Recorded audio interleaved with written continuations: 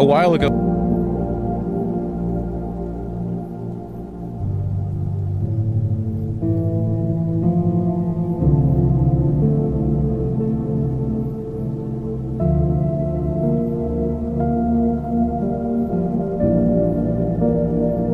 This episode is brought to you by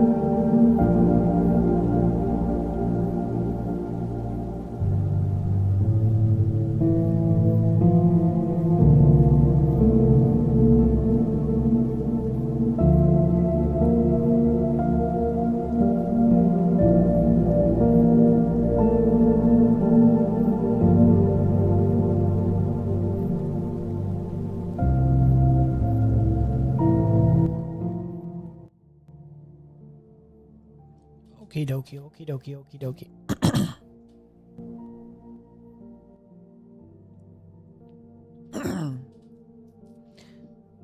Trying to find a little clock I can add to the stream. Like a custom timer to show how long it's been going on the screen itself.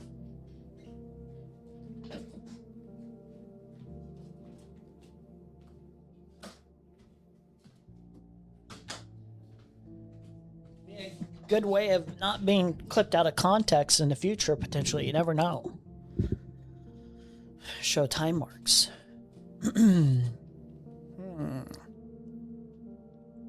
Add in clock. Add clock. Clock. Big old clock.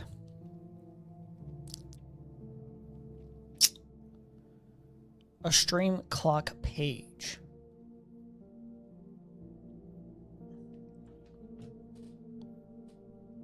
Like a timer. A count up. Like if you start a timer. How do you like embed it? Where's the embed option?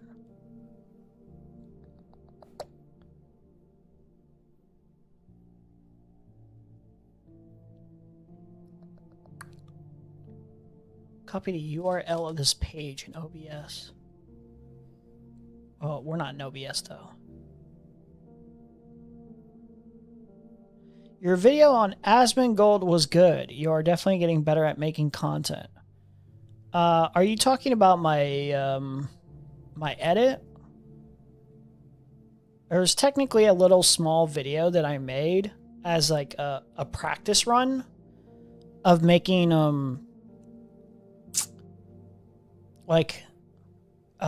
little commentary videos.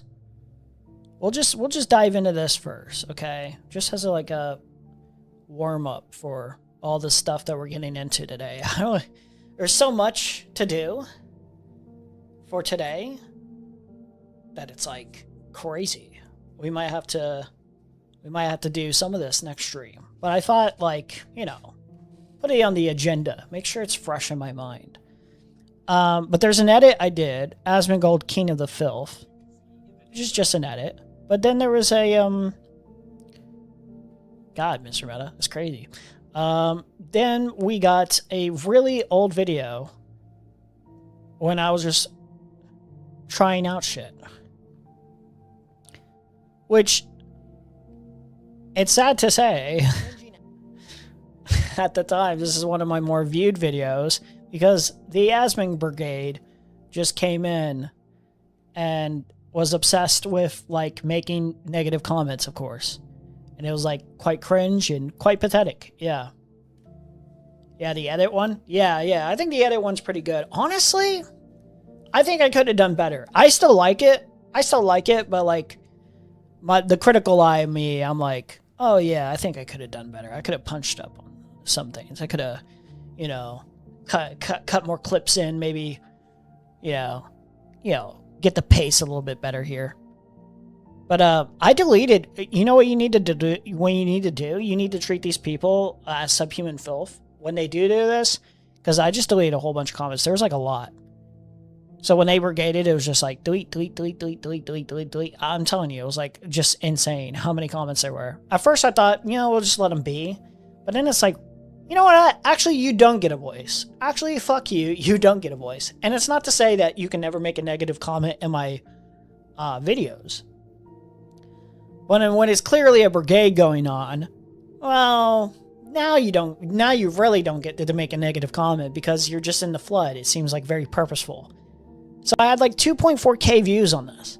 And it's just because of brigades. They're so insecure that they went up to a, at the time, 200 subscriber channel. And I was just thinking to myself, I guess if I wanted to pump out these, I could do this.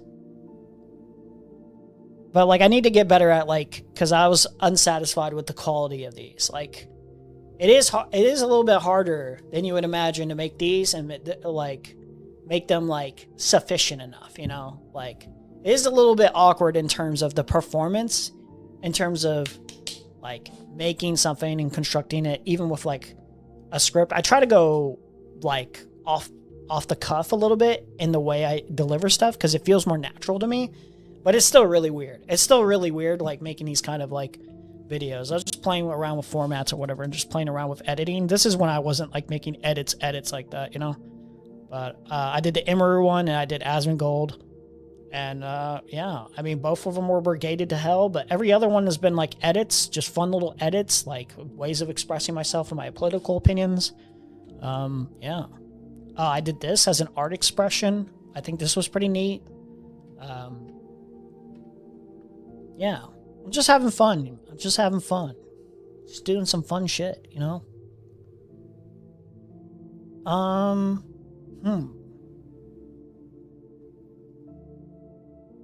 Oh, I think I was gonna click. Wait, was I actually? You know what? Let's make fun of myself. I was talking about it, but what's the point? What's the point of talking about it when we could just criticize ourselves? Okay, we could just watch this a little bit, just a tiny bit, make fun of ourselves a little bit, be a little bit honest about the quality of our work, what we can improve upon, just very briefly. Wait, where is the? Is my audio okay? Okay, that can be heard. Oh, wait, I know what that they've been having. There it is, there it is, there it is. Not everyone can do video edits well. I think you're getting the hang of it. Yeah, honestly, I was very happy with the first edit, like actual edit that I did. And the reception it got on Twitter was pretty nice. Like, it got a lot of views. It got a lot of shares. People seemed to like it. This is my favorite one, I think, because it's like, it's the simplicity of it, but it's like, it's paced very well. And like, I think the jokes kind of are simple, but they work. Where is this at? There it is. If you don't understand the obsession. The audio balance was a little off. I will say, I don't know what it is, but I feel like no matter what like headphones I'm using, like I'm using AirPods or I'm using the headphones on my computer. Some people said the audio balance of the music was a little bit off here, where it's like the music was drowning out the actual volume of the content creators that were being clipped here. For the most part, I couldn't even hear that. So like I knew what the problem was, is I kept them both at like 100, I think. Like they were evenly balanced, when the music is supposed to be at like 20 or 15 or something like that, like somewhat where you can hear it and it fits, but it doesn't overwhelm. So that's what I did to remedy that. So other than that, those were the main critiques that I usually got about this. But other than that, people seem to like this one. This one's probably my favorite, where it's like you got Hutch, you got Destiny, like, but you don't like get too much of Destiny. This moment where you get like the obvious hypocritical nature of Nick Fuentes' comments about the Charlie Kirk moment, and then he's just like, you know what, that lady, she's a stupid bitch, she deserved it. And then you could do the close up where he's picking his nose. She's like a prototypical. Yeah, okay, the volume was like too loud. The music was too loud here for this moment in particular. Like his voice should have been a little bit louder here. Okay, I fucked up here. I did fuck up here. You can hear it, but it's a little bit more faint than it should be. And then this moment, iconic moment, this is one of my favorite moments in the Mr. Girl Destiny arc, is he's just like, he's being very real. He's being like, bro, this guy wants to fucking kill me, dog. And so it matters to me because he wants to kill me, Steven. I don't care that he wants to and then like add in the clip, the That's not bro relevant to fist. my family. He wants to kill my friends. That's great. why it Okay, matters. That's cool. And then you add in like Ethan just obsessing over Hassan's looks. It's just very grotesque, weird psychosexual behavior. The shoes just don't fucking go without. It's so good. It's so good. It's so good. I don't even like suck my own dick, but like that was like one of my first ones. Like legitimate, like I put work into it. It didn't take too long, but it took long enough where I was like, I thought it through. Man, that was fun. That was so fun. That was so fun to make. These are harder to make. These are so much harder to make because you're putting your personality into it, but you're also trying to make like a point. You're trying to find a balance, and then it's so weirdly structured. Like even making a 4-minute or a 9-minute video out of this like takes so much more work than you would think. So much more like, yeah, I don't like these. I almost want to delete these, but for prosperity's sake, like just keeping it up, just to have it up. I'm just having it up for now. Maybe eventually I'll delete this, but you know, these are like test run kind of videos for me. My favorite streamer is streaming, and he is streaming fire. I cannot miss. Here's the other thing. Daily, we are on the daily schedule, okay? The daily schedule, guys. Daily schedule. We're finally doing it. Every day, we're streaming around the hours. I know I'm a little late today. Around the hours of 5:30 to 12, okay? Or more specifically, 11:30. Central time. So, yeah. Music was kind of loud in that video, but the music was good. Tame Impala's go. Yeah. It was a typical song. It was a typical song, but it was so perfect. It was so perfect. In our knowledge. Okay, yeah. We gotta make fun of ourselves a little bit. God, oh my God. It's all transparent of like, it's so transparent how much I'm just experimenting, and it's like, this is clearly a first time. Like in most cases, you know, this is the first time you've ever tried to make one of these videos. It's so transparent. Fuck me. Oh my God, it's so cringe. As a person who is not a political content creator, I can generally forgive their lack of mention on anything vital. It just sounds so off. Oh, I don't know how to present these very well. I still don't even know how to do this in a natural way. Like, this is why streaming I like, where like it feels like you have to do it in a natural way. There's no other way to do it. There's no other way to do it. Like, you're either natural or you're just not, you know, actually just doing it. You're not doing the job as a streamer. You're like, but like with editing, like you're putting on a performance, and it's like acting almost. It's like this weird unnatural feel to where it's like you got a script, you got an idea of like what you want to talk about, and you want to put it in a succinct way. It's so about the topics, right? You know, they don't like. I can hear it. I don't know if anyone else can hear it, but I think people could hear this, like the unnaturalness of this. That content generally due to the background stuff is obviously just me experimenting with like, what do I want to put in the background? And it's just like a bunch of fucking gibberish shit where I was just like, I'm playing Marvel Rivals, so I used to do this. Interest in it's so amateur. It's so fucking amateur. What was wrong with me? Like, it's almost like I knew all these decisions were bad, but I was just like, I'm just going to do it anyway. I don't even know what because I just couldn't in the moment, like, craft up anything in my head where I was like, you know, let's try this or let's try that. Like, on the matter. It's so weird. But I think at this pivotal time, when you're not speaking on, you know, it's like writing an essay or presenting a thesis. This is going to be the biggest struggle with my first video essay. God damn it. Like, I know what I want to do now. And God, it's going to be so stressful because I'm never going to want to put it out. I almost guarantee you. I'm going to be like Kilo in this regard almost. I'm fearful of becoming Kilo in this regard, where like I do not want my first video essay being garbage. I want it to be something substantive, like worth merit and quality. But it's going to be rough making it and like being like, is this right? Is this like, I think I might have to get advice or like, you know, some feedback from like potentially Kilo or some other people that are willing to, because goddamn, it's going to be rough. It's going to be rough. Ice at all. If you're not giving a solid condemnation, I believe you're just using your platform irresponsibly. People wanting big content creators to like, get the clip in here. That's natural. Like say their opinions I feel on like important topics. I feel like I'm doing good. I get that, right? Obviously, the background stuff is a little overperforming. We got the rotating shit that we did not need. I think it might just be me, but I also need to do this more. I don't like interconnecting. I know it's not that big of a deal for most people, and sometimes I can like not listen to it. But when there's like two audio tracks, like the audio track from this stream and my audio track in the background, I need to like turn off one of them. If you need a streamer who doesn't even know anything about politics to tell you about politics. You don't need to know very much about politics to be able to do a strong condemnation on people kidnapping your neighbors, you know, kidnapping children, abusing the Constitution, abusing their powers, taking away your Second Amendment. You know, I need to be more concise here. I need to be concise. Like, this is off the dome or whatever. This is not, like, written out. So it feels less embarrassing because it's not written out, but it's also still, like, okay, like, the point is made. The point is true, but, like, we need to, like concise it, like, patch it up, like, and then deliver it a little bit more eloquently, you know, a little bit more naturally. Fourth Amendment. I think it is pretty vital to speak now more than ever.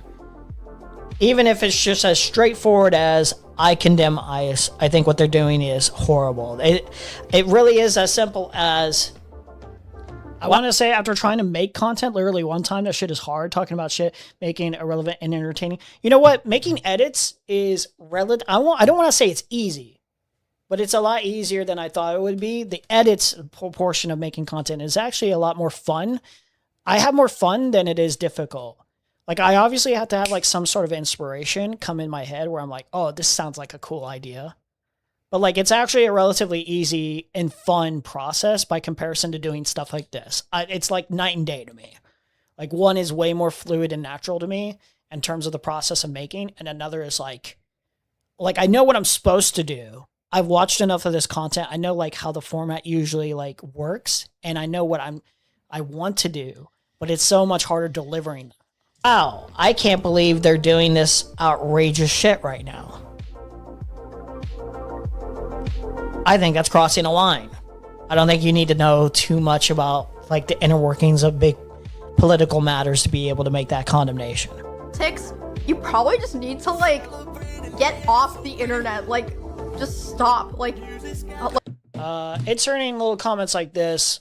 Let's see. ICE can come into our homes without warrant. Due process dead. Da, da, da. Like, hello? We can do this in more natural ways. Stuff like this. Like, it's a neat little edit thing, but we don't need to do it like this every time. I don't... Like, what? Like, why... Like, here's the other thing. I don't even know if this is something I would want never do again. Like, the little add in this, but maybe we can, like, deliver these in more interesting, straightforward ways. It's like, I'm not expecting people to, like, be super knowledgeable on every aspect of politics, but, like, it is kind of weird to me that somebody chooses not to focus on politics at all. What do you do with your time? True, this is still true. I still believe this. What do you do with your time? What are you doing? Dude, like, some of these streamers, I'm like, bro, like, the lack of acknowledgement of political issues at times when it's like right in your face is kind of fucking annoying. It's just a little weird. What are you here for? Like, do you not care about the things that are going on around you? This take was so stupid. A streamer's entire job is to have opinions about shit. Everyone has an opinion about ICE. There is some sort of truth where, like, you go to some streamers for very specific content, but, like, I think in terms of, like, vast, like huge, politically, charged, topics, like incidents, like, it's strange, like, when it's this bad. It's strange to not say anything or to, like, duck it or pretend to have a lack of knowledge on it. Like, it's just weird. It's very weird. It's like, this is, like, not the time to be ignorant, you know? Like, there's a lot of things I could kind of understand, at least, in terms of lack of political knowledge. But these are, like, one of the things where it's just like, okay, I think you're full of shit. I think you know more about this stuff. I think you have an opinion. I think you have, it may not be a well-informed opinion, but I do think you have an opinion somewhat at this point. Happening to other people in your vicinity, it just doesn't compute in my head at all. Okay, like, it's I'm not, like, listen, it's a first draft, not even a first draft, but it's like, yo, first times, I can't. All right.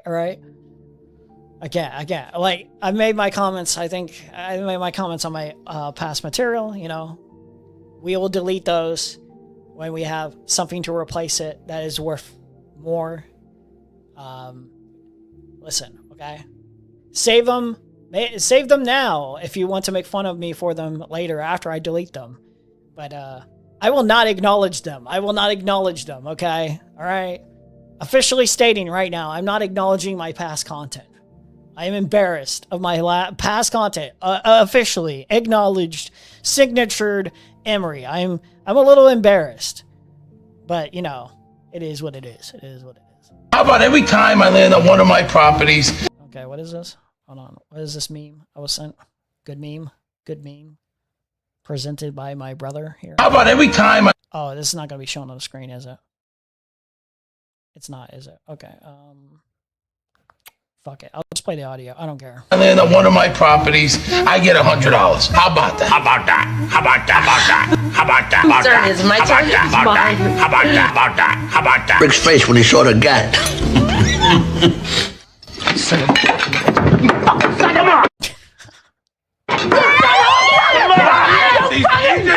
What is this meme, dude?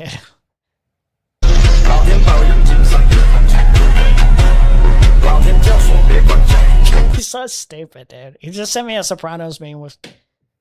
Okay. I don't even know what the fuck that was, but okay, buddy. Just my 2 cents. I think a video essay as second screen content. Short form content as main. AKA short form, say, sub 10 minutes is more visual dependent. Long form, 30 plus is more audio dependent. I think that's pretty true. Yeah. ICE was even deporting American citizens. Yeah. It's like... You know, you would think you would have something to say about that had like some merit at all, an acknowledgement, a disavowal. Yeah, it's just you would think. Do we want this in the background? Well, fuck it, we'll keep it in the background. Hey, okay, so I got a it's been a couple. minute. Okay, as the title suggests, we got a couple things to go over. Okay, I'm gonna let the chat decide what we want to do first, though. Okay, because listen. Over here, we all love, you know, making fun of Destiny, but it does get a little redundant. So do we need to do that again, like, right now, at least? Like, immediately? Like, that's up for you to decide. We got that as an option. Professor Dave just dismantling Destiny. But I feel like that's going to be a little redundant. But we got Kinoflex. And this is kind of redundant. But, like, there's more to chew on. You know, there's more to chew on because it's the brand new day memes. But it's like, it's more making fun of Kinoflex than it is, you know, anything else. And I want to see what we can do with this. But I thought This it would episode be is fun brought to you by- do this. I think this is the most interesting for me. This option. I wanted to do a retrospective of Vaush.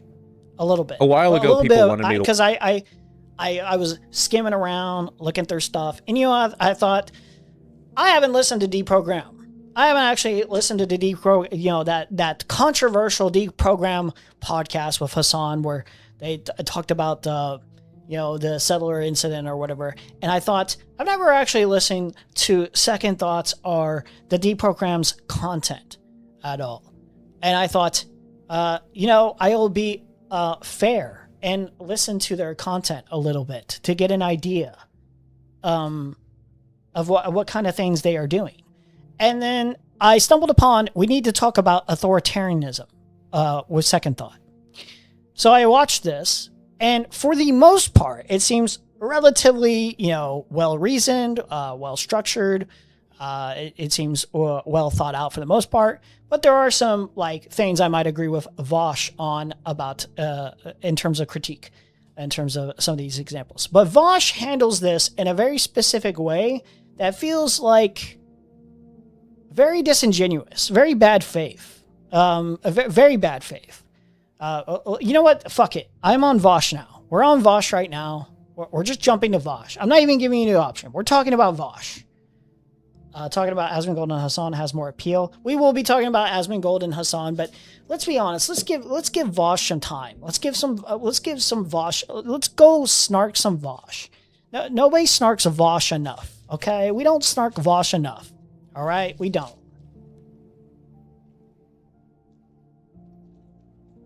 Vaush seems to be growing as a human. I like that. Well,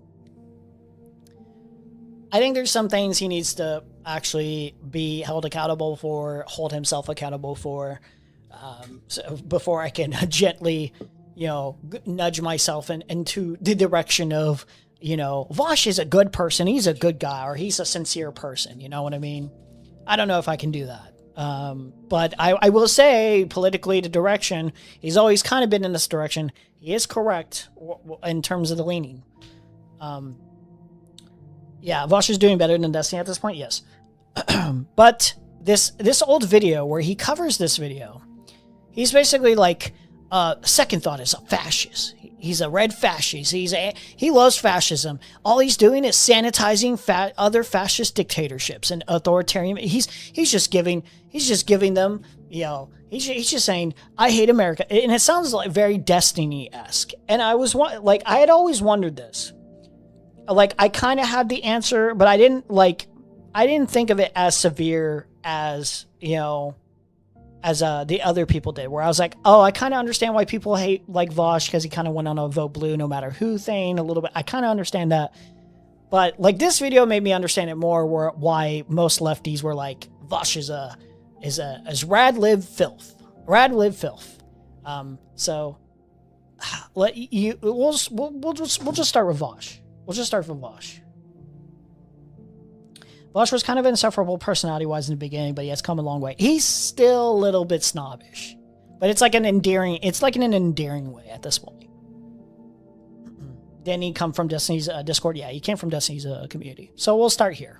A while ago, people wanted me to watch this video, and I said no because I know exactly what this video is going to contain, but you know what? Why not? Why not? Why not? Let's reward chat for annoying me today. Very epic. He's already annoyed. He's already annoyed. We need to talk about authoritarianism from Second Thought. So Second Thought is ostensibly the largest, like socialist channel on YouTube, at least to my understanding. The problem is that, of course, he's not actually a socialist. Second Thought is socialist in the sense that his values nominally overlap with socialists, as long as they don't contradict his primary, directive, which is to defend anti-American countries. That might seem based in... I haven't seen all of Deprogram. I haven't seen all of Second Thought's content. But it does come off in this way, just when we're talking about this video. When I watch this video seems to present a more nuanced perspective. It feels like what Vaush is doing right now feels like what Destiny does, to anyone that is farther left, where it's like, well, these people, they really love Russia. They just make excuses for Russia. Like Hassan makes excuses for China and Russia, and he simps for them. And he doesn't care if they get authoritarian and fascist. So therefore, I don't care if Israel does a genocide because he loves Hamas. And yeah, it sounds very much like that. It's like that's the kind of language it invokes here. Like that's the idea that I'm getting, where it's like, this guy's not actually a socialist. Like, he'll accept socialist stuffs, but really he's a fascist. He's like a red fascist. Red-pilled, but when you remember that China, for example, is just doing capitalism worse than America, it's actually really damaging to socialism, like conceptually, to have people like launder the image of authoritarian governments and pretend that that's socialism. In his case, though, he ideologically, he's probably closer to a fascist, where in terms of like his priorities, he is willing to critique the problems with America, but only insofar as they service the defense of authoritarian countries. This is like a consistent issue with a lot of people on the left, unfortunately, where the ideological. So it just feels like you can't win with this kind of perspective, where if you give a nuanced, well thought out reasoning for why American exceptionalism is bad and why you should probably critique America more and what we could do to improve and not hurt other countries, or do imperialism or whatever, it feels like it's like you're going to get lumped in this idea of well, this guy's an anti-American. This guy just wants to talk about all these different things because he wants to sanitize or whitewash the repressive, oppressive regimes of other countries. And it's like, okay, I guess I'm not allowed to explore this without being at very, very great risk. And even when I add nuance and when I add time and time and again, clarifications of no, I do not endorse everything that China has done that's authoritarian, or Russia, it only comes off as he's just pulling a Fuentes, he's just being a sneaky sneak. It's like there's no winning. I do not like how he already engages with us. leftist, the real leftist, would be somebody who understands that the state is fundamentally incompatible with like the Marxist vision of communism, like literally stateless society, right? So the state is at its best an inconvenient mechanism for facilitating the transition towards that society, which is something that I believe. I don't think we can just jump into statelessness, but I do think that the state should be treated with a significant degree of like scrutiny, you know, because time and time and time again, we've seen socialist revolutions kind of like fall or cut under themselves because the people who ended up in charge just didn't do the socialism. They just empowered and enriched themselves at the expense of the proletariat. We need to talk about authoritarianism. Let's see. It's a long video by my standards. This episode is brought to you by Ground News. Don't care. By the way, apparently Second Thought and his Deprogrammed podcast recently got kicked off Nebula because he made comments like justifying the murder of Israelis or something. It was pretty funny. Wait.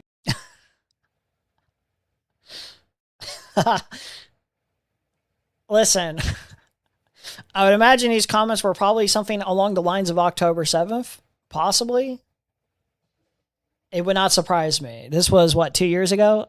Yeah, I think he references the baby seller comment, too. Something like that. November 1st. It's been so fucking long. That's not right.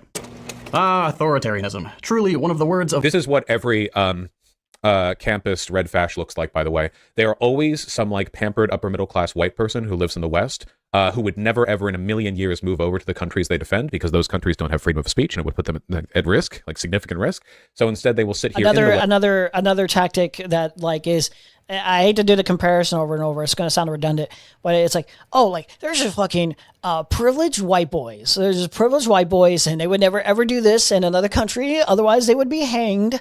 You know, you're in America. Shouldn't you enjoy your free speech? You would never say this in another country. You would never say this. West benefiting from our laws and our social freedoms to defend countries that are objectively worse in every possible way. Of all time. A decadent 7 syllables long and wonderfully vague. If you've ever had a conversation about politics, and if you're watching this channel, I'm sure you have. Yeah, like Vaush is a pampered upper class white person, yeah. Like this is the stuff that people say about like Vaush. Like except for it's a little bit more true. Which by the way is not necessarily a bad thing. I don't give a fuck. Like if you're a class trader guy or like if you're pampered or whatever, but you're still advocating for like really good like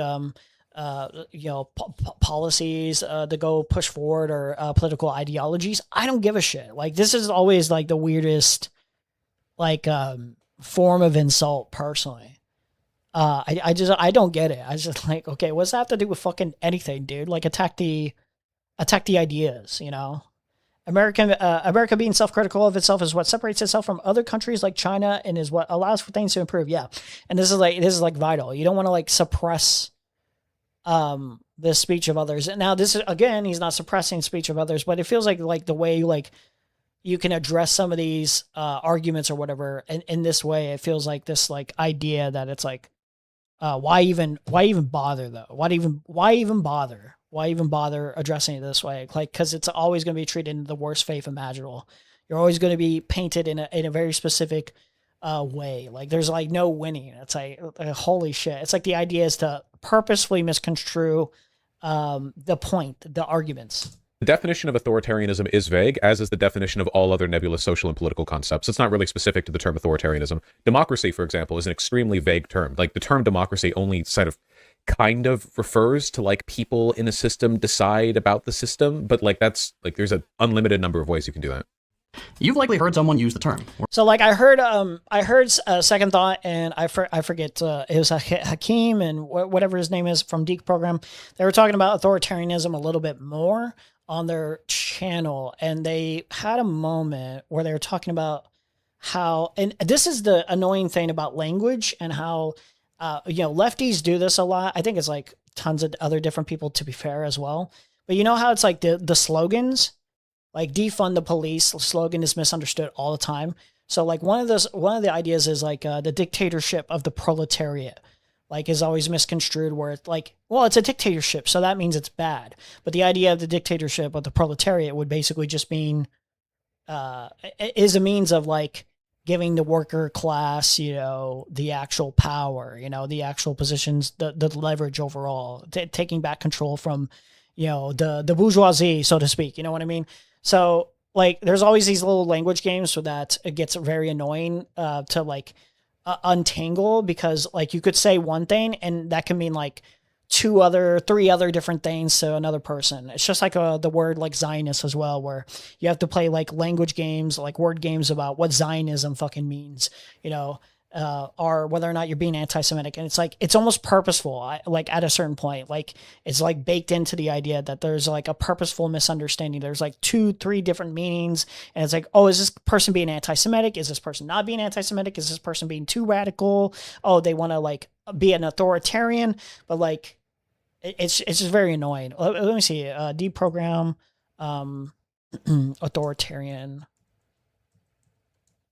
I'm just butchering this because I'm typing it in so fast.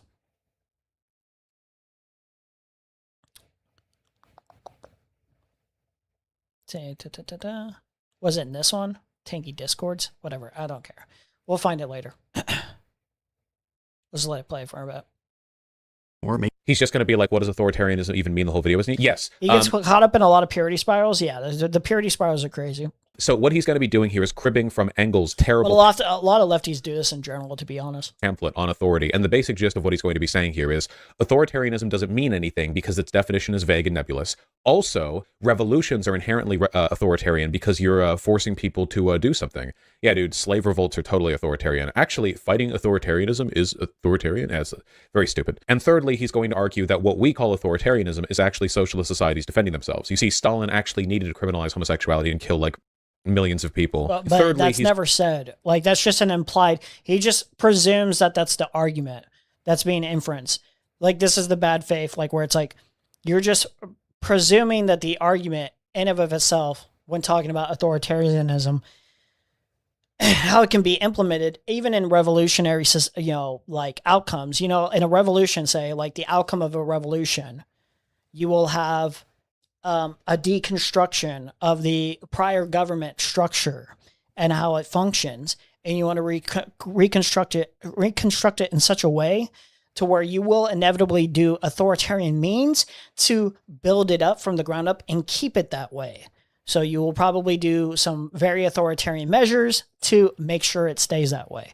So he's just presuming that the idea that he's like, it's like an all-encompassing thing where he's like misframing the argument. He's like purposely like confusing it. Gist of what he's going to be saying here is authoritarianism doesn't mean anything because its definition is vague and nebulous.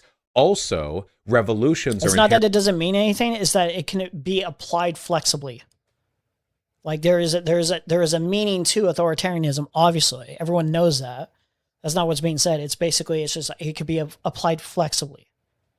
You will do authoritarian, like there's authoritarian structures, and even before we got even more corrosive, but even like in a Obama administration or Joe Biden administration, just in any government structure or whatever, even the most free-feeling like structure of government, there is authoritarian measures, obviously, to keep a society, functioning. You have specific laws, there's authoritarian means. Now, like usually the word authoritarian is going to be used in such a way to imply some totalitarian like feeling where it's just like abuse of power, like an enormous abuse of power. Inherently authoritarian because you're forcing people to do something. Yeah, dude, slave revolts are totally authoritarian. Actually, fighting authoritarianism is authoritarian. Yeah, it's very stupid. And yeah, thirdly, that's not what's being said. It's just assumed here for whatever reason. Argue that what we call authoritarianism is actually socialist societies defending themselves. You see, Stalin actually needed to criminalize homosexuality and kill like millions of people in order to protect socialism, the thing he definitely did. Maybe you've even used it yourself. It's popular in pretty much every corner of the mainstream political spectrum. Liberals, conservatives, the dreaded centrists, and even some lefty groups like anarchist and libertarian socialists. But What does it mean? And what gives it so much weight in the political discourse? Well, that's what this video is about. We've got a pretty... Okay, a good thing that you can do with videos like this, where they try to pretend that authoritarianism isn't a real thing, is try to imagine that every argument they're making is being made by a Nazi to defend National Socialism. Well, that's the other thing that's being presumed is that the point of the video is to pretend that authoritarianism is not a thing.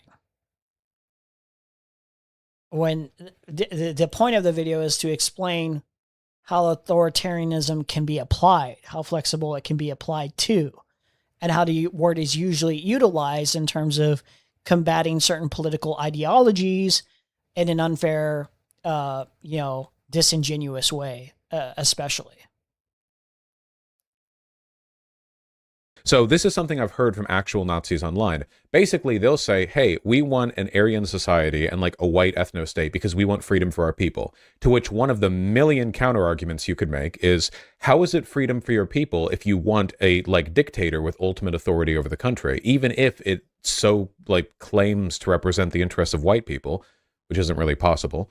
Because white people aren't all the same person, like they have different needs and interests. How is it freedom if you have like one single dictator? To which their answer is, how is it authoritarianism if the dictator is doing the things you want? That's the central argument that they make, and that's the central argument he's going to make. I haven't seen this video, but I know I'm right because I'm smarter than this guy, and my brain contains the content of his in the junk drawer. The basic argument will be like, actually, it's not really authoritarianism if the people like the authoritarian. I don't think that's true. Well, I don't think that's what's going to be argued. I don't remember that being argued at all in the video. Keep in mind, it's been a minute, not too long, but I don't remember this idea of like, well, just because the people do what you want, like, doesn't make them not authoritarian. Like, MAGA gets what they want, but that would not mean that Trump doesn't do what he does through authoritarian means. You know what I mean? Like, you can get what you want from your leader. It doesn't make them any less authoritarian. You're doing, because then you're just doing what they want. This is a common argument people will make with North Korea, China, or Assad in Syria. How can you say it's authoritarianism if they have such high approval ratings? Ignoring the million counter arguments like, hey, if they have like ultimate control of society and they can purge dissidents, doesn't that mean they can control what people think of them? Why would people say they dislike them if there are consequences to disliking them? If they control the media, couldn't they like skew people's opinions? Like, there's a million things you can say to that. Poor understanding of what authority is here in the West, but I bet we can fix that. Sorry, I feel like I just like debunked the whole video before even watching it, but like, okay. Let's start with the generally accepted definition. Dude, this guy's really full of himself. It's crazy. Authoritarianism, favoring or enforcing strict obedience to authority, especially that of the government, at the expense of personal freedom. You just gotta love the confidence there. Okay, this is a pretty bad definition if we're being honest. Nailed it. It all comes down to my preferences. It's not really even, it's like the objective measure of like authoritarian practices comes down to like the means to accomplish what you're doing. Like, you know what I mean? Like, if I had a left authoritarian state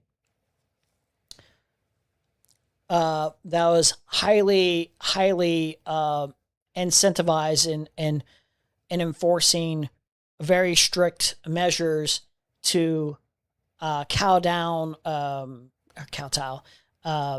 all the oppressive Republican figures, I'd be completely happy with that at this point. If that means, leading to a better world, the problem that happens with authoritarianism is that usually, government structures, leaders that have that power get easily influenced into a direction of corruption. Because when you have enough power, when you have enough to do where it manipulates your sense of self to feel like a god, so to speak, you're probably going to take advantage of that in many different ways. So it would just depend on how the outcomes are for whether or not the people would be more accepting or more satisfied. Like, whether the outcomes will matter, right? And there's authoritarian measures, but not all authoritarian measures will have the same oppressive tools necessarily.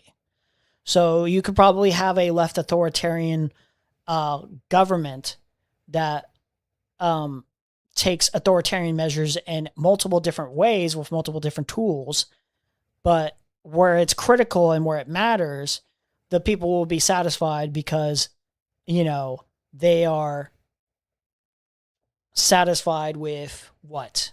They have their needs met. They have their health care.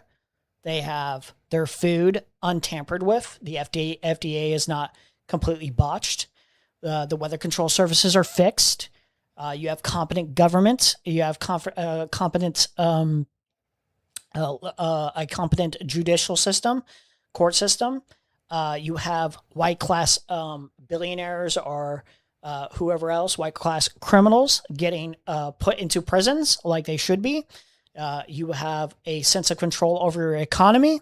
You have good trade relations with all of your allies and even your enemies. All war dissipates over time. You don't have flock cameras all over the fucking place, looking at your dick while you're like driving or any other thing. You have to be extremely careful. You have to be extremely careful in the sense of, what do I want? What do I want? And in a authoritarian system.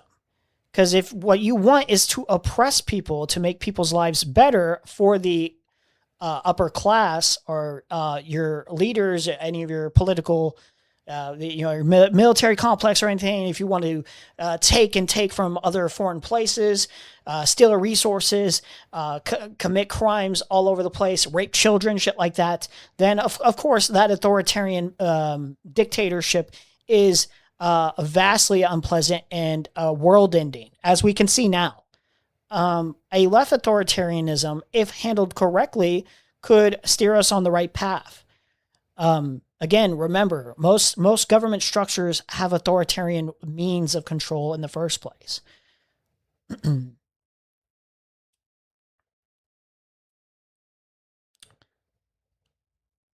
What's up, Lizzie? Vaush should just own up to it and get over his weird self-hatred. You can be upper class and still be against despotic wealth disparity. Yeah.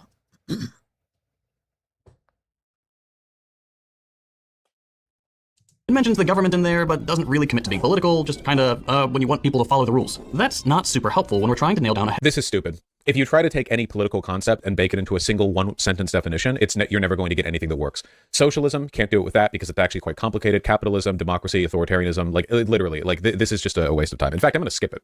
Let's see. I want to wait for him to get there. He skips it. That's another bad faith because he's going over what authoritarianism is, how people handle the word, like how people like really see it. Like I think he's even misframing what's happening here too, where he's saying, like you're limiting the definition of authoritarianism to this, and that's that's not clear cut. And like I think the video is saying clearly the opposite necessarily. Okay, this is a pretty bad definition if we're being honest. It mentions the government in there, but doesn't really commit to being political, just kinda, when you want people to follow the rules. That's not super helpful when we're trying to nail down a... This is stupid. If you try to take any political concept and bake it into a single one-sentence definition, you're never going to get anything that works. That's part of the point of the video, dipshit. One that deals with some serious Let's topic. see the actual context of what he's about to skip to is the actual explanation of the concept of this. Okay, so what if we expand it to include how people generally use the term? Generally speaking, when someone uses the word authoritarian, they are often, but not always, using it as a term to demonize a system that is different from their own, regardless of the facts. They're using it as a... This is true. This is usually what the word is meant for. Usually when we utilize the word and it means of talking about anything, it's usually in terms of criticizing. Well, that's a little bit too authoritarian, don't you think? But like when you put it down into reality, succinct reality, well, of course, there's going to be some authoritarian measures from all government structures. It's going to be more about the behavior. What exactly are you doing with that authoritarian, with your authoritarian measures, What is the outcome? What is the outcome? What are the actions? Synonym for totalitarian, a word you don't really hear much anymore. It's sort of fallen by the wayside in favor of authoritarian. Kind of like using the word commie as a slur has been superseded by tanky in the last few years. Same idea, different era. Both of these words, authoritarian and totalitarian, have been leveled at fascism and communism, often in a direct attempt to conflate the two. This is largely due to the US's extreme anti-communism post-World War II, to the point that they'd lump in their former friends, the people without whom the Allies could not have won the war, with what most people believe to be the greatest evil in history. Yeah, okay, yeah, that's all well and good. People use a political term vaguely to demonize their opponents. Big surprise. But we still need some specifics. What exactly makes a state authoritarian? Well, if you have a scroll through the comments of just about any political video that talks about socialism, you'll find people ready with their pre-written list of objections, usually bundled under the prime objection, that's authoritarian. Things on that list include the existence of large prisons or labor camps, a covert police force, state media, a strongman leader, censorship, that sort of thing. And to be fair, all those things do sound scary, and none of them are ideal. Which in a lot of ways we have like some variation of one another of all of these different things in America. We can all agree that we'd love to live in a society where prisons didn't need to exist. But let's not get ahead of ourselves. Before we go any further, I want to emphasize that I'm not trying to attack anyone here. The objection to authoritarianism is present in a lot of different camps. People may define it a little differently. For example, a libertarian might call seatbelt laws authoritarian, while a liberal might consider the influence of the church on the government authoritarian. Meanwhile, my anarchist friends are yelling from the back of the room that the very existence of a state is authoritarian, and we need to so I think he actually watches this portion, so we'll just catch up with Vaush here. Socialism, can't do it with that because it's actually quite complicated. Capitalism, democracy, authoritarianism, like literally, like this is just a waste of time. In fact, I'm going to skip it. Let's see. I want to wait for him to get to the actual arguments. Heavily used without whom the albinism. Same idea. Commie as a slur has been superseded by tanky in the last few years. Same idea, different era. No, tanky is a term that was made in the 50s to smear people who defended the Soviet Union after they violently cracked down on the attempted Hungarian independence from the Soviet Union. Tanky is not a new term. It just describes this guy. This is the same argument that people will make, like people on the far right will make, where they say, like, by racist, they actually mean pro-white. It is a way to, like, diminish the perceived meaning of a term by saying that it actually means a good thing, but people are using it in a negative way, euphemistically. Both of these words, authoritarian and totalitarian, have been leveled at fascism and communism, often in a direct attempt to conflate the two. This is largely due to the US's extreme anti-communism post-World War II, to the point that they'd lump in their former friends, the people without whom the Allies could not have won the war, with what most people believe to be the greatest evil in history. Is he implying that the term tanky was created by, like, American feds and not by anti-Soviet communists in the 1950s and 60s who became disillusioned with Soviet communism after they crushed, like, independent dissidents? Like, yeah, dude, the FBI in the 60s was totally using the term tanky. That was like that was definitely their main. What is the origin of the word tanky? Because I don't know. Maybe he's correct on this. I don't know if we'll get the.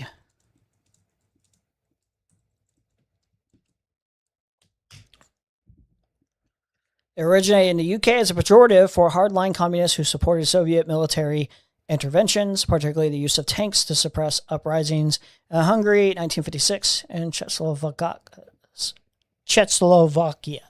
1968.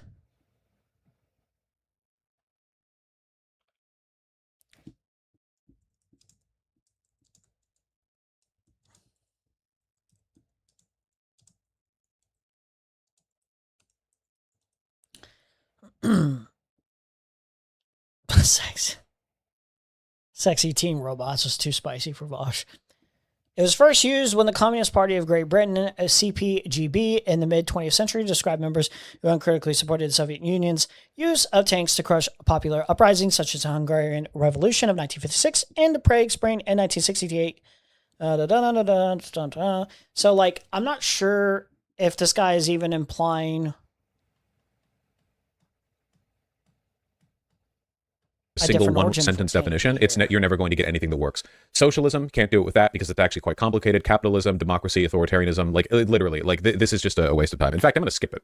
Let's see. I want to wait for him to get to the actual arguments. Heavily used without whom the albinism. Same idea. Commie as a slur has been superseded by tanky in the last few years. Same idea, different era. No, tanky is a term that was made in the 50s to smear people who defended the Soviet. Same idea, different era. So he's just saying, like, the timeline now is basically. Like, yeah, Vaush is not really being honest here with the engagement, the critical engagement here, because he's saying recently a lot of people use the term tanky to basically equivalate it with commie, and Vaush is like, actually, the origin was started over here at this point in time. And it's like that's not is exactly what's being said here, okay, by second thought. Union after they violently cracked down on the attempted Hungarian independence from the Soviet Union. Tanky is not a new term. It just describes this guy. This is the same argument that people will make, like people on the far right will make, where they say, like, by racist, they actually mean pro-white. It is a way to, like, diminish the perceived meaning of a term by saying that it actually means a good thing, but people are using it in a negative way, euphemistically. Both of these words, authoritarian and totalitarian, have been leveled at fascism and communism, often in a direct attempt to conflate the two. This is largely due to the US's extreme anti-communism post-World War II, to the point that they'd lump in their former friends, the people without whom the Allies could not have won the war, with what most people believe to be the greatest evil in history. Is he implying that the term tanky was created by, like, American feds and not by anti-Soviet communists in the 1950s and 60s? Yeah, I don't know where that was said at all. It's like when that term, like, changes a little bit over time and when people use it a little bit more loosely. I think that's all that's being said. Maybe feds did it, but like I don't think that's ever been expressed here in the video. Who became disillusioned with Soviet communism after they crushed like independent dissidents. Like, yeah, dude, the FBI in the 60s was totally using the term tanky. That was like that was definitely their main go-to. Yeah, okay, yeah, that's all well and good. People use a political term vaguely to demonize their opponents. Big surprise. But we still need some specifics. What exactly makes a state authoritarian? Well, if you have a scroll through the comments of just about any political video that talks about socialism, you'll find people ready with their pre-written list of objections. Please, oh my god. Notice the well poisoning as well. Rather than presenting his own opinion, he has to go in these like long spiels about how we're 2.5 minutes in and he hasn't actually given his opinion. Usually bundled under the prime objection, that's authoritarian. Things on that list include the existence of large prisons. He hasn't given his opinion. He's like setting up the entire video before he goes into the specifics of his opinion. It's called an intro. You're in the intro section. My guy. Or labor camps, a covert police force, state media, a strongman leader, censorship. That's why do you show NPR? Also, yeah, the same FBI that helped lead the Red Scare. Of course, they'd probably do that. That's another thing where it's like this weird idea where it's like, well, the FBI would never do that. The CIA would never do that. It's like when. Okay, we're gonna put stock into the idea that they wouldn't ever do that. Like, I'm not saying that's even like for sure what happened, but it's like, come on, man. Let's be honest. Let's be honest. As an example of like authoritarian state, is that really the best example we could come up with? Person who likes. Hold on, I missed this. I'm so sorry. Actually given his opinion. Usually bundled under the prime objection, that's authoritarian. Things on that list include the existence of large prisons or labor camps, a covert police force, state media, a strongman leader, censorship. That's why did he show NPR as an example of like authoritarian state? Is that really the best example we could come up with? Person who likes North Korea and China? A covert police force, state media, a strongman. With NPR, a lot of media, I think even Vaush would say a lot of media can't be trusted nowadays. A lot of mainstream media cannot be trusted nearly as much. NPR is probably listed here because of who's backing them, maybe? Let's see. I don't know this for certain. Maybe there's like a certain backing. Most of it's nonprofit.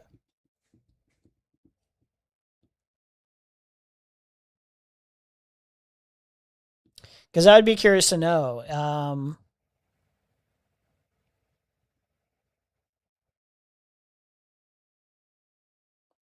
Who's backing NPR?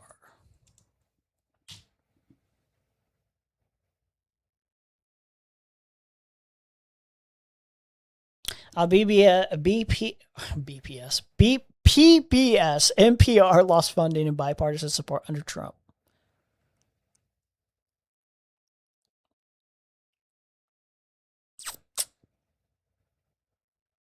Yeah, maybe.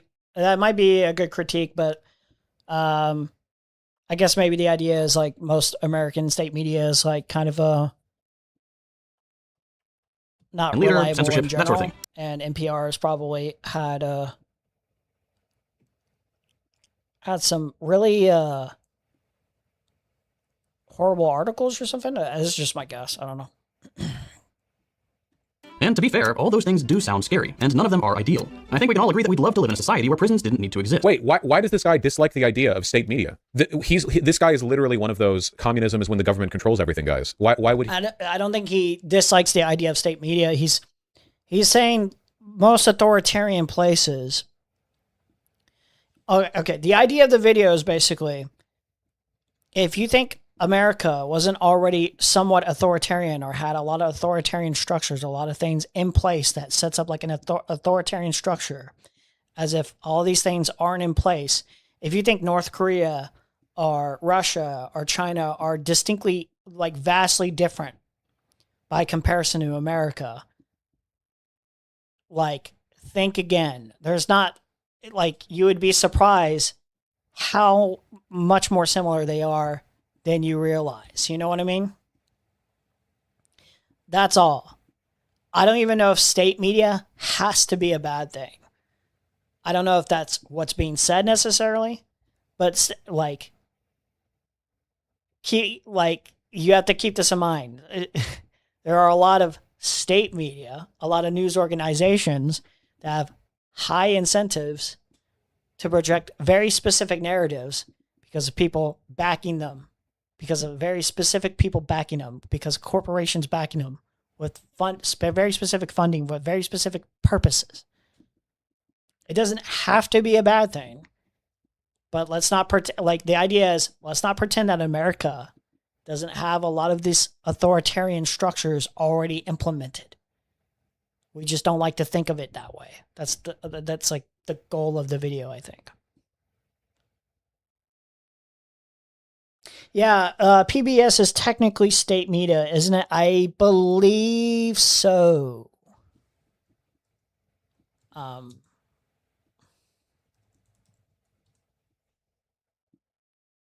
It's a mix of legal developments, so the funding situation, ongoing financial challenges, federal cutting lead. Yeah, like these don't have to be a bad thing, but if the state intervenes in situation, if the state is utilizing these structures in a means to misinform its populace, you know, like America does, like have a lot of things in place, a lot of, you know, news stations in place, a lot of political parties have specific things set in stone, you know, like if most of your critique of Trump is like neutered by like most of your media, I mean, like, it's pretty bad. It's pretty bad. Like, I don't know if we have much room to talk by comparison to like other places. You know what I mean? That's the idea of the video. Is like, America is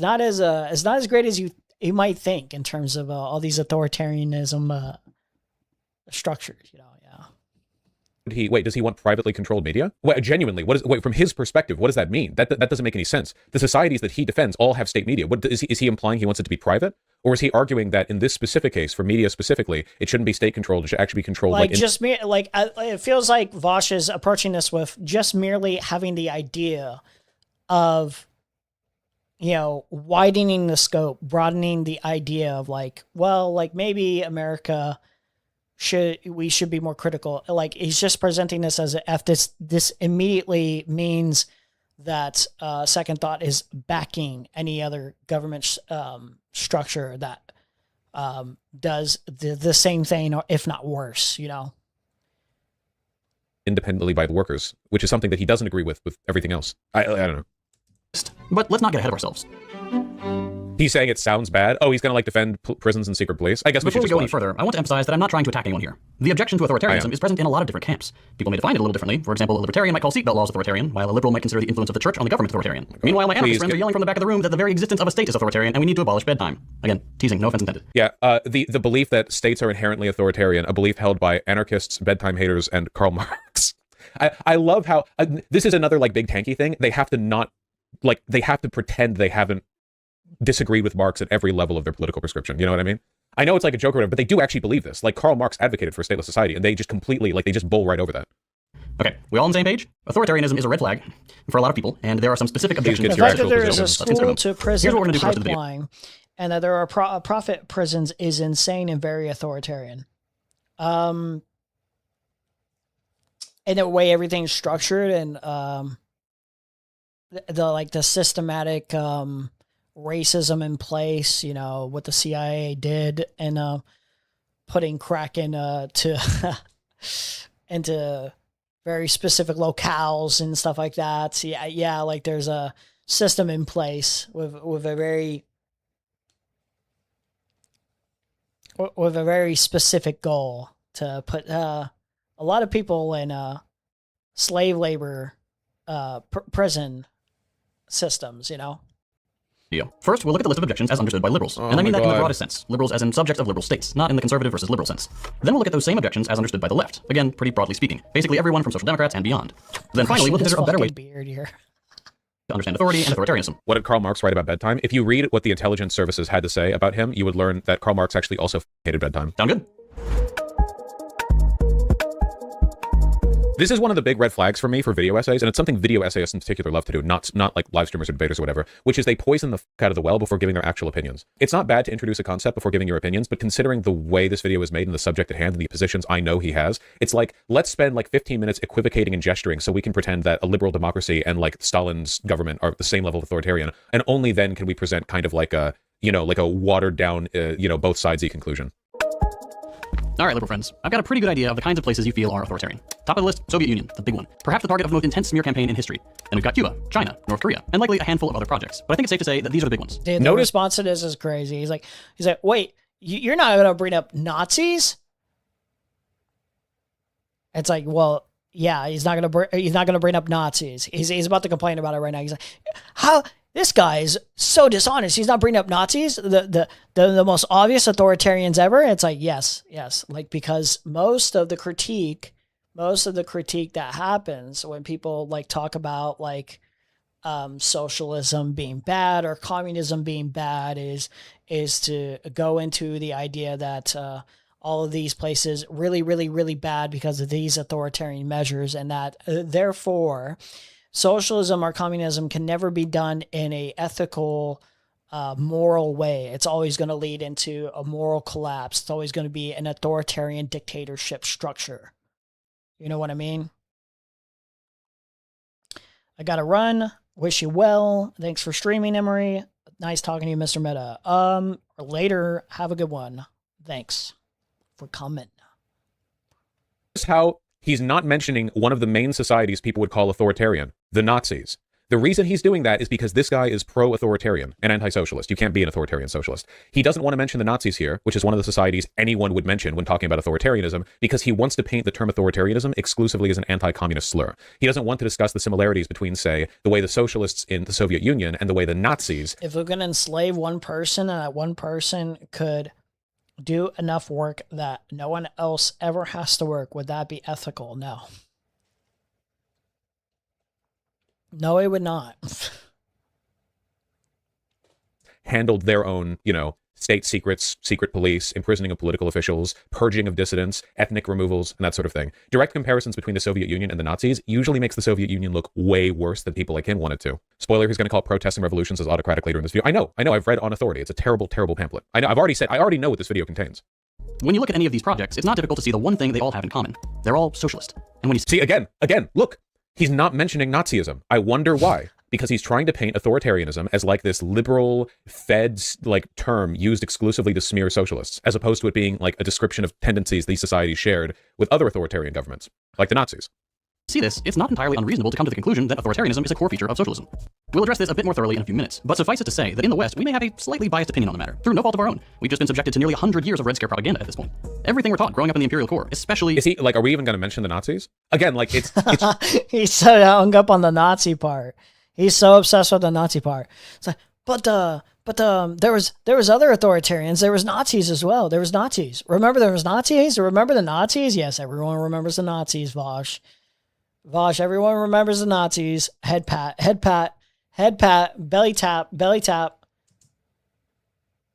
It's just so strange to argue that, like, well, like what shared tendencies might these societies have had with the Nazis? Because if he mentioned the Nazis, or like Pinochet or Mussolini or Franco or whatever, then he would have to go, oh, well, actually, the secret police the Nazis had were bad, but the secret police that Stalin had were good. Again, he doesn't want a direct comparison there, because if he had one, he would have to then explain how the versions of socialism that he defends are different from the very similar problems with, like, Nazism. And of course, that's because they're both fascist governments. The Soviets, fascist. North Korea, fascist. The Nazis, fascist. Cuba, not fascist. I don't feel comfortable calling Cuba fascist. Cuba, they're trying, okay? They're trucking along, all right? They're doing their best. Let's not worry about it. In the US, point us towards the conclusion that communism is evil and capitalism is righteous. But here's the part where I'm going to have to ask you to be willing to consider some unpleasant truths. And I don't say these things to engage in whataboutism or because I'm anti-American or something. Really preempting the comments there, huh? Quite the contrary. I believe that in order for any country to live up to the standards it sets for others, it needs to soberly reflect on the facts. And the facts indicate that everything we're taught about these awful authoritarian socialist countries, we are also guilty of, and often to a far greater degree. Yep, and here's the part where like, well, North Korea does these things, but have you considered that America does them too? Let me elaborate. One thing that rarely gets the attention it deserves is how we talk about authoritarianism. And I mean that literally, like the very words we use. Take the DPRK. We never hear about the government of North Korea. We hear about the Kim regime. This is common when Westerners talk about non-capitalist governments. It's because they have a monarchy. They have a dynasty. They have a... Okay. Or even capitalist ones that aren't vassal states of the US. They have a regime, we and our allies have a government. The way we talk about different systems goes a long way towards coloring our perception of them. People criticize labor camps or secret police. Is a dynasty.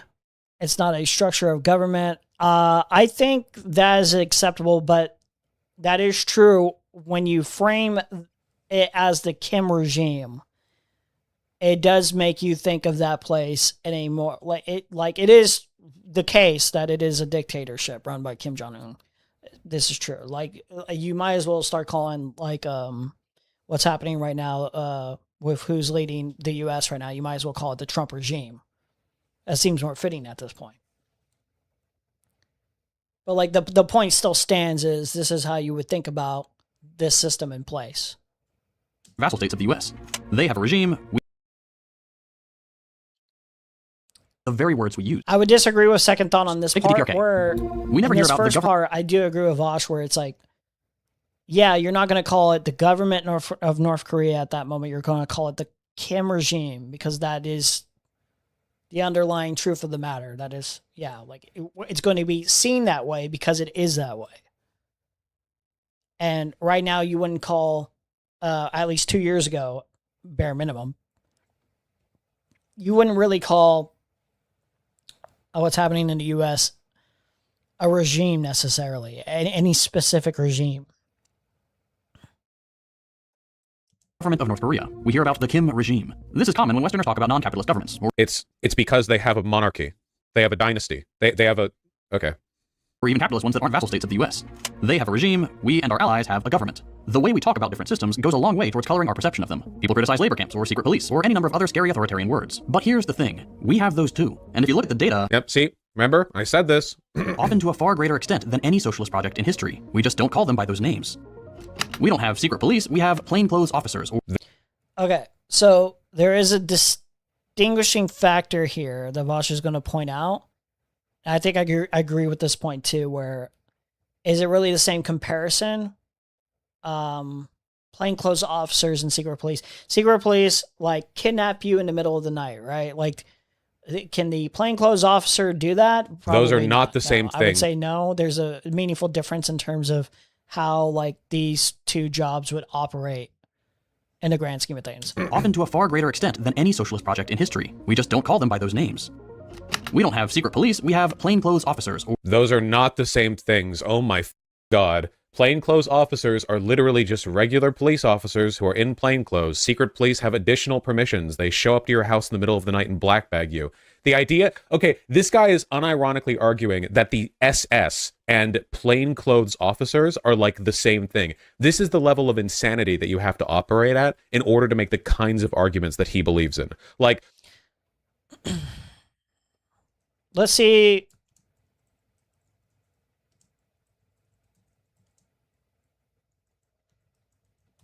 Is there a problem with plainclothes officers usually? Is there like anything? Well, yeah, the clear lack of identification is a problem in of itself. Let's see. Is there like a bigger critique that makes these more comparable? Because let's see. Risk of abuse and power and civil liberties violations. Without visible identifiers, officers may be perceived as impersonators or engage in coercive behavior without immediate accountability. So yeah, this is an abuse of authority. It's not necessarily the same one-to-one, obviously, in terms of severity, but this, this could, this is an abuse of authority for sure.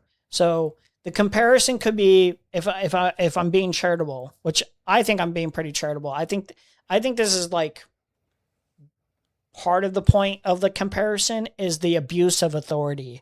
There's various different severities of abuse of authority with the secret police and plainclothes officers, but it is there.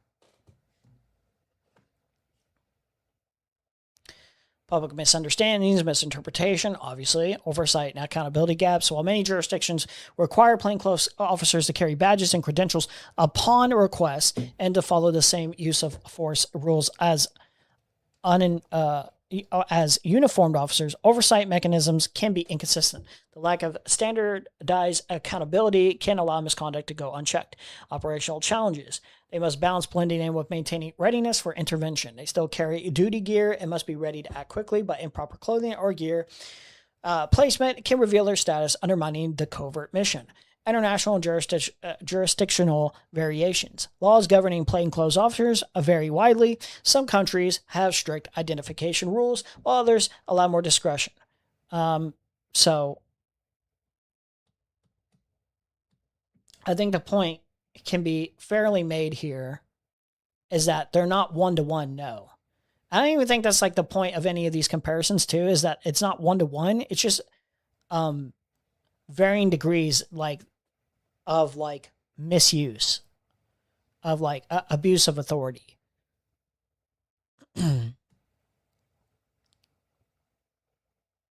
Plainclothes. Secret police have additional permissions. They show up to your house in the middle of the night and black bag you. The idea, okay, this guy is unironically arguing that the SS and I don't think the point is to say that they're both equal. plainclothes I think this would be to me this would be the dishonest engagement, where if you think the comparison here is equal, that's a little silly. I don't think he's trying to equalize these two as equally bad, you know? Are like the same thing. This is the level of insanity that you have to operate at in order to make the kinds of arguments that he believes in. Like, oh yeah, dude, a cop, but who is wearing a jacket with a wire underneath it, is the same as somebody who has basically unlimited political permission to disappear you and operates under a different set of rules than regular police. A better example would be, what about federal agents? To which the answer is, the FBI has done some secret policey shit before, worked with police officers to, say, like, assassinate Frederick Hampton. But if you take a look at the numbers, like the Soviet Union and the Nazis used secret police to disappear or kill hundreds of thousands of people. They were a terror. Like, people would literally, like, seize up and not talk about how they didn't like their political leader because they were afraid the secret police might be in the same bar as them. This is like the origin of a bunch of Soviet jokes. You have like regular Soviet citizens wandering around and like they'll keep quiet about all their complaints because they never know who's listening and who's writing things down. Over here in America, you can complain about Biden as much as you want. No plainclothes officer is suddenly going to emerge in the middle of the night and disappear your entire family. Again, like I don't think that's what's being said. Is this is not equal. The idea being expressed is it's not equal, but these are authoritarian measures. These are abuses of powers nonetheless. The degree of like unseriousness in these comparisons is so insane that I feel this should be disqualifying for most people like watching this. It should be like, okay, wow, this guy's insane. It's almost like the point of the video to me as well is the clue you in on some of the abuses of powers and like what it could shape up, what it is ending up being right now to this day. Like, there's no comparison here. BLM leaders absolutely got blackbagged and disappeared. No. There were people at BLM protests who got taken away and then dropped off without any, like, proper procedure. That's really bad. But can we please not pretend that's, like, what the Stasi or the Gestapo did? Like, literally, you can literally just go on, like, the Wikipedia page of what they did and be like, I wonder, let me make these comparisons. It's like, there was this, like, weird series of protesters who got bagged, identified, then dropped off during the BLM protest. That's really bad. These like comments are aging like really horribly too, because it's just getting worse and worse and worse and worse and worse. Authoritarian for sure. But then like, let's take a look at what the Gestapo did. It feels like the purpose of the video is to be like, hey, like you should probably be an understanding an understanding that the type of situation that we're heading to, what we're currently already in and has been happening for a while, is gearing you up for like full-on fascism, like a full-on fascist authoritarian state. These are just the baby steps, so to speak, and that's probably still a vast understatement of expressing what is genuinely happening, you know. Vaush makes it too personal. I agree with Vaush just saying. I also hate when people complain about America's free speech when we are far and above the best. Still shit, but like you said, it's getting unrelentant.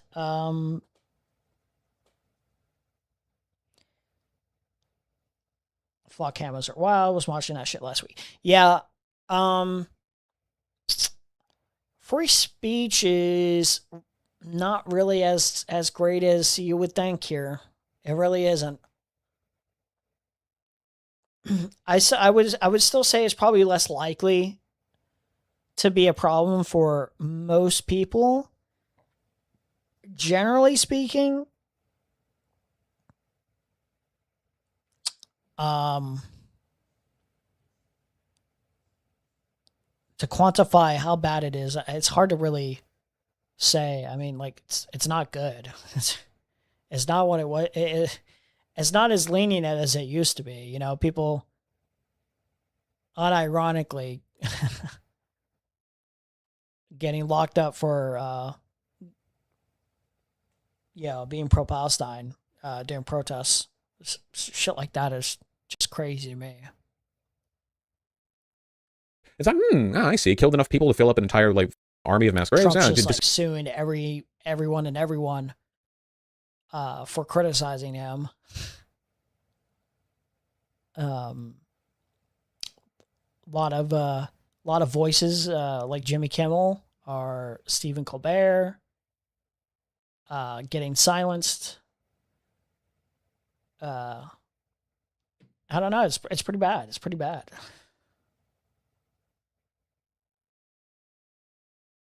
Disappeared you in the middle of the night. Yeah, you know, like it's just like I feel like when it comes to comparisons between countries, tankies, and when I say tanky, I mean fascist, essentially a fascist who just defends other states than like traditional American fascists do. They kind of rely on you not knowing what these societies did or what the secret police did, or the intelligence community. We don't have gulags, we have detention centers. That's because those are two different things. The gulags were prison centers to which political dissidents were sent. Detention centers are the interim facilities that migrants are kept in while they're either like waiting to be kicked out or given their papers and brought in the migration process. Those are two different... Wait, does he think that American political prisoners are sent to detention centers? Like, if you go in the street and criticize the Biden regime, a plainclothes police officer will black bag you and take you to, like, El Paso or something? Like, what? Again, like, political analysis. Check Guantanamo Bay. Guantanamo but there's, Bay like, abuses in detention centers. There's always been abuses in detention centers for merely being an immigrant. Yeah, that's kind of a problem. Again, these are not, like, a one-to-one thing.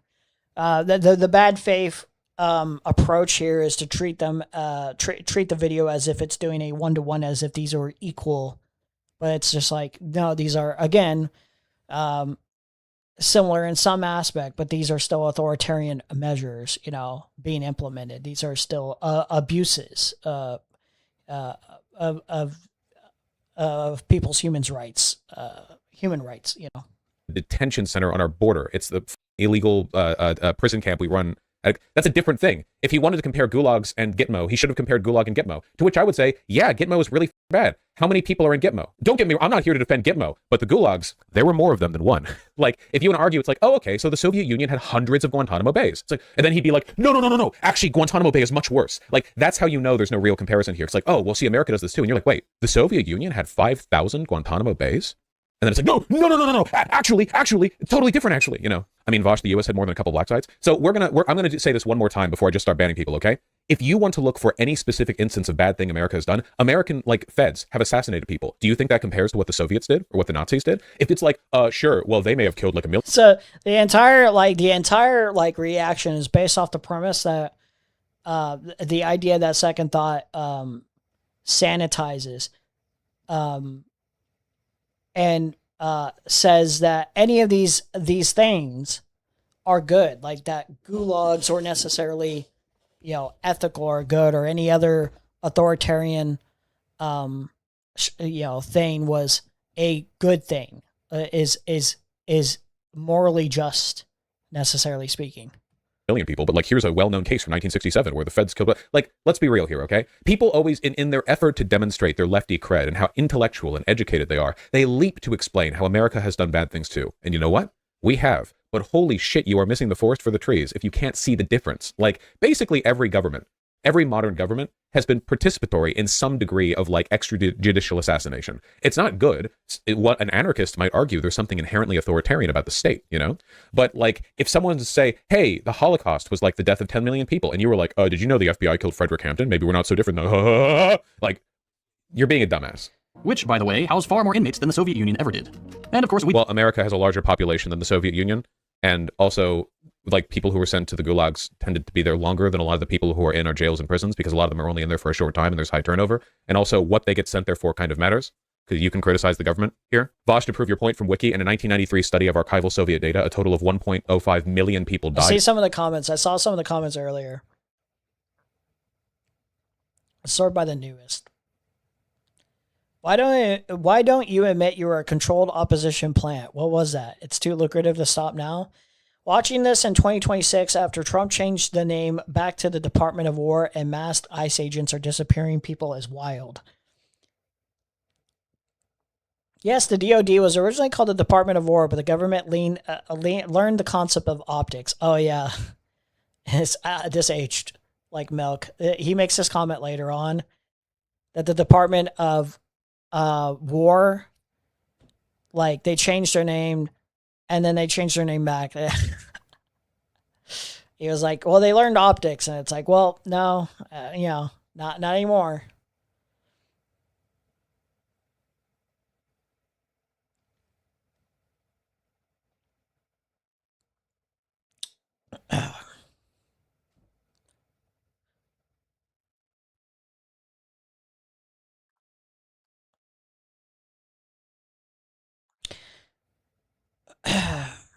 Okay, I support this rebuttal video on Second Thought's horrendous takes on authoritarianism, but the part about why Second Thought was kicked off Nebula was because he's applying the logic that the left has on white American settlers, oppressing the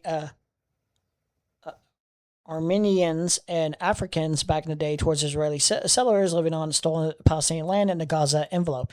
He should have still mentioned that settlers can still be civilians, thereby not combatants. But the defensiveness towards his statements on October 7th, when people on the left usually let people get away with similar statements on Native Americans, resistance, and slave revolts, shows an extreme cognitive dissonance at best, and at worst, it shows a revealing sentiment on their positions on indigenous Armenians and black slaves fighting back against their white oppressors, if they were around back then.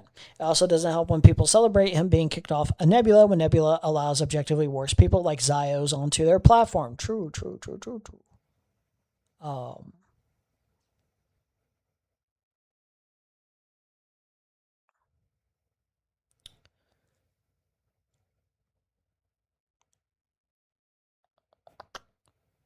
All right, let's see more. In the Gulag from 1934 to 1953. Ah, yeah, that's the reason why there were fewer people in the gulags. They just died there. Nice. We don't have slave labor, we have penal labor. Penal labor is really, really, really bad, and it definitely is a form of slave labor. I don't want to equate it to like chattel slave labor because there are some pretty big differences, but I won't deny, yeah, for sure. A big part of our prison system is just like getting slave labor out of prisoners, for sure. Yeah, 100%. We put inmates to work manufacturing hand sanitizer during a pandemic or fighting fires because enshrined in the 13th Amendment to the United States Constitution, slavery is illegal except as punishment for a crime. That's true. You might notice that right now he is defending quote-unquote socialist societies by saying, well, America does it too. Like, keep in mind that what we're looking at right now fundamentally is a kind of whataboutism. Do you think he would accept this under any other circumstances? Like, I bet you this guy is like super duper against penal labor here in the United States. But then if it's over in North Korea with their labor camps, he would be like, ah, well, actually, by betraying the revolution, they need time to prove their loyalty back to the people. Like, this is why the whataboutism is kind of faltering, because then you go, oh, wait, so you defend these elements of the societies that you're arguing in favor of? And he'd be like, no, well, actually, they're different, you know. And a lot of the time, that crime is just being poor. A parking ticket you couldn't pay, getting caught with the same drug a rich person uses, but you don't have the money to buy yourself out of trouble. We don't have I don't think that the majority of people in prison are in prison because they couldn't pay their parking tickets, but yeah, whatever. We have too many people in prison, whatever. History of war, we have a Department of Defense, despite never once fighting a defensive war. What about the Confederacy? Bam, got him. Wait, who the cares about other countries having something called a Ministry of War? What? Who cares? Every military action taken by the United States, from bombing hospitals to drone striking foreign citizens, is given the cover of defense. We don't have... Yeah, this is a euphemism that essentially all countries do, for one. And for two, not all of our wars have been offensive. I mean, World War II, like, a little bit, maybe? Wasn't it originally called the Department of War? He's really reaching with that one. Not all of them. Not all of them. Remember, not all of them. Just a vast majority of them. Just a vast majority. Just a vast majority. Originally, the Defense Department was called the Department of War, and then the American government learned the concept of optics. Also, wait. State media or propaganda, we just have news. Those news outlets are, of course, all owned by the same corporate interests who funnel millions of dollars a year into government pockets to make sure their profits are secure. That's true. Okay. And their anchors dutifully repeat the ruling class's ideological positions. This is extremely dangerous to our democracy. This is extremely dangerous to our democracy. This is extremely dangerous to our democracy. And this is extremely dangerous to our democracy. Okay. I might be reaching a little bit here. I don't know what they're referring to when they say this is extremely dangerous to our democracy, but I feel like there's something kind of fundamentally sinister about a fascist, second thought, using clips of media personalities saying something is a threat to our democracy as an indication. It's good to understand the past, but we really need to stop comparing everything to World War II. Like every army in World War II was bigger than any standing army now. The amount of death per capita was also insane. I think it's one of the reasons people get into pedantic debates. World War II in terms of death per capita might be worst war in history, and it's not even close. That our media is illegitimate. You know what I mean? Like, without any other context, it really seems like exactly what you'd see from a fascist video, you know? Like, Jewish media all repeats the exact same lies to you, goyim, whatever, blah, blah. Like, the way the arguments are iterated. Their guys are dictators, ours are presidents. Yes, that is how it works. If one of them is unelected. It's funny that Vaush would basically agree with, like, a decent portion of this video now.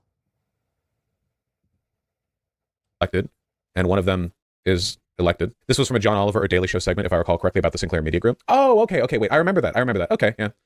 State has a regime, ours has a government. We are free and happy, they're oppressed and miserable. Our nuclear arsenal is for deterrence. Theirs is a threat to global peace. Well, North Korea constantly threatens to nuke their neighbors, so that would actually be the case based on their words. Like taking the North Korean government's word for it, they are threatening with it. That is true. That's it. It's not exactly honest of second thought to put Kim Jong-un here. Just anti-democracy? Yes, he is. Despite the US being the only country on Earth to have ever used nuclear weapons, and we did it twice. That's true, though. That is true. The words of Kim Jong-un. The words of Kim Jong-un. That is true. That is a true critique. I wonder if I were to look at Kim Jong-un's wording of threatening violence, though, if he's explicitly threatening the U.S. or whatever or anything like that with like nukes because of how like our relationship was at the time, like unsteady or whatever. For it. They are threatening with it. Is bro just anti-democracy? Yes, he is. Despite the US being the only country on Earth to have ever used nuclear weapons, and we did it twice, on civilians, on purpose. Yeah, this is such a soy argument, dude. Like, hey, did you know 80 years ago we nuked Japan? Ignore everything that's happened since then. Ignore everything. Like, ignore the entire Cold War with, like, the mutual, like, nuclear buildup and threats to end the world. Ignore the fact that countries like North Korea constantly threaten to nuke their neighbors, that Russia constantly threatens to nuke their... Like, ignore everything. Did you know 80 years ago we ended World War II by nuking Japan? Did you know that? We have a democracy, they have a dictatorship. True. Despite, by all accounts, places like Cuba and China having far more representation and opportunity for democratic involvement than places like the US. Gigantic citation needed? Just, like, by what metric? By what measure? Just saying that? Okay. So the way we talk about government structures, characteristics, and actions matters. If you try to form a union in China, it gets broken up by the government, and you can't run as a different party. You can only run... I would like to see the claim on the Cuba part. Nuking Japan. Did you know that? We have a democracy, they have a dictatorship. True. Despite, by all accounts, places like Cuba and China having far more representation and opportunity for democratic involvement than places like the US. Gigantic citation. Cuba democratic involvement.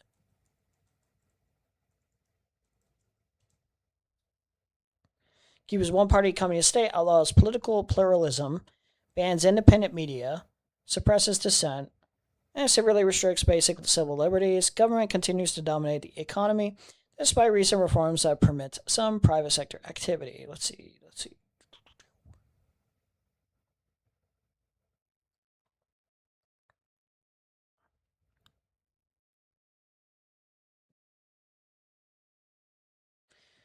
They exhibit low performance in all categories of the GSOD framework. It performs among the top 25% countries regarding gender equality, and in the bottom 25 for most factors. Since 2019, it has significantly declined in economic equality. It has an upper middle income economy driven by commodities exports such as rolled tobacco, raw sugar, escalates problems. Its economy is heavily impacted by commercial embargo by the U.S.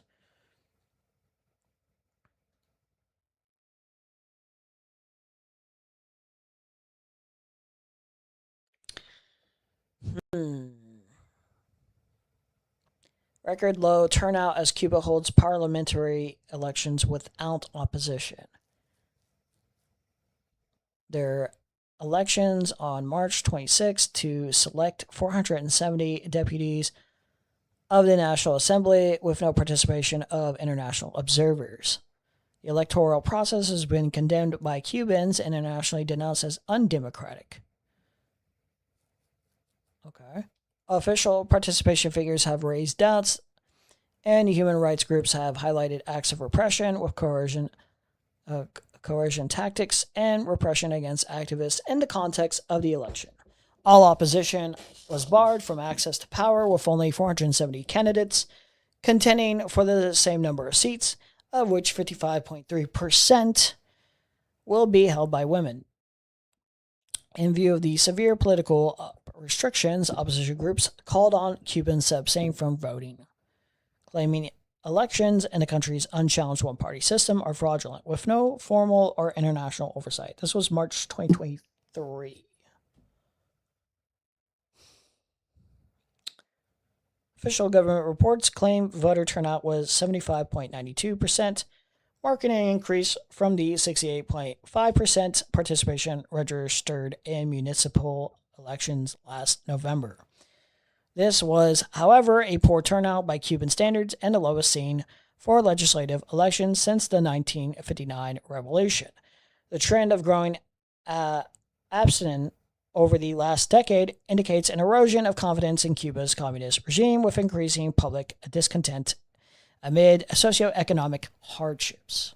But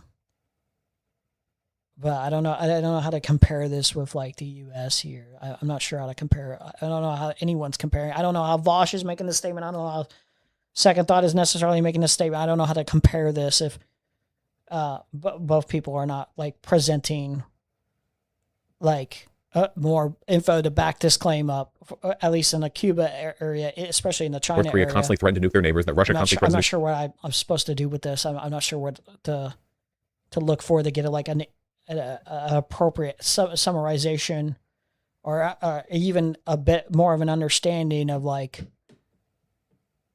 if the claim is true or not on Second Thought's part. nuclear. Like, ignore everything. Did you know 80 years ago we ended World War II by nuking Japan? Did you know that? If all I wish I knew more about Cuba, all I know is right now shit is fucked there because of us. Yeah. We have a democracy, they have a dictatorship. True. Despite, by all accounts, places like Cuba and China having far more representation and opportunity for democratic involvement than places like the US. Gigantic citation needed. I guess you could frame this in the sense of democratic involvement would probably be like interference in terms of our American elections, in terms of how money influences our politics, and that is like a big impediment by comparison to the way Cuba does their elections, and I would imagine how China probably does their elections. I feel like that's probably a safe guess, but like, I don't know.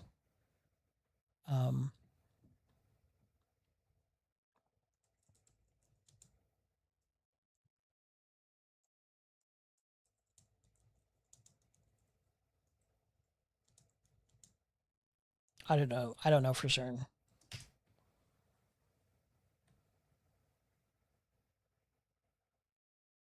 There's currently 400 seats in the National Assembly of People's Power. Cuba's unicameral legislature reduced from 605 seats after the 2023 elections. There's only one candidate for each seat in the assembly, with all being nominated by committees that are firmly controlled by the Communist Party. Was controlled by a party here, so it's probably less democratic if it's controlled by like one party too.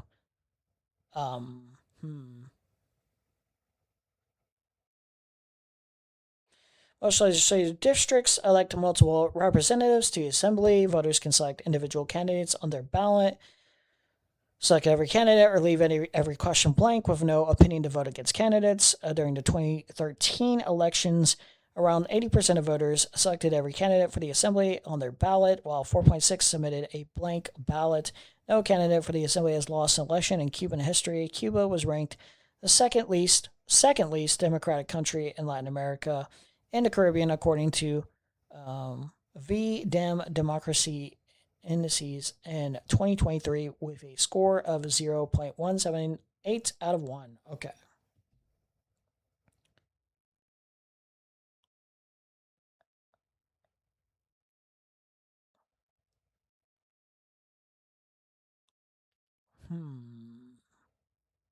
Okay.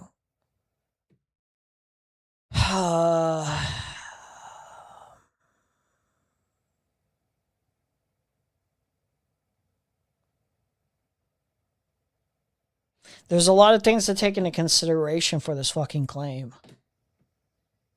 So I don't know what I'm supposed to fucking say to this.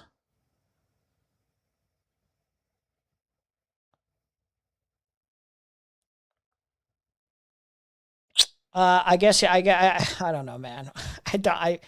I wouldn't venture too far into the idea of like the U.S. being more democratic by that by even that point. I don't know. There's so much to take into consideration for how our elections are influenced too. How money, yeah, like how big of a money interference there is. Like, I don't know, dude. I don't know about that. It would take a while to suss out why I feel this way, but intuitively, I feel like a no-party system would be best, but a one-party system is second best. I don't want to jump to saying that immediately. I don't want to jump to the idea of like this would be the, the way to go about it. But man, the U.S. is not filling me with confidence at the multi-party structure. You know what I mean? Like they're not exactly, they haven't exactly been the best at filling me with any confidence, I do know if we're going to keep the party system, I assume we will. We need to go ranked choice voting. Yeah, probably. It just like what by what metric? By what measure? Just saying this that? is not even getting into whether or not China is more democratic or whatever. Okay. So the way we talk now, keep in mind, Vaush's thoughts on democracy right now is the democracy is basically dead, and it's like, well, why would you want to live in a democracy, a state of democracy right here when all of your voters are fucking retards? That's basically in summation what he thinks. And I actually agree with this assessment because like a lot of people are really fucking clueless. They're like low information voters. Almost everyone in one way, shape, or form is kind of a low information voter when it comes to politics in various different ways. So it's like by this point, like this is, does it even matter? Does it even matter that much at this point? Talk about government structures, characteristics, and actions matters. If you try to form a union in China, it gets broken up by the government, and you can't run as a different party. You can only run as a member of the Communist Party, and the Communist Party will only like allow people to run if they've been chosen and approved by the party. There is literally no representation outside what is permitted by the current leadership. Cuba is a bit different. Cuba has a much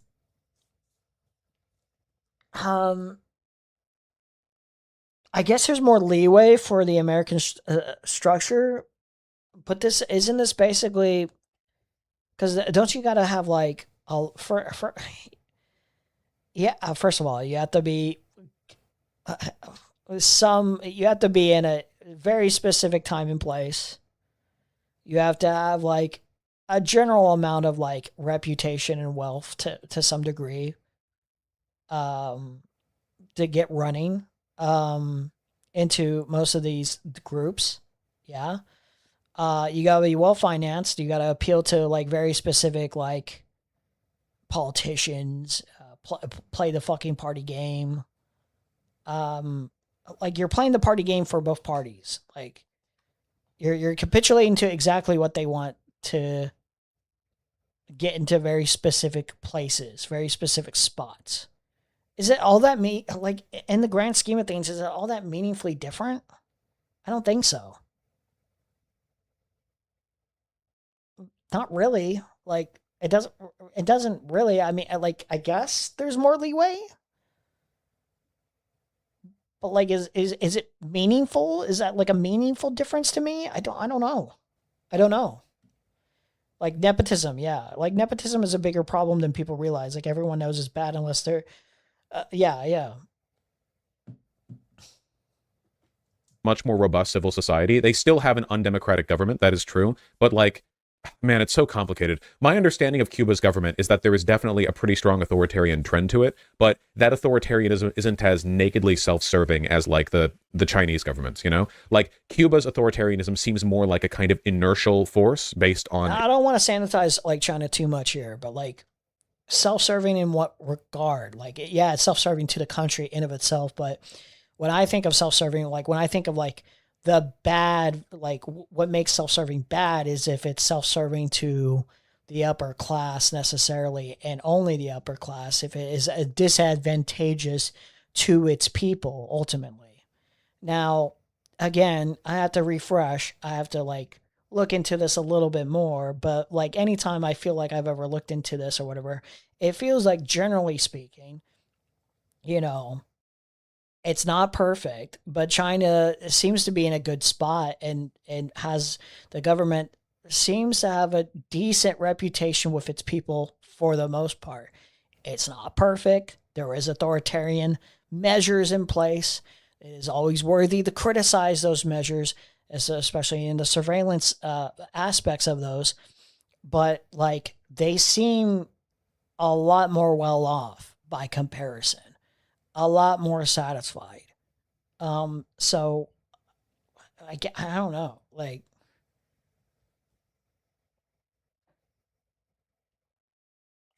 I think China is America 2.0, simple as. No, because that's insulting to China, really. Because I'm like,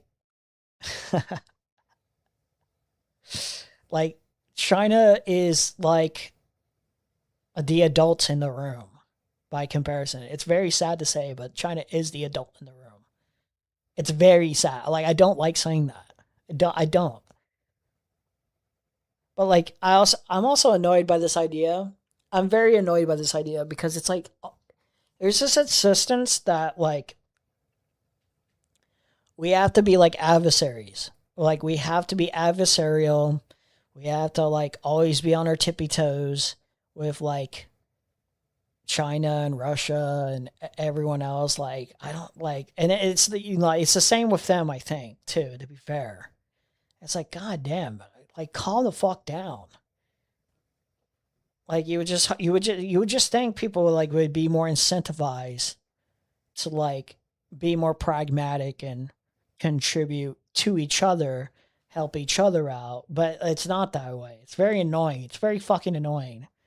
It's like that this idea that I'm supposed to be it literally is team sports. It's like I'm supposed to be like super, you know, upset about China thriving or China being in a good place, being able to, you know, surpass America. I don't give a fuck. The problem I have is with America, you know, self-destructing. The fact that like China is giving more opportunities because of our own self-destruction. It's very fucking annoying. Like on paper, I just don't actually give a shit about about China thriving, necessarily speaking. Why would I have a problem with if you're thriving in a means of destroying other, other countries or whatever to expand or brutalize or whatever, like if you engage in economic warfare or anything like absurdly disgusting. Like I don't on principle have like a problem with any of these places. Like, being in power or having the power that they have.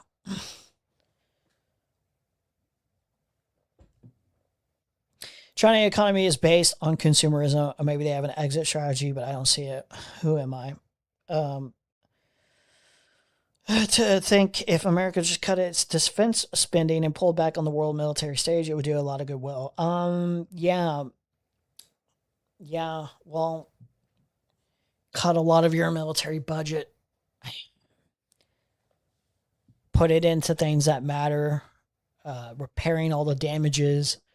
That's like literally the thing that needs to happen first when like you have like an adult in the room, an adult in charge. Instead of Trump, like a new administration, you need to hold all of them accountable. You need to put all the funding that was put into the military budget onto the things that matter. Cut the military budget like a lot. Not to such a degree where we don't have a military at all, clearly, but actually use your military in the means of defensive measures. Stop doing imperialism. Cut all that shit up. Provide healthcare. Fix your FDA. Provide more money to people, like raise up the minimum wage. Fix the housing crisis. Like just fix everything. Like it's redundant. Like it's not even redundant of me. Like everything you have to fix. Literally everything is broken. Literally everything.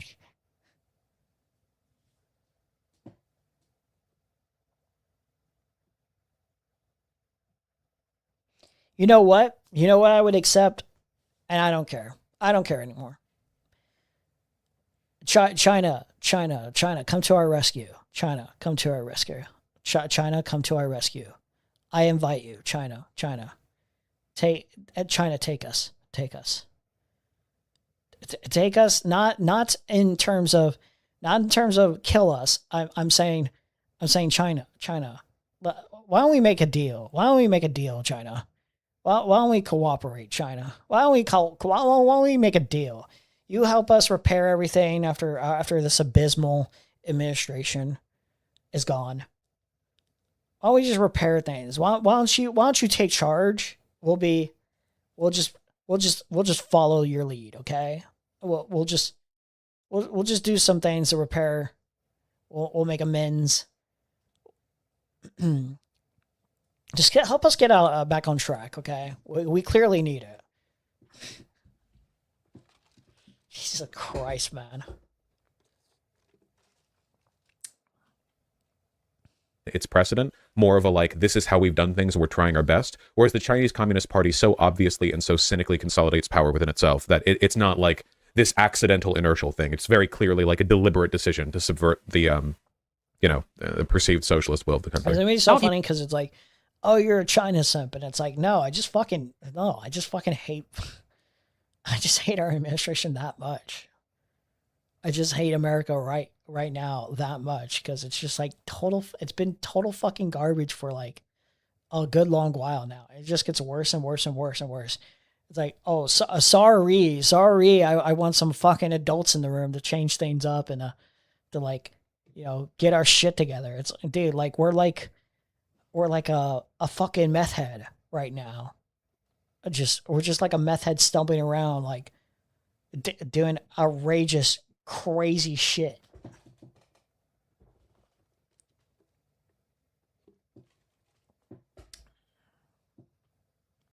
Even knowing it, we can end up falling prey to some very subtle, very sophisticated propaganda that primes us to hate people we've never met, whose economic and government structures we know nothing about, and with whom we share Don't fall for American propaganda, okay? Fall for Russian propaganda. Stop listening to Westoid propaganda and start repeating. It's just don't mindlessly buy into the idea that American exceptionalism, like that America has your best interests at heart. It's just not true. It's just not true. It does look like China's going to attack Taiwan. Well, we can't do anything. And we honestly, it sucks to say, but you shouldn't do any. Actually, it doesn't even suck to say. I'm gonna be honest. Is it really wise to get in a conflict with China? Was it ever going to be wise to ever get in? We can't even fight Iran, bro. Which is good, by the way. I'm not complaining about that. We can't even fight Iran. Dog. I'm sorry. It's over. It's a wrap. It's done. It's over. China's going to do what China is going to do with Taiwan. I'm not happy about it. But it is what it fucking is. What can we do? The reason I advocate so strongly on the Palestine-Israel front is because we can do something about that. We don't actually have to fund any of that. We don't have to fund that. We don't have to endlessly lie about it, gaslight about it. We don't have to do that. We don't have to stand for that. We don't have to unethically, endorse it, apologize for it. Like, do apologia is what I mean. We can meaningfully do something about it. We can advocate. And like, yes, if you were to ask me my opinions, if China were to go into conflict with Taiwan, if you were to ask me my genuine opinions as it's unfolding, I would be sincere in my advocacy of like, I don't think if there is any other measures of like, peacefully resolving this or finding some way to advocate in their interest to where we could stop it. Yes, I would advocate for that. But like the U.S. cannot militarily do it. We cannot get in front of that.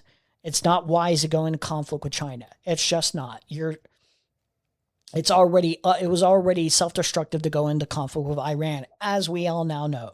It's self-destructive. You are destroying your entire country. You are destroying everything. You can't.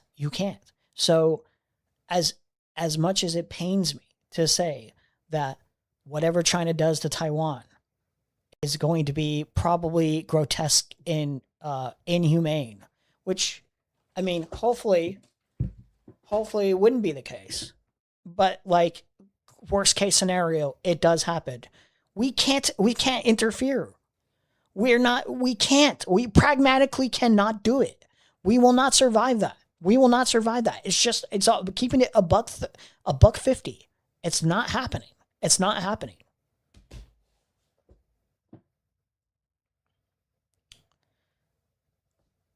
I can still be scared. Yeah, no, it's fine. Yeah.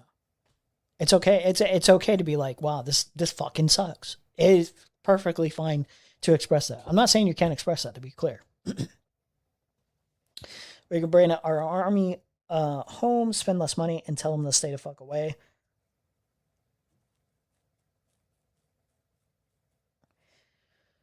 If I was China, I would spend every dollar I could making Taiwan a trade partner, but there seems to be none en route, it seems.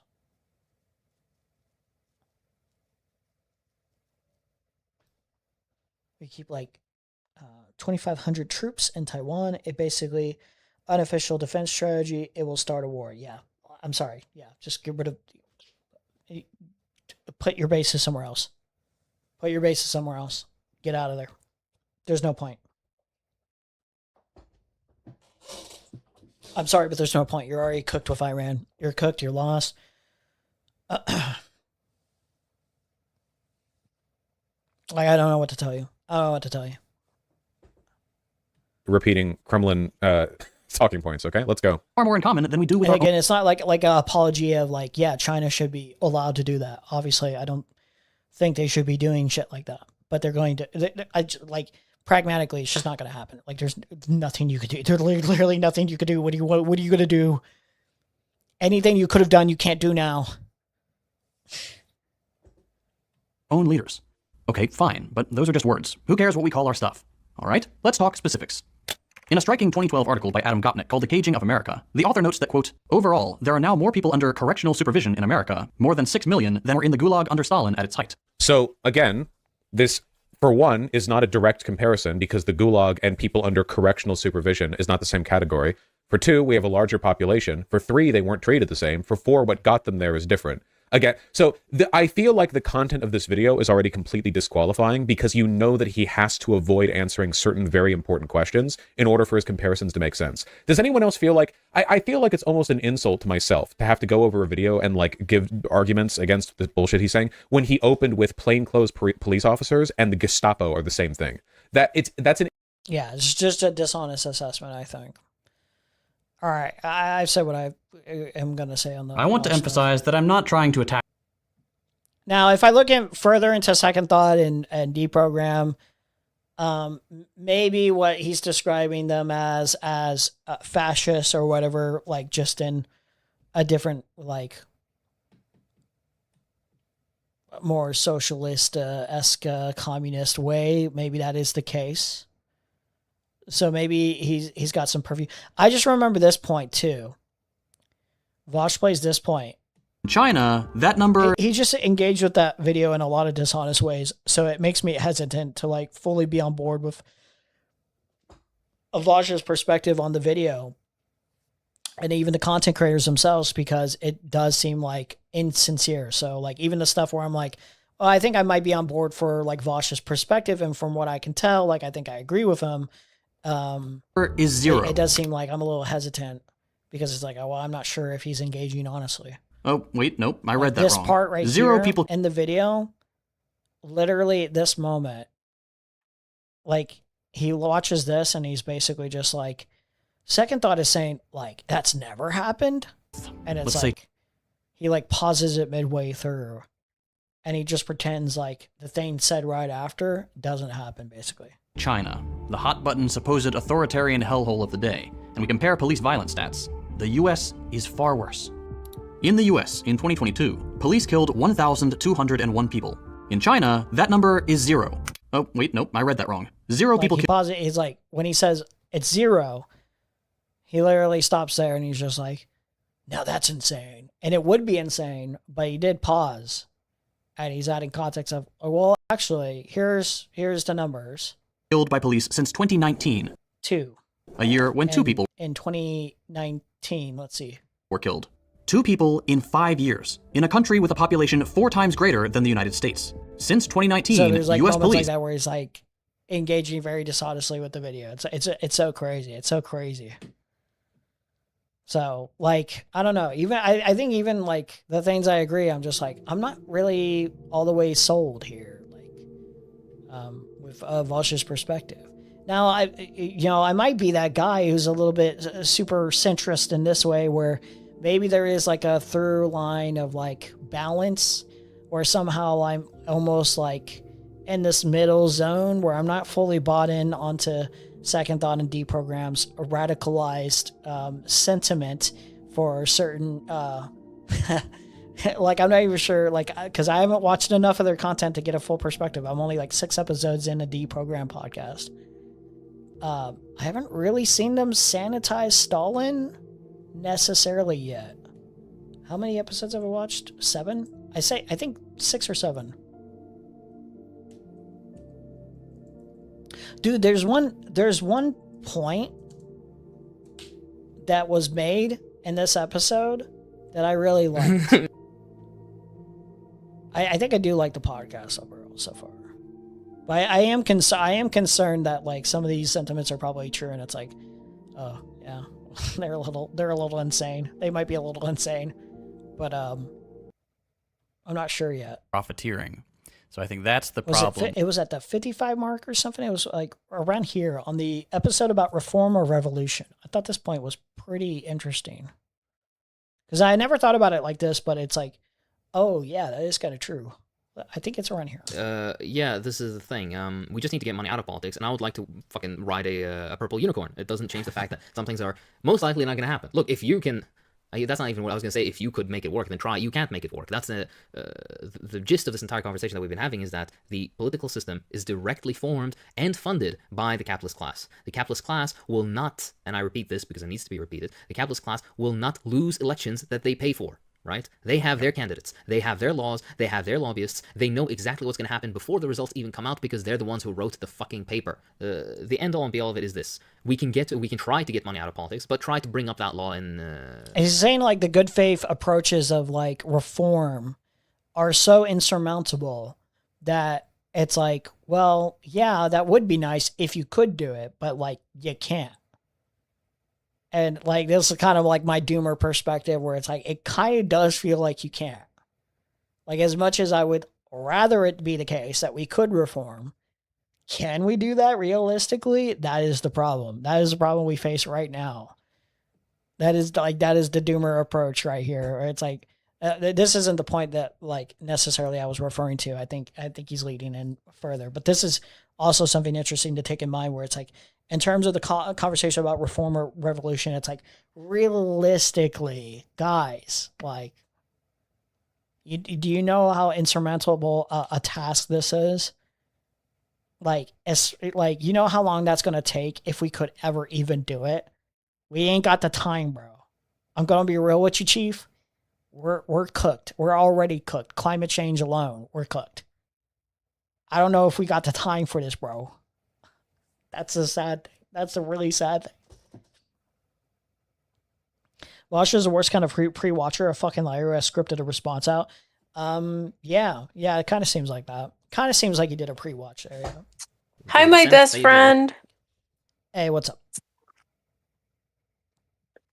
How are you? Hey. I've been doing okay. My grandma hasn't, but I've been okay. Is your grandma sick? She's on life support. Ooh, yikes. I'm sorry. Hopefully it's okay. Wait. Never mind. I was gonna ask. Never mind. No, you know I'm not sensitive. So go ahead, tell me. I was gonna ask how old is she? How far along is she in terms of age? Oh, what do you want me to be like? Oh my god! No, I never know. It's just like I never know. I don't even know why I thought. Anyway, I was gonna say like she's probably far up there. I didn't want to cause a doomer thought process of like my grandma's gonna die because she's this age or whatever. You know what I mean? Mm-hmm. No, if you've seen her, you'll be like, okay, like you kind of accept it. Go either way. Yeah. Well, how long has she been on life support? 13 days. Okay. Well, I'm hoping for the best for you. To be honest, that seems like it sucks. They said she can breathe on her own for like 4 hours. Jeez. So that's good. I had this I had one day where I woke up and it's hard to describe, but it's like this feeling where like you can't do a deep yawn. I hate those. Oh my god. And I was having concerns. I guess I got up in my head where I was like thinking, am I having a hard time breathing too? It was just so concerning waking up that way. Am I dying? Yeah, kind of. It felt like this, like I can't breathe properly feeling, you know? When now I've quit vaping, I can now like take actual deep breaths, and it's so satisfying. Yeah. But yeah, it was concerning for a bit. But that was more of a dental issue, and I went to the dentist, and I think that's pretty much resolved. It's pretty much resolved. I got other appointments to go to in the future, but those are for other things. But yeah. Okay, I mean,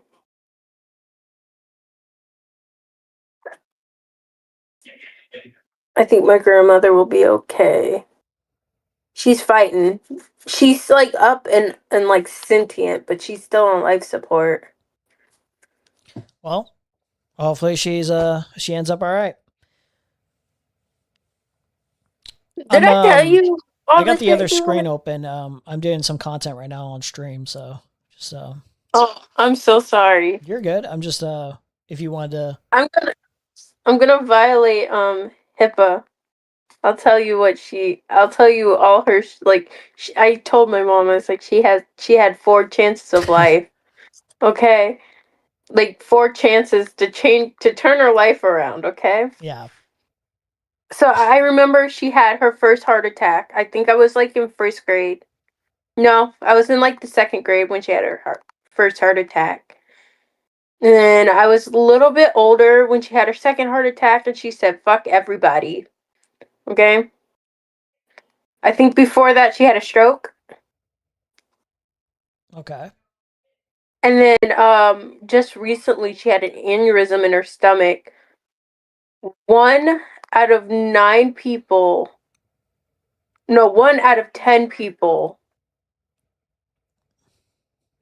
don't survive the surgery. My grandma survived that surgery. Oh, that's nice. That's good.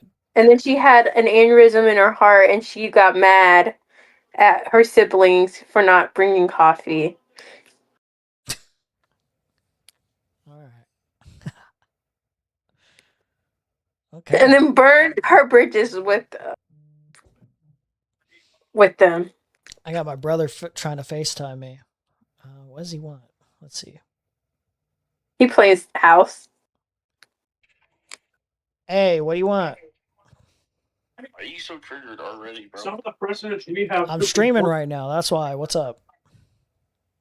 Wouldn't it be Johnson? Well, Bro, I'm tilted because I'm streaming, bro. Is your hair long now? What do you want? What do you want? Oh my god, why are you so mean, dude? Bro, because you're interrupting, bro. I ain't mad. I'm just. What do you need, bro? What do you need? Are you going to play Marvel Rivals today or no? Yeah. All right, bet. We'll play Marvel Rivals later, okay? Dude, let me see the haircut, fool. No, my haircut's bad, bro. My haircut's bad. I gotta get a fade. I know, I'm saying I haven't seen you with that long hair before. It's horrible. It looks awful on me. I hate my hair. I hate my beard right now. I gotta get a trim, okay? It's not even that bad, bro. It is that bad. All right, I gotta hang up, bro. I'm being rude to my fucking audience of like 2 people. Okay. You're being rude to your brother. Yeah, I know. All right, fuck off. All right. Yeah, I go back to the Your content. audience was 2 people. I ain't got that many people watching. You know that, right? Yeah, it's like my sister. I say, my mom be like, no, let's not call her because she's streaming. I'll be like, Mom, she talking to herself. I need to branch out. I need to like actually advertise my shit more. I'm going to be doing that. Yeah. Do it in the Mr. Girl server. I'm not in that server anymore, but I might as well. I might as well go back in there and do it there. I'll just return to a bunch of servers and just start spamming it, I guess. You know, like Sarah, she said, oh, you should quit. Like, you should stop being Mr. Girl server. She said that to you? Yes. I listened to her, and now I miss stop. I mean, there's a lot of fucking weirdos in there, but it's really, honestly, it's not that much more different than any other Discord, to be honest. It's really not.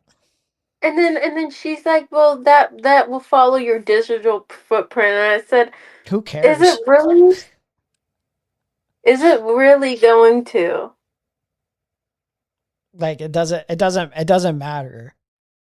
Like, I don't think people are going to look at other people's like reputations and clip them out of context or totally misframe them anyway.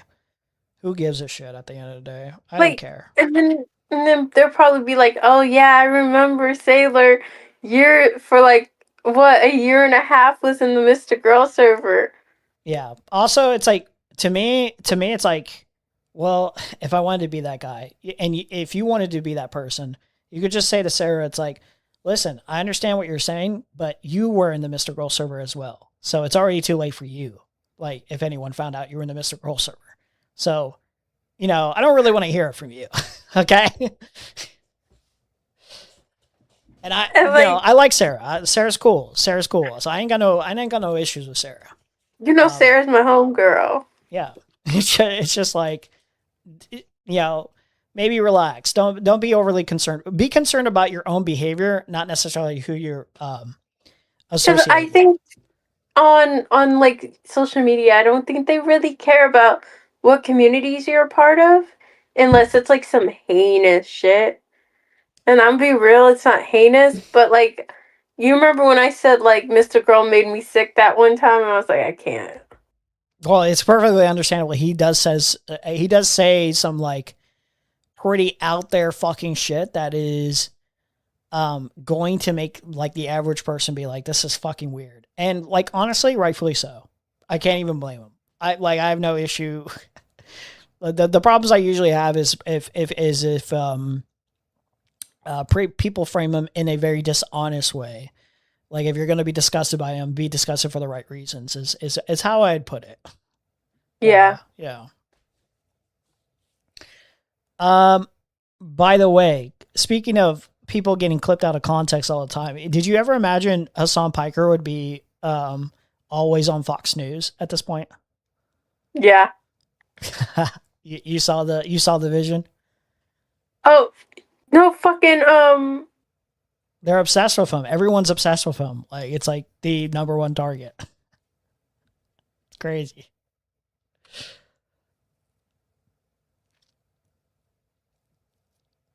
Are you there? No, I get what you mean because I was like, fucking, my uncle, he always says how, I watch Hassan, right? Yeah. And he's like, oh, I always see him on the news. He seems like a terrible person. I'm like, what do you mean he seems like a terrible person? He goes, well, he's like all liberal and shit. And I was like, yeah, I'm liberal. What are you talking about? And then my aunt, who finally now like sees like the shit, how shitty Trump is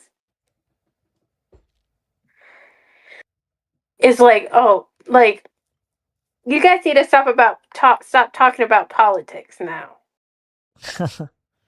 Because now it makes her uncomfortable. Yeah, I bet it would. It makes her very uncomfortable. My cousin is now liberal.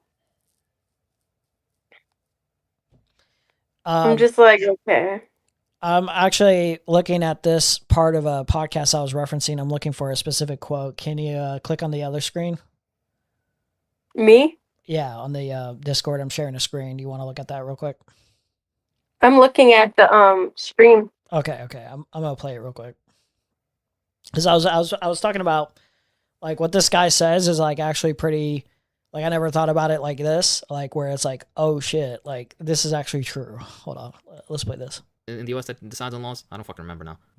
It's a convoluted process, but TLDR sometimes. Yeah, all right. Thank you. But yeah, you can try to bring up a law to the Senate, to the Congress, to the fucking House of Boobaloos. I don't fucking know, right? You can try to bring up the stupid law, and what ends up happening is it's just gonna get shot down. Just like fucking John McCain was in Vietnam, and fuck him. But yeah, so that's the my point. Yeah, I honestly don't have much to add. I mean, I gotta skip a little I've bit. heard politicians. I'm like, yeah, okay, do that. And then you're going to see, oh, fucking Jeff Bezos gave $1,000 to the politician he wants on his record. But you don't know that in, their little secret fucking eyes wide shut parties and their fucking, yacht meetings. He doesn't slide money to him or put property in his name or other sorts of shit. Shit sets up some fucking shell company and then starts paying him through that way, which is basically what happens in every other country where lobbying is technically quote unquote illegal. All the bribing still happens. It just happens in more roundabout ways. They have the system set up for themselves. If voting actually changed something, they wouldn't make it legal. No, I think that's critical to understand. But you mentioned voting, and that brings us to another one of the common objections is the United States is a democracy, and that means we need to make our voices heard through the ballot box, not by force. As you just said, if voting changed anything, they'd make it illegal. So what do we think about trying to make our voices heard through the ballot box? Is that possible? Is that a viable option? I mean, it's funny to preach the ballot box from an American perspective when almost every single massive change that has come about in the U.S. was not through the fucking ballot box. I mean, the U.S. earned its independence through revolution. The U.S. This is true. This one's true. Expelled the feudal form of slavery, sure, replaced it with a new one, but you get my point. Through what? Through a civil war. True. Two. That's two. Jim Crow was combated through riots in the streets. True. Hell, you defeated us, the evil communists, through everything, just not the ballot box. The This is basically just like all the more radical things that like changed our way of going about in the American system, like the most radical changes, the most necessary changes that we needed to make, the best changes we made. Supposedly, some of these are arguable, I guess, like the last one maybe, are not through the voting box, but it's through like violence, political violence. It's crazy. American way, quote unquote, forward was never through the ballot box. While the right to vote, in my opinion, is extremely important, even though, very often it doesn't do almost anything. It has been earned again through the blood and sweat of many progressive movements, which were not earned through the ballot box. You cannot earn the ballot box through the fucking ballot box. And, today's form of the ballot box has lost on pretty much all its material value and has become more of a symbol to make yourself feel better every 4 years by plucking a piece of paper down a box. Or yeah, it just means nothing at this point. I thought that was pretty interesting. All right. What am I going over next? Oh yeah, did you watch Spider-Man Brand New Day? Me, no. No, you didn't watch it? Okay. Well, I'm probably going to be talking spoilers about it. So if you don't care about spoilers, then cool. But Oh, do you know Homecoming? Spider-Man Homecoming? yeah, what about it? I was a junior in high school. No, I was going into my junior year because it came out during the summer. I walked out of that movie. Oh, you didn't like it? It was so boring. I was like, I'm so bored. I like that movie. It's pretty good. What made it not stick with you? Probably it was just boring. I don't know. Brand New Day take over Spider-Man Brand New Day. Okay, so they have a whole panel here thing. Hello, chat, and welcome to. To set it up a little bit, and Spider-Man Brand New Day, the main villain, or technically, we could put it this way, I would say villain technically, but others would describe Jean Grey as more like an antagonistic feature, like a character. But she is a villain. I would say she is a sympathetic villain, but she's a villain. The idea is that like people are sanitizing or making excuses for Jean Grey and whitewashing Jean Grey's actions or whatever and being too sympathetic, and that she's an irredeemable character and they didn't really earn the sympathetic angles of the character. Like they didn't really tell you why you should forgive this character, which is just not the case. Like they set up a very sympathetic story, understandable motivation, reasoning of why Jean Grey does what she does, especially to free her sister after basically having damage control capture her sister and basically kill her because she was like a mutant. It's basically like, oh, she's like a radical terrorist. She's just a radical terrorist, and all the actions that she does is unforgivable or whatever. But like, there's a distinct difference in terms of how you would talk about a character like Jean Grey and her actions by comparison to someone like I don't think these people ever talk about Loki in the same way. You know what I mean? When Loki did like the MCU's version of like 9/11, basically. So yeah. Yet another this guy's I'm joined by the backseat boy. Another content creator making fun of Mauler. So you know it's going to be basically I'm just gonna watch Kinoflex mauled about this and listen to his shitty arguments and dismantle them. It's the best guess ever. I agree the movies are boring. Man. Fuck you, buddy. Fuck you. A freaky stream. And today we're going to be talking about Ant's recent live stream where he goes all out in calling out Mauler. He is taking a shot. Over his Brand New Day take. Yeah. Loki is low-key the best MCU character. It depends on which version of Loki you're talking about. Are you talking about the TVA Loki? There's two variants. There's the one that dies in Infinity War variant. The main MCU one, the main timeline. And then there's the TVA variant. And I'm going to be real, Loki he's a good character, but he's overrated. A bit overrated as a character. That main variant, that main MCU one. But in the show Loki, the TVA Loki, that one has more depth to him. And I like that Loki. That Loki, like, basically, I did not have any enthusiasm for the show because I was just tired of seeing Loki everywhere. Like, he died like 5 times. It was kind of repetitive. It was getting annoying. Like, it just was. But they did more with the character in the show. So, in that way, I think he's like a top 3, well, actually, I have to think about this more, but he's like a top 5 MCU character for me, the TVA Loki.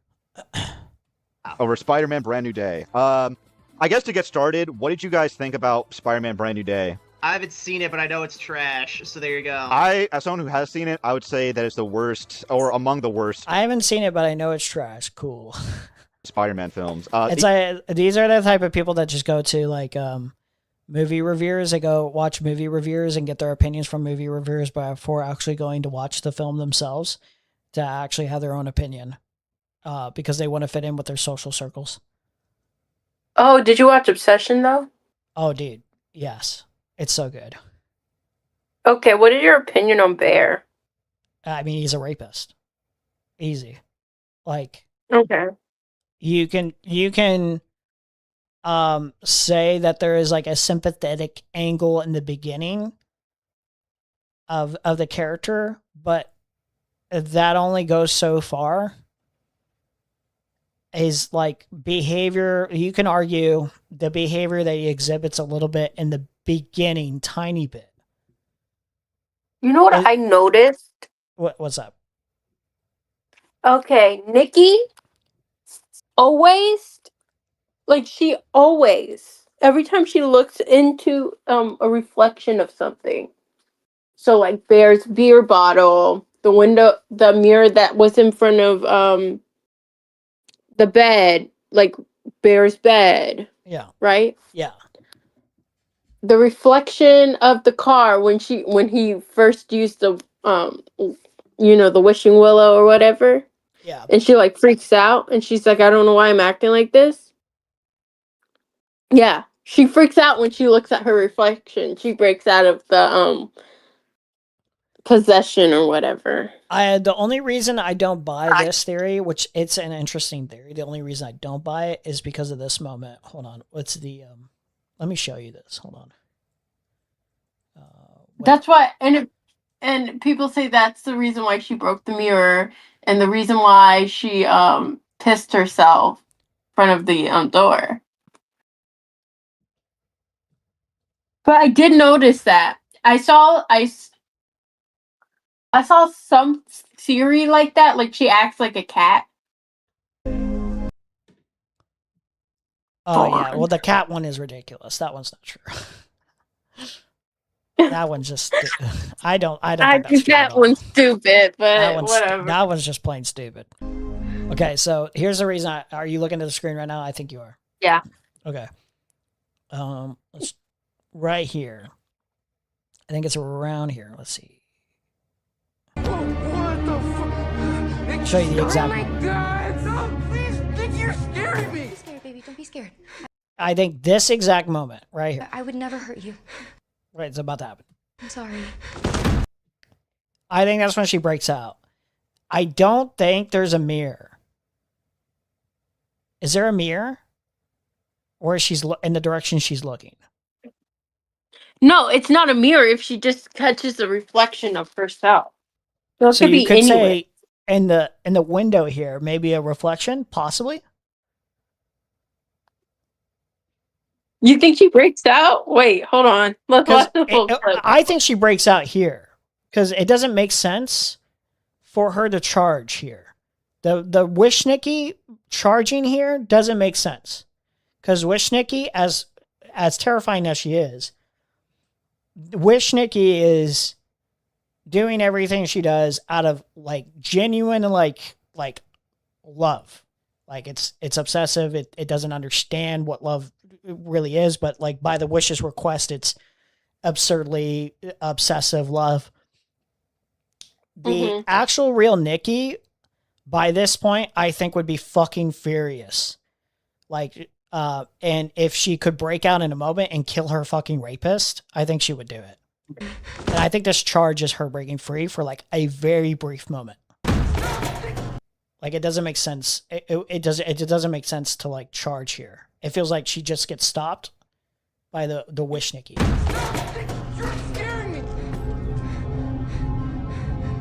Like that's why I think. Like what do you think? Wait, I want to see the full clip. Wait, without you pausing it. Oh sure, yeah. I'll show you the full clip. 1 second. We'll start. So I can marinate. We'll start it here. Real me? What the fuck? Nikki, stop! Oh my God! Stop, please! Nikki, you're scaring me! Don't be scared, baby. Don't be scared. I would never hurt you. I'm sorry. Stop! Nikki, you're scaring me! Yeah, like it's. I don't know if she breaks out. It's a brief charge. Like the reason I think she breaks out, to be clear again, is I think the real Nikki breaks out, and by this point, I think. Wait, am I remembering the timeline right? Does she? She didn't. Oh no, yeah, she didn't kill, the other girl yet. No. No, she didn't. Okay. It was in the car. I still stand by that there might be a moment that she breaks out because it doesn't make sense for the Wish Nikki to like want to kill her here.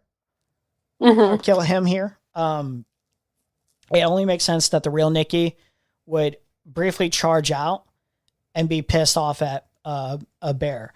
I know there's the later scene where she's basically like, just kill me. And I think that's purely just out of like giving up and pure exhaustion. Does that make sense? Yeah. Yeah. I'm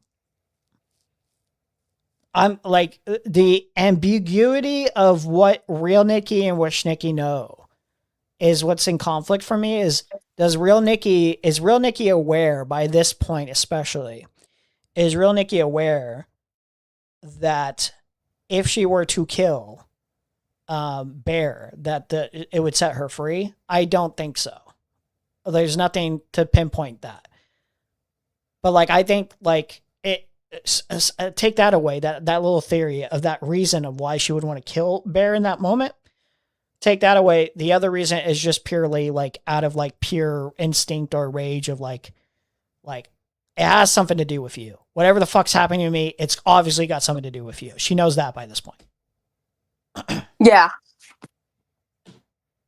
I love that. It's so that's good. one of my, it's one of my new favorite horror movies. Oh yeah. It's so good. Did I tell you I quit vaping? No, I don't think you did. Good for you. That's awesome. Guys, quitting nicotine is so easy, guys. Quitting anything is not easy. Addictions are fucking mind. No, I feel like nicotine is one of the easier ones. Cause like, if it's like a serious drug, it could kill you. If you quit cold turkey. Yeah. I don't know. I guess we'll watch a little bit more of this. That obsession conversation was already more interesting than this. Fuck you for bringing me to obsession and wanting to talk about obsession when I'm supposed to be talking about Spider-Man Brand New Day and these speds and their dumbass opinions on Spider-Man Brand New Day. Okay. Easily the laziest. Oh shit. I wouldn't go that far, but I do think it was a bad story told well, if that makes any sense. Like I thought all of the cinematography and the fight choreography. Mr. Meta is saying you are the best guest, which is true. Sailor Magic is the best guest. This is not a debate. Vegeta is a close second, but yes, Magic is the best guest. No, he's not. He's a close second. He does not touch me. And like the set pieces, like they were all really good. It's just that the story was god awful. I mean, okay, so this guy's saying the set pieces in the story was really awful, but the set piece is really good. Cinematography and the fight choreography and like the set pieces, like they were all really good. It's just that the story was god awful. I mean, it's not any worse than TASM 2, that's for sure. TASM 2, yeah. TASM 2 is the only reason I would consider it to not be the worst. But other than that, every single other Spider-Man movie. Who do these people remind you of, Magic? Mr. Girl Server, low key. Oh my god. No, leaning over. What is his fucking name? Kilo, like Kilo's people. Dude, disrespectful. Is it disrespectful? Yeah, it is.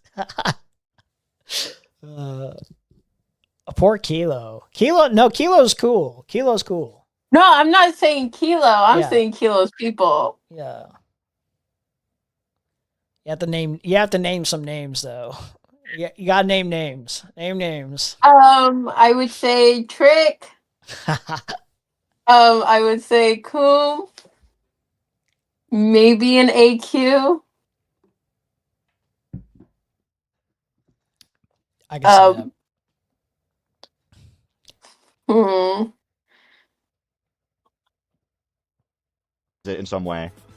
Yeah, pretty much. We got Dinosaur saying, why do the anti-grifters defend the biggest grifter of them all, Hollywood? Because they claim... Why do the anti-grifters defend the biggest grifter of all, which is Hollywood? We got Dinosaur saying, why do anti-grifters defend the biggest grifter of all? Like, this question in and of itself is stupid because you're not really defending the biggest grifter, quote unquote, Hollywood.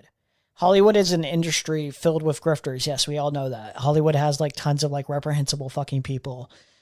But like in that industry, there are tons of people that are working on these films creatively to make a living, and like they have sincere passion put into these projects.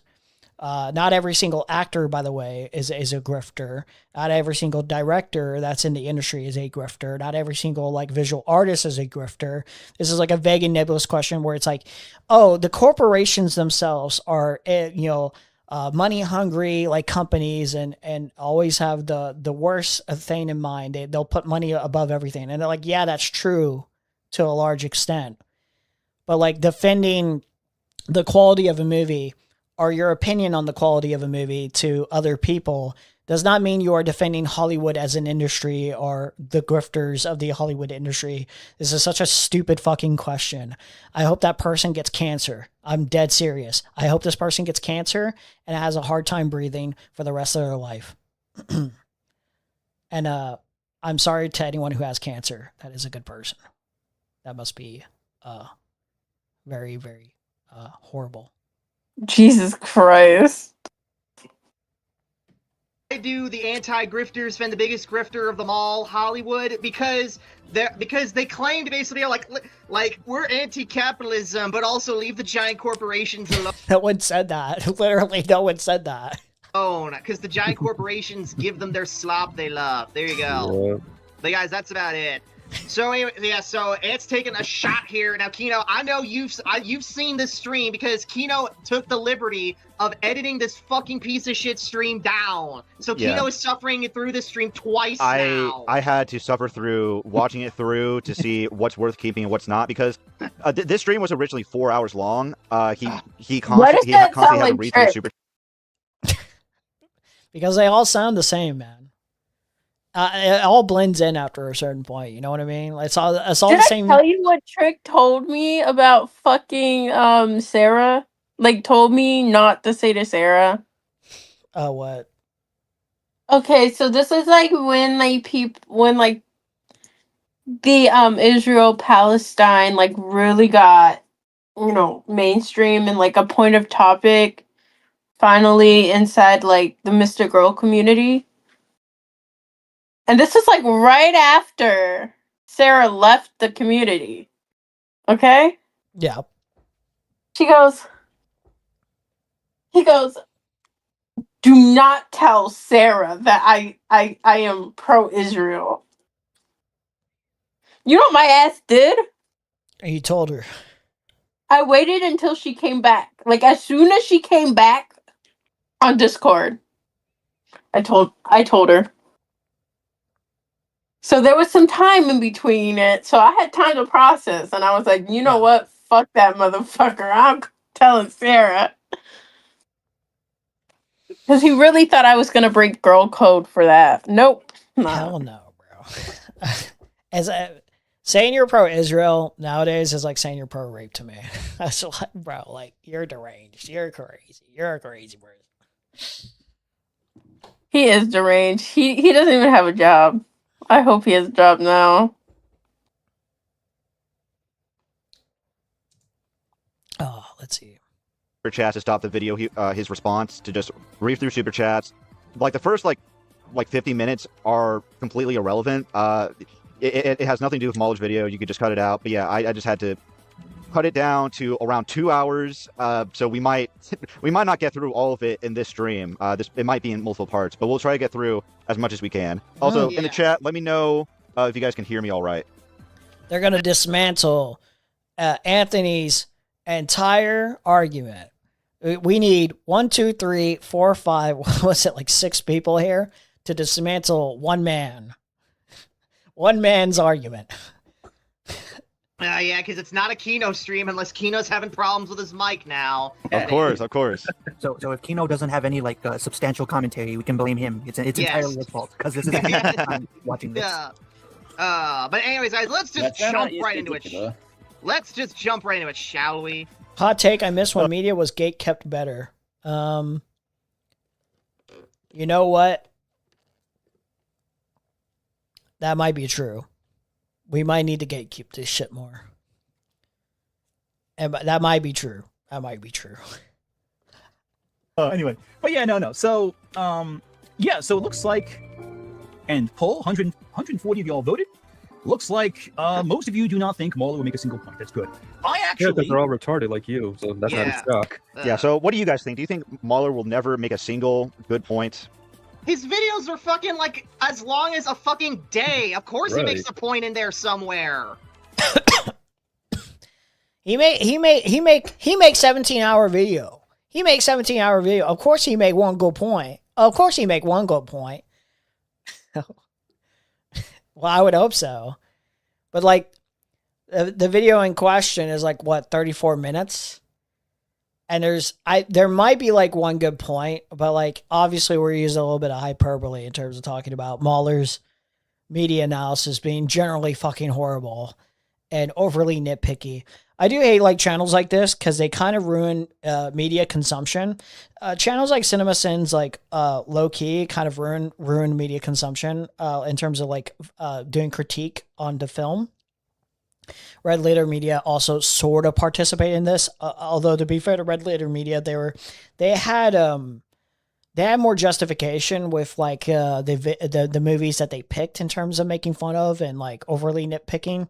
There was like a little bit more flair to it. There's a little bit more entertainment and joy out of it.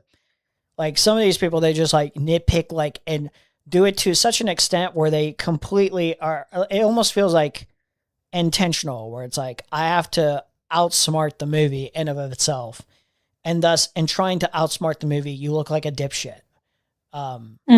It's very obnoxious. It's very obnoxious behavior, and I feel like you can, if you really wanted to, you could be this way with almost any movie that has ever been created ever. I think you could literally do it with anything. So that's how I feel about channels like Mauler for the most part. I'm sure at some point Mauler gets the time correct or something. Yeah. Fucking idiot.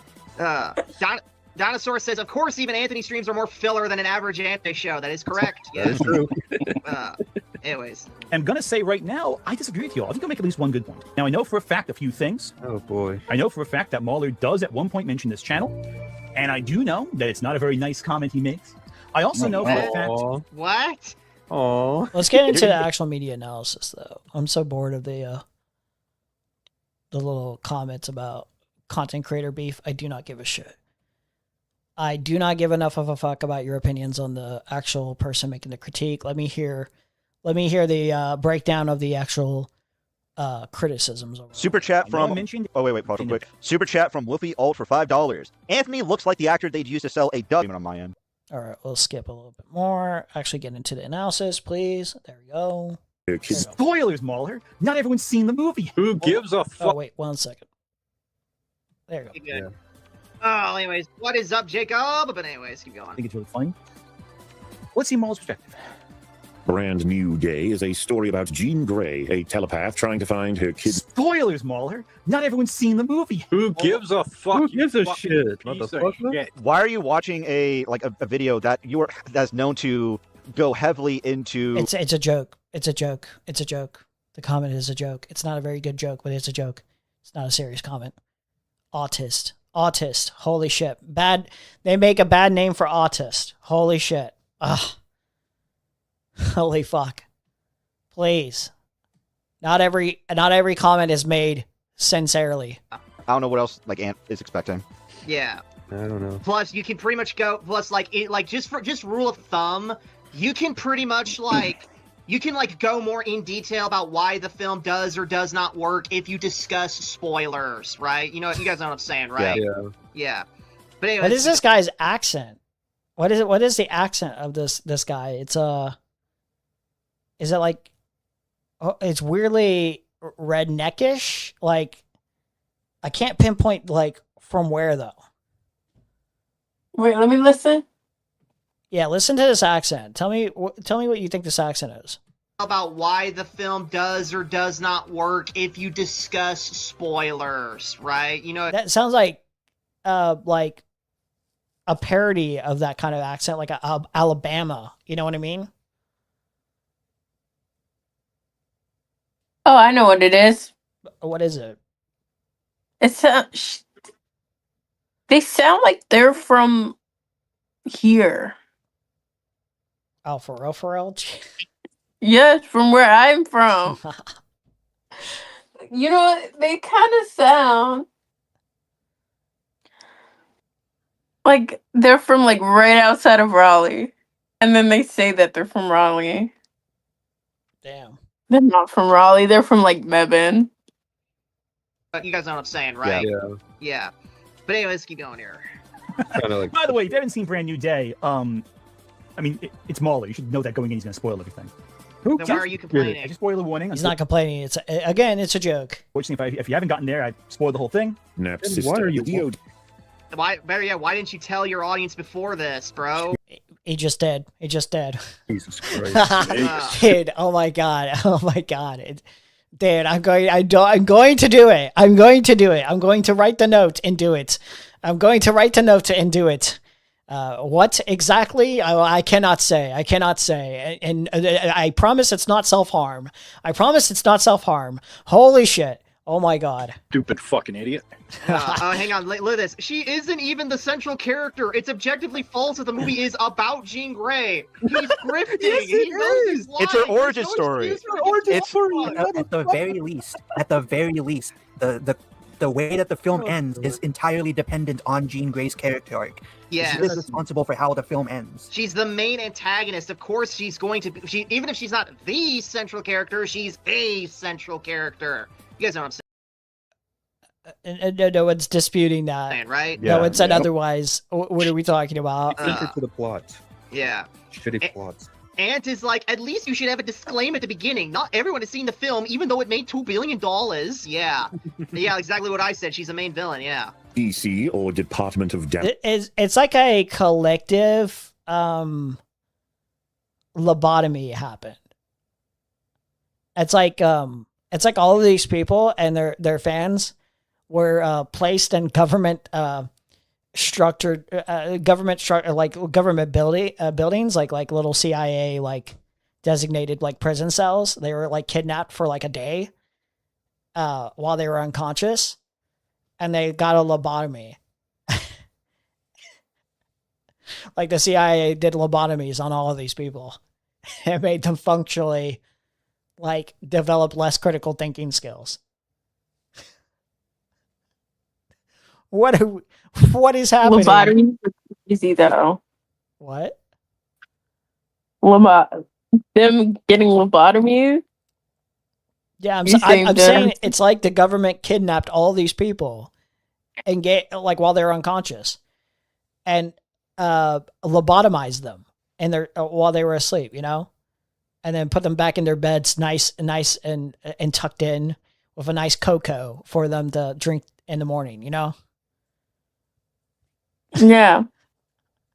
It's dude, the collective stupidity. I'm going to lose it. Damage control captured her sister, and so Jean's plan is simple. She will mind control civilians, forcing them to drive tanks into DODC correctional facilities, killing... Based, awesome, by the way. Based. This is based. Jean Grey did nothing wrong there. Well, except for putting civilians in harm's way. But like the actual targeting of itself was awesome. Let's go. Because the damage control is a functionally ice in the MCU, targeting directly mutants at this current stage. So based. Countless innocents. She will set off explosives within the tank to cause extreme damage to the building, killing countless more innocents and... Based, awesome. Not innocents. It's a government building. It's damage control. Functionally ice.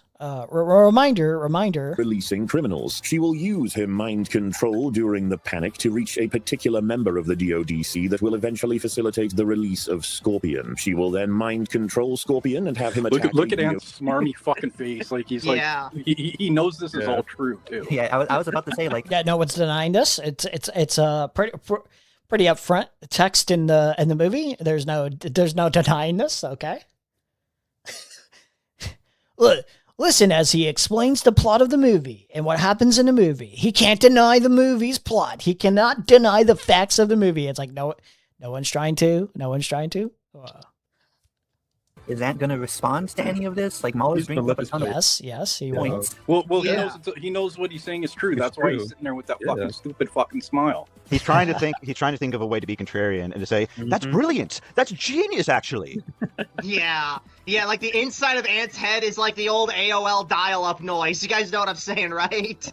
But anyways. So he's got to sit there with that stupid smirk for his fucking audience. Also, I don't know what the hell Ant and his chat were talking about before we got here, but why the hell? I feel like having like 3, 5, 6 people here reviewing one person reviewing the film, like it's so unstructured.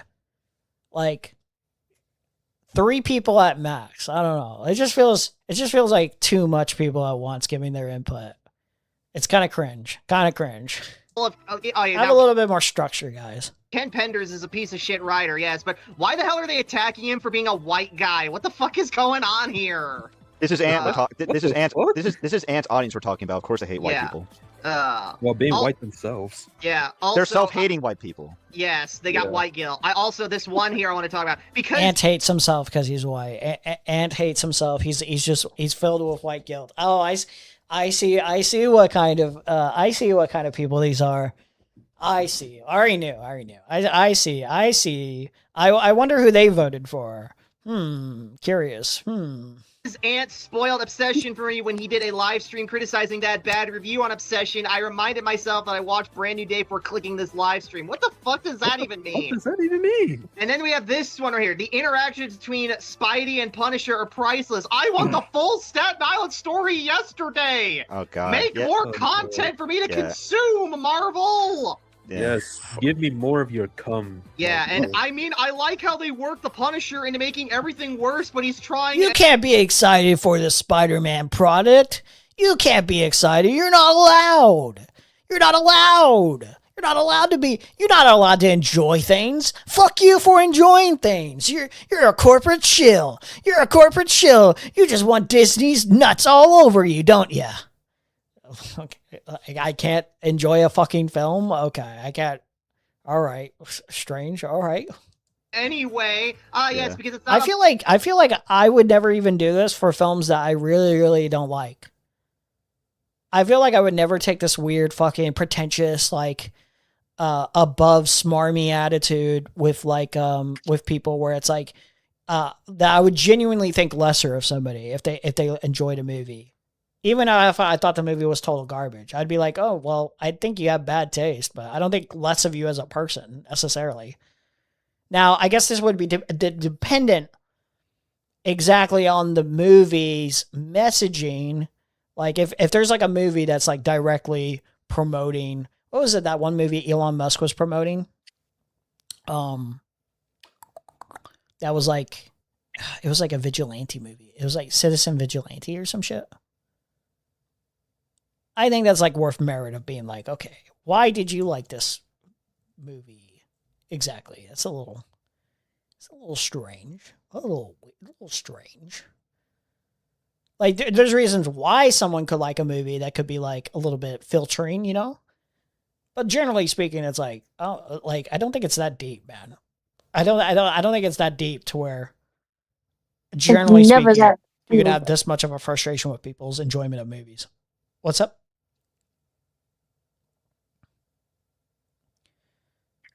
Did you say something? I said it's never that serious. Oh yeah, it's not. We should improve society somewhat. Yeah, true. You can't enjoy Disney products. Don't you know that Disney is a billionaire corporation and it's greedy and it's extremely immoral? And it's like, yes, I am aware of that. So is most things in society. Yes, like we criticize these companies meaningfully on how they should not act and how we would want to fix them and take steps in, you know, trying to persuade other people into advocating for those things. But as it stands, if I get like a product from Disney, if I get a movie from Disney or a TV show or any like merchandise or some shit like that, or a Disneyland experience or whatever, in those moments I can criticize or suggest that I enjoyed, like just give a honest thought on the actual product in and of itself. I don't think there's anything really wrong with that in and of itself. A modern day Marvel story, unless we bash the Punisher, of course. But no. You don't understand. It's immoral. Like it's immoral. Like that's how they treat it. Like I know they don't say this, but it's almost as if like that's like the underlying kind of like message that you should get. It's like you should. We think lower of you because you enjoyed Marvel film slop number 5, and it's like, okay, it's not that deep, man. Relax, man. But the funny thing is that they made the Punisher like the most reasonable character in the film. Yeah, I was just about to say that. Anything about Jean Grey. Yeah, I was just about to say, like, it's crazy that Punisher is the only good part about this film. Yeah, after he got ruined in his own show. But anyways, keep going here. ODC data center in the You know, Punisher's the only reasonable one because like he actually tried to kill Jean Grey. Like, and it's like, yeah, it's like reasonable that would be the steps that you take, but it's not. It's like you're saying Spider-Man's whole core of like, it's like saying this about Batman too. It's like saying like taking away the entire point of the characters in terms of pursuing a noble end of helping even the worst of people in the most dire times, having hope that they can actually meaningfully change and do some good. Isn't that like the core aspect of like most of these Marvel characters? By the way, the Avengers in of itself consist of characters that are heavily flawed. Wanda, for instance, nearly destroyed the world, helping Ultron, took an entire town hostage for her own like benefit, by the way. She has been a villain. She has been a hero. She's kind of a morally complex character. Loki, where do you even want to start with Loki? You know, like helping facilitate basically the goal, basically of Thanos, basically to, taking over the entire fucking world for one, which would amount to genocide, I would imagine. A mass genocide like Thanos has been doing for quite a while. All pursuant to his own goals of ambition to rule over Asgard, to get more power. But Loki, has a redemption arc. There's tons of heavily flawed characters. I mean, fucking Tony Stark himself was a fucking facilitator of like weapons in wartime. My brother's calling me again. Hi, buddy. Hop on like soon? Yeah. When are you planning on hopping on? I just turned my computer on, and I'm dog's pooping right now. All right. Give me. Let's work with 10 minutes. Give me 10 minutes. Okay? 10 minutes. 10? Yeah, 10. Literally 10. Okay. Later. Jesus. He has to play house. I mean, we can play on stream if he wants to. Yeah, I don't think he know. would mind. In fact, I would probably prefer to because that gives me extra stream time. Yeah. Then play. Let's just get a little bit more of this. That's why I said 10 minutes. So again, the idea is like Spider-Man wants to, like even in No Way Home, he's trying to like help the villains that are trying to fucking kill him.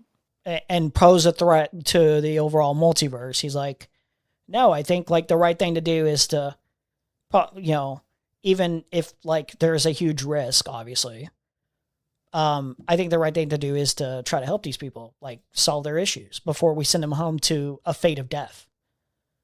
So it's just basically like these people are like smarmy and acting like, well, Spider-Man's a fucking idiot for doing this. And it's like, isn't that like part of the point of the character? It's like you don't even like the character and the point of the character. Yeah.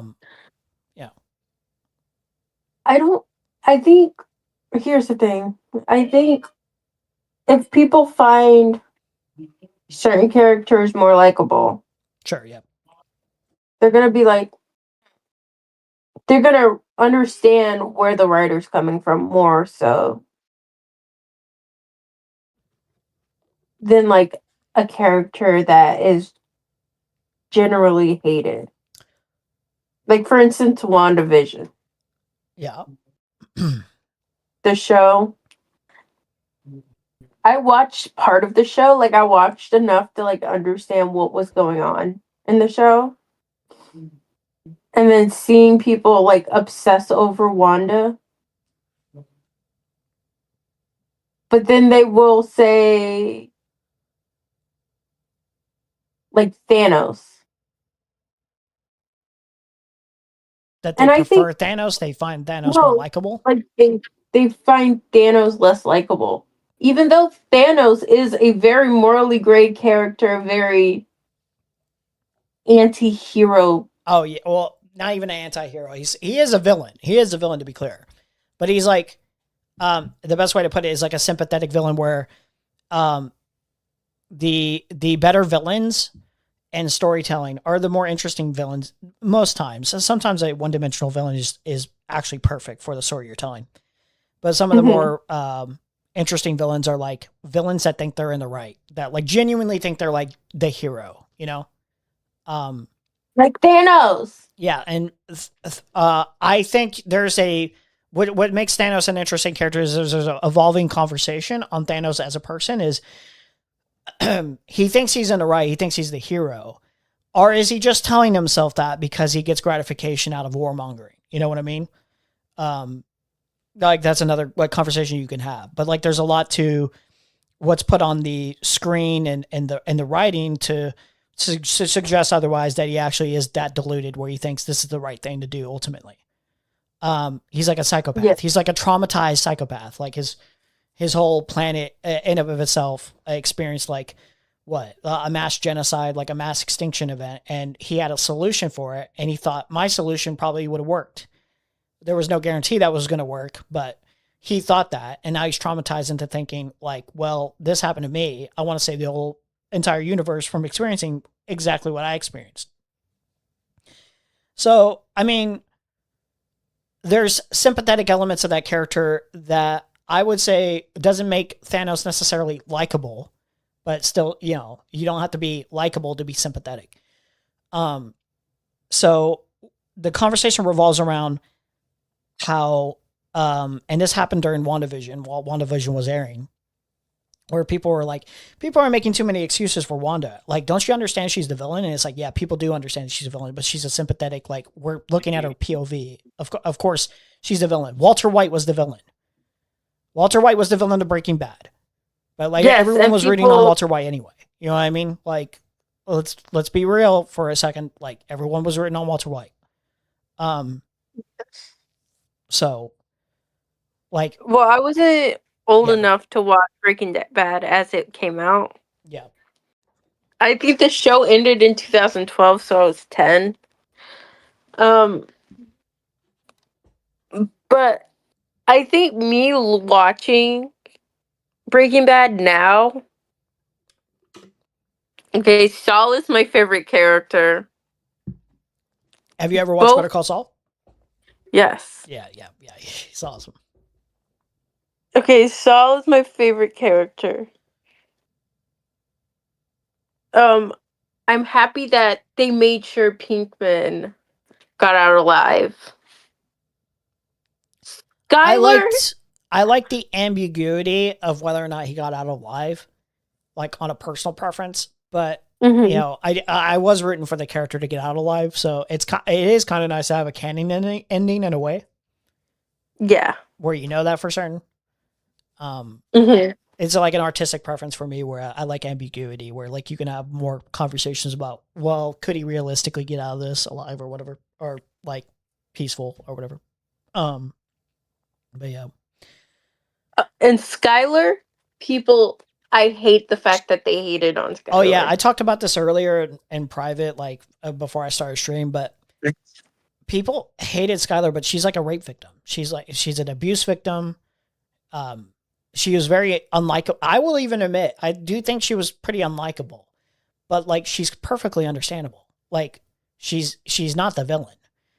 And they're like plenty of moments where they're like, oh, she's a hypocrite. And it's like from her perspective, should she do like some of the things that she's doing? Obviously not. But she's doing this from a perspective of like, I want to keep the family afloat. I don't want to traumatize my kids, you know. I want to keep the idea that this is a happy family, or like that it's not as bad as it actually is, you know what I mean? Like, it's perfectly understandable, her position. But she was like treated like a fucking monstrous, irredeemable figure. And I feel like that's what's happening with, well, Jean Grey at the moment, necessarily, in terms of the conversation at the moment. And that is what happened with Wanda. I would just ask, if you're going to treat these characters as irredeemable figures for their actions, to be balanced, treat Tony Stark exactly the same way you would treat Jean Grey. Treat Loki the exact same way you would treat Jean Grey. That's all I ask. If you have an actual like problem with fictional stories letting you empathize and sympathize with characters that do reprehensible shit, like outrageously reprehensible shit, then, stick on that principle. Stay consistent. But I don't think these people do. I think it's misogyny, to simplify it.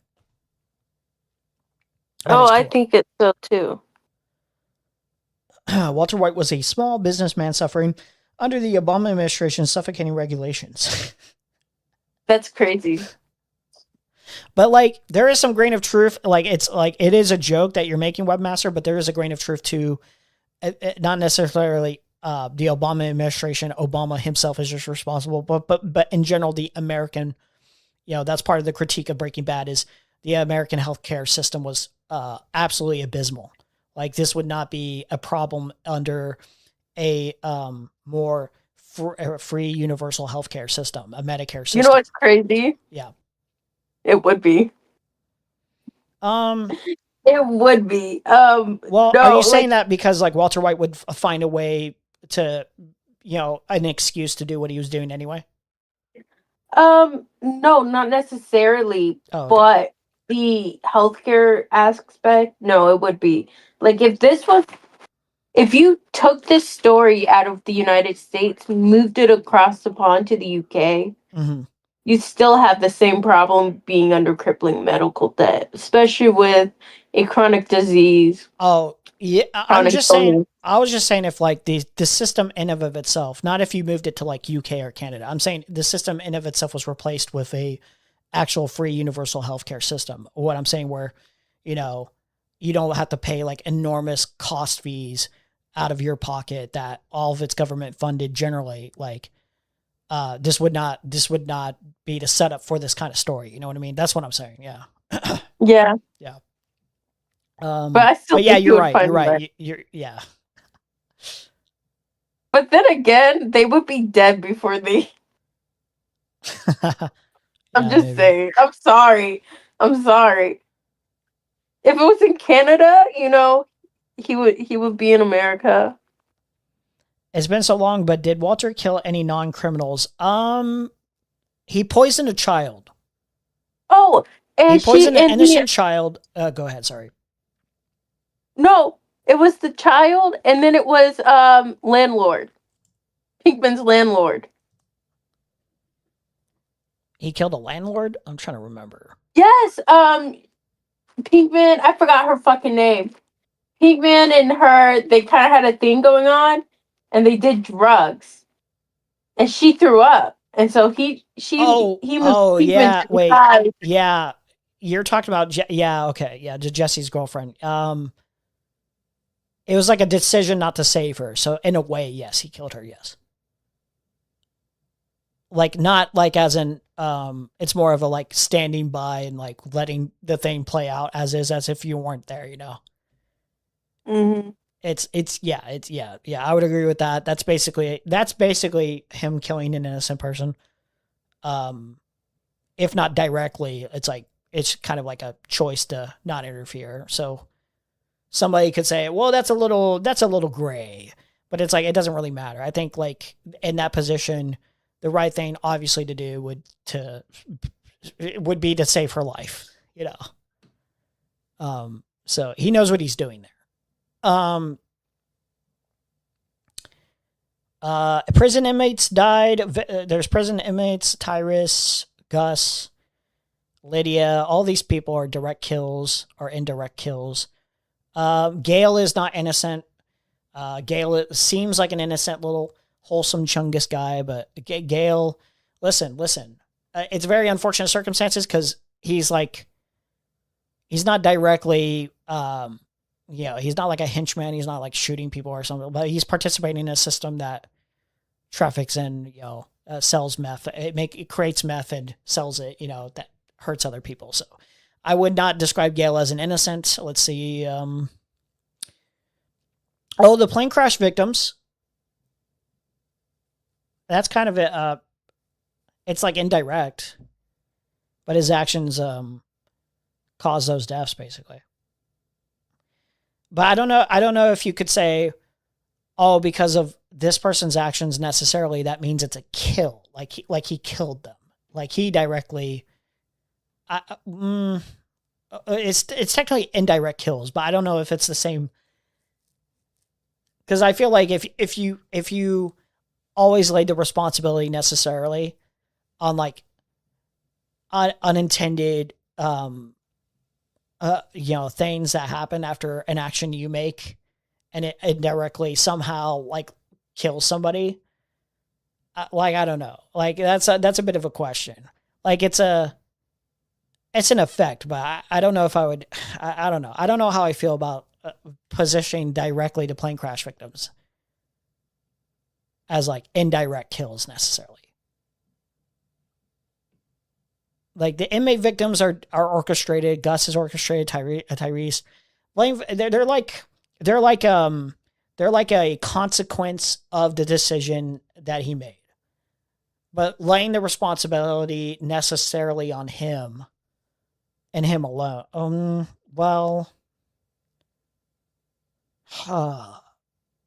Because him making the choice to not save her life ruins her dad's entire mentality. But her dad decided to go into work anyway. You know what I mean? It's like, I don't know. Like it is and it isn't. That's a bit more difficult. Okay. Well, that was our Walter White kill count. Let's do a tiny bit more, and then I'm gonna start playing Marvel Rivals with Seth in here. We'll go on stream. He's calling me right now. You know what? Hold on. Let me answer this. Stay in here, Sailor, because I want to drag this into here. Hey. What up? Do you guys mind being on stream? What's up? You guys mind being on stream while we're playing Marvel Rivals? Okay. Okay, cool. All right, cool. I'm gonna invite you to my server real quick. All right, we're back. Let me give them the invite.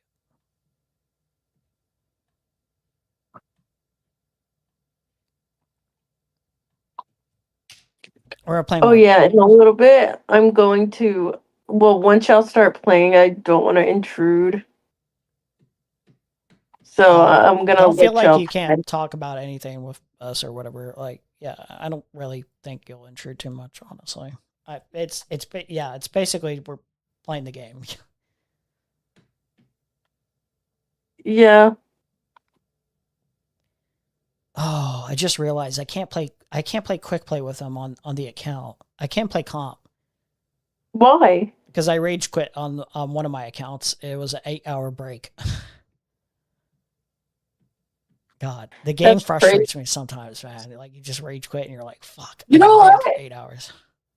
You know what? Just play Overwatch. No, I want to play Marvel Rivals with them. I have to go back to Overwatch though. I want to go back to Overwatch. Walter White was. Go ahead. Sorry. I'm sorry. You're good. Just to loop, just to finish the game part.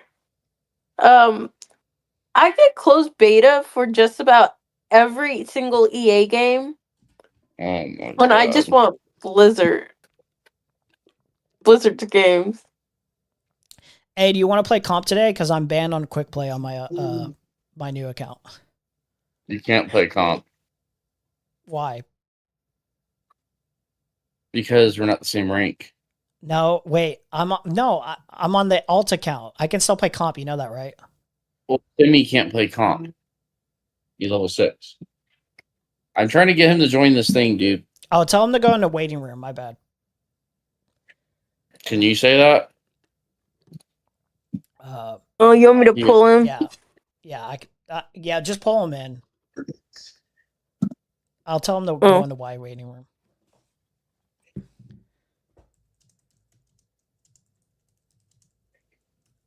Are you on Emery 4 or Emery 3? Emery 4, but I haven't loaded up the game. Hold on 1 second. Epic Games. Why don't you just join our thing, dude? Are you still streaming? I am. I told you. Oh. I just asked you. I said we're still streaming. I asked him if he was comfortable I with didn't being have on my stream. Oh, I had damn. my headphones He said on. yes. He said yes. I didn't have my headphones on. Rage quit? I never would have guessed. Of course I rage quit. Fucking Marvel Rivals pisses me off. All right, here we go. Let's drag him in. There it is. I'm sorry. I struggle. I was struggling. I was struggling. All right, I'm loading up the game right now. All good. All right. I'm getting a call. I'll be back. All right, later. Later. Does your brother have a dead horse or a horse with gas on his profile pic? I actually don't know. What is that? That is me training a horse how to lay down. I got it to lay down That's pretty neato. when I was riding horses and stuff. It was my favorite horse. His name was Blaze. We're loading up the Is my game TV loud? now. We're loading up now. Is my TV loud, guys? I don't hear it at all. No, You don't hear it at all? Okay, good. You're good. You can turn it back up. I was just making sure. So we'll be streaming tomorrow. More content tomorrow. Okay, we'll finish that stream, that content tomorrow. For now, it's just Marvel Rivals. We're just gaming. Okay, we gaming.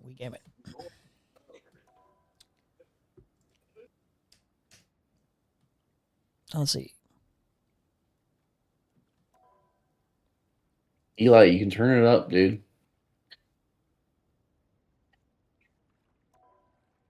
It's like logging in is very slow right now. He was sword What and are we spear. doing here? Arrow code 2. God. What are we doing?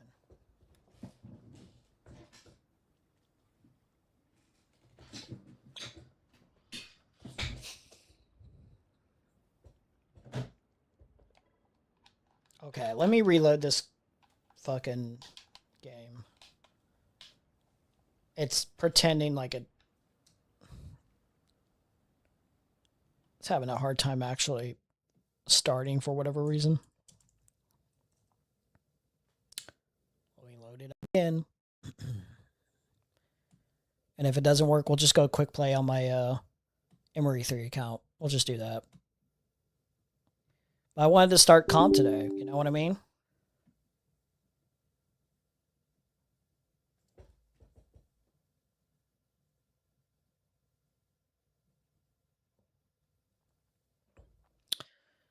Gonna get out of here. Thank you for keeping to the schedule. I've been watching, just driving a bit. All right. See you next time. I have a schedule now. I have a schedule. Very happy about that.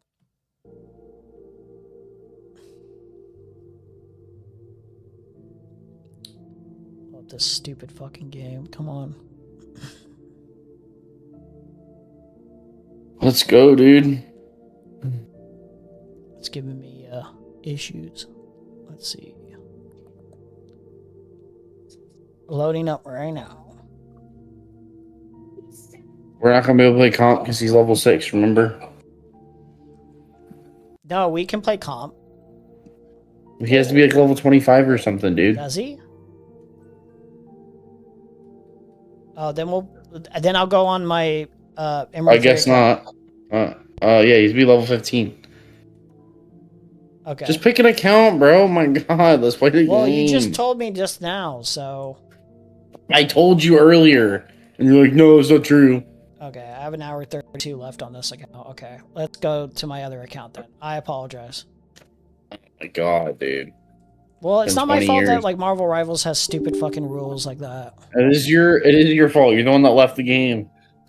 Well, it is, and that You on know, that leave, on you that get banned, on so that why you... in that way it is, but in the other ways that I can't really control, it's not.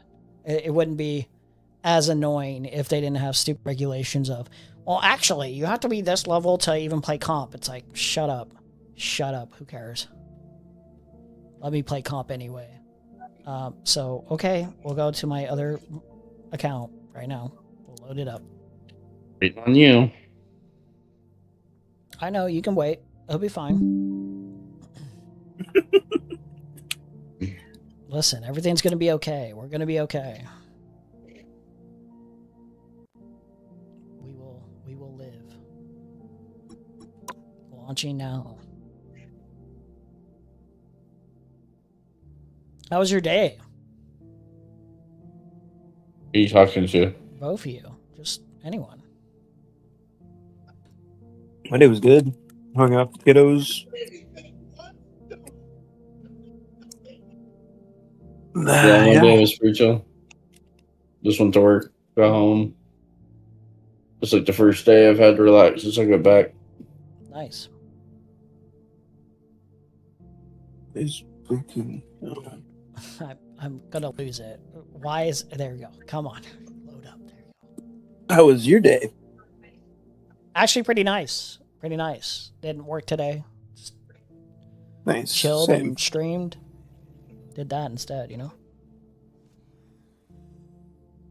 Let me show it on my screen. There it is. There we go. I am on the Risk. There we go. Logging in. I got all my nice costumes now, too. Okay, invite Emery 3. Request to join. There we go. Cool. Let's go. Legendary Rocket Raccoon. I'm so sweaty. You're so cool, dude. Am I not allowed to say I have a legendary Rocket Raccoon as if it's not true? Are we gonna pretend that I don't do a lot of good healing? Come on, bro. You're a mid rocket. Blood is downplaying my Rocket Raccoon because he's mad at me right now. It's crazy. That's Everyone knows your unorthodox. rocket's mid. And quite frankly, I resent it. I'm going to play Loki now, just out of spite. Out of spite, I'm going to play my champion Loki. Okay. And your healing's not going to be as good. And it's you're going to recall to yourself, why am I not getting healed enough? Why am I not getting healed enough? And you're going to remember you're spiting my Rocket Raccoon. And then you're going to be like, man, I really want that Rocket Raccoon right now. I don't give a shit about rocket. You're going to be like Rocket. you're going to be like RFK. You're going to be like, I really want that raccoon rodent dick. You know, I want to cut off that rodent dick and eat it. Oh my god, dude! You're gonna be like RFK. You're gonna be waiting for some rocket. Why am I lagging so bad? It's just gonna be waiting for some rocket. Hey, Joe. Dude, I'm lagging. What else is new? Dude, I had to. Bro's already preempting like the loss. He's like, guys, I couldn't. I'm lagging. I was lagging. I am. I went 0. I'm and literally 30. freezing. I went 0 and 30 because I was lagging. I'm freezing every 2 seconds. Fortunate. Oh my god, dude.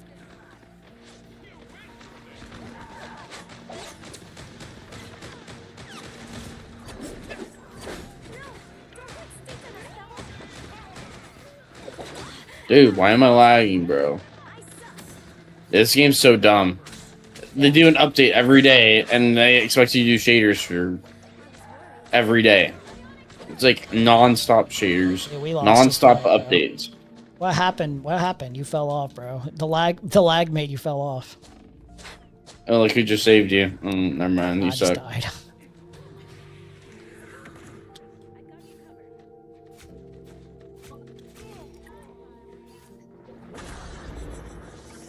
Very unfortunate circumstances, but we will rebuild. We will rebuild, okay?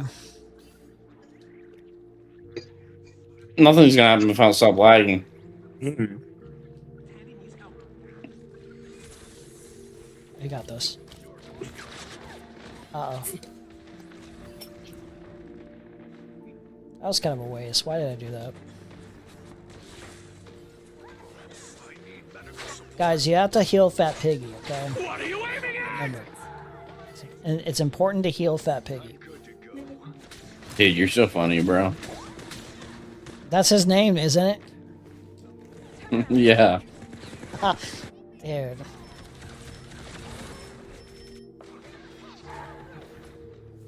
How do I heal with Rocket? You don't know how to heal? With I have to press Y. You press LT. Y. Oh, wait. Are you on controller? Yeah. Yeah, you press LT.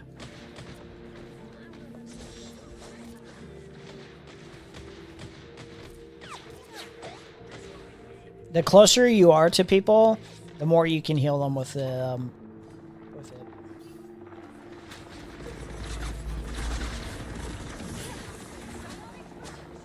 Nope.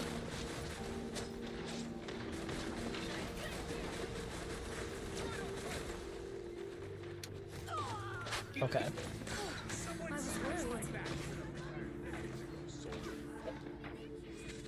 I just hold LT down all day. I mean, yeah, pretty much. You should use Rocket more. Yes, he's good healing output. I do not care if it's too easy. If the game makes it too easy, that's the game's fault. I'm just taking advantage of the game. Yes, in fact, Rocket doesn't take any skill. Problem? Problem?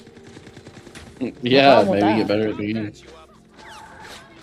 Yes, I will. I will take advantage of the free heals.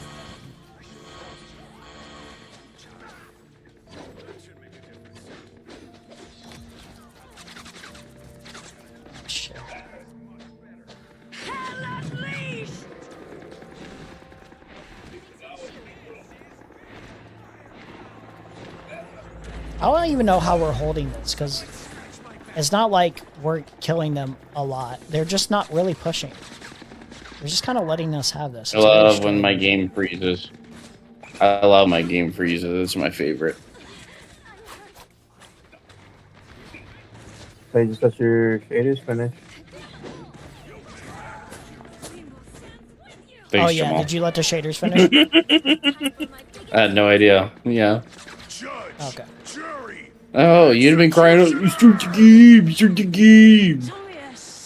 Honestly, I'm not gonna lie to you. If you said the shaders have to finish, I wouldn't have been crying. You'd have been crying ass. No, I'm dead serious. I wouldn't have been crying. I'm so You dead rushed- serious. I'm so dead serious. I know you think I'm lying, but I wouldn't have been crying. I would have been like, okay, that makes sense. Because, like, I would never want to play in such poor quality. Like, it would just not benefit any... It would never benefit me, and it would not benefit my team if I had other people on my team playing in low quality. Why would I ever want them? I didn't know there was an update, but I'm assuming that's who the Frost, Shadow, Snow Fox, whatever is from. So dumb, dude. They do an update every 2 seconds. So you can't get a fucking break, bro? I mean, yeah, pretty much.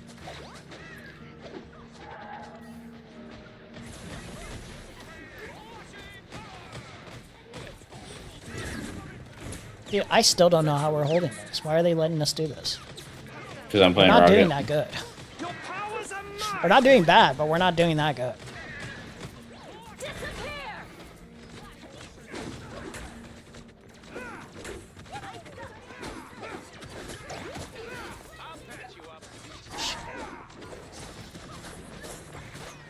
Yeah, it's just all over the place. I need to back up.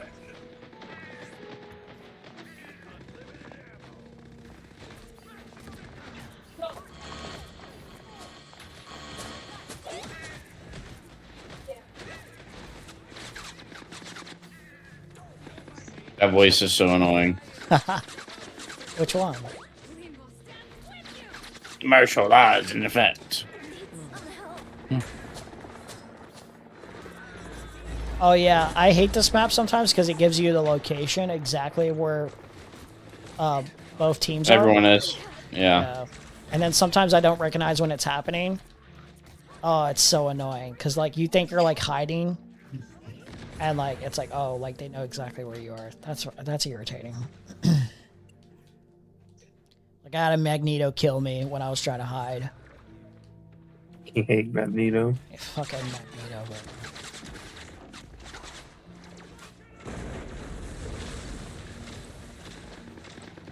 I was about to make a joke that would have been really cruel about Magneto and the harsh conditions he suffered under.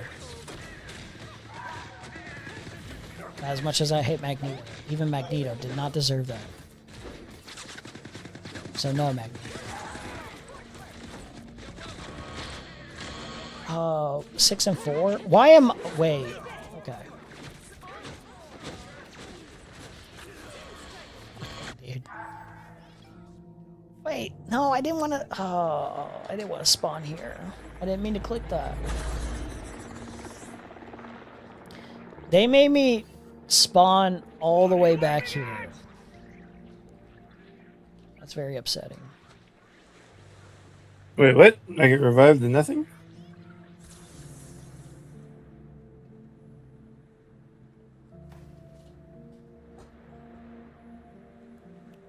Just waiting for everybody here. Wait, are we just pushing the entire time here? Oh my god, yes we are, I guess.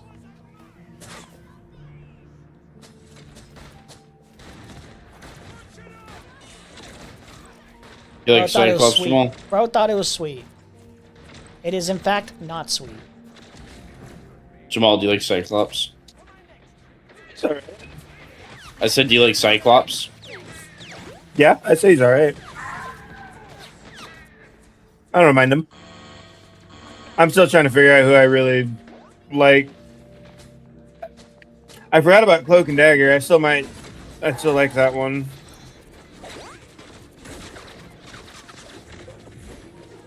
I think Cloak and Dagger's probably the best hero. Or not the best support hero. Not best hero. I think we have a tank. Yeah, we don't have a tank. That makes sense. I'll go tank. Okay. Probably get no heals too, you know.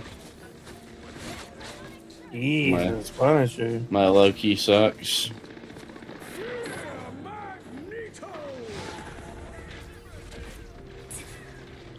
His Punisher just seems like he's a point-and-click adventure.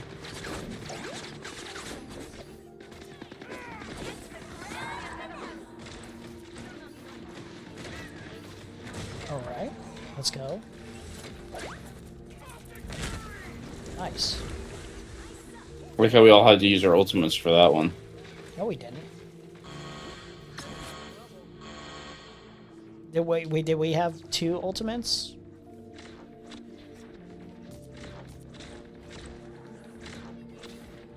Yeah, the Cyclops. Oh yeah, Luna used the ultimate. Yeah.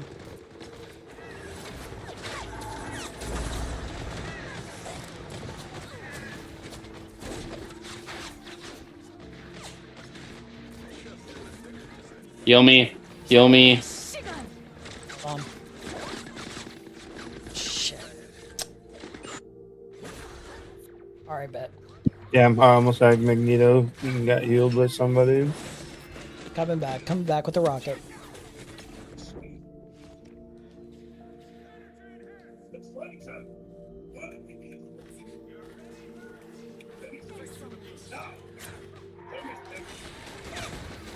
We're gonna win this, and like you're gonna be like, oh, it's because I switched to rocket.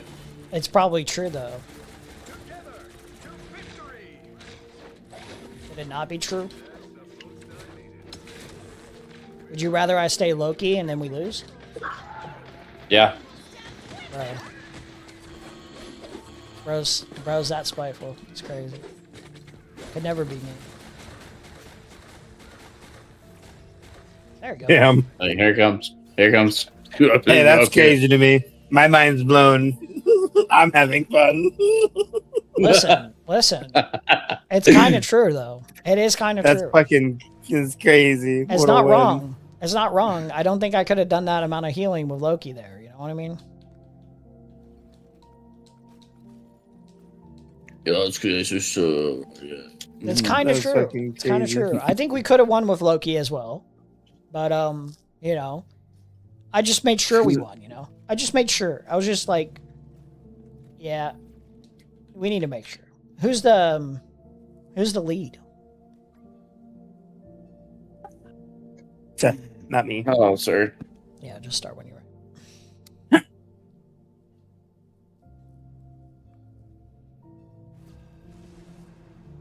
You should say thank you, Rocket. Thank you.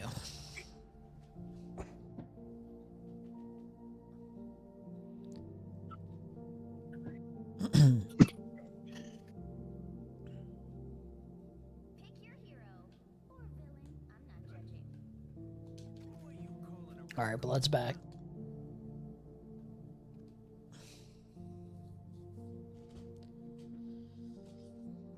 All right, I'm gonna try to figure Cloak and Dagger out. Yeah, Cloak is relatively easy to figure out. Yeah, Cloak. Just hold your left click down, dude, the whole time. That's all you have to do. It's pretty. Oh yeah, Cloak is good for like the black guy is Cloak, and then Dagger is the white girl.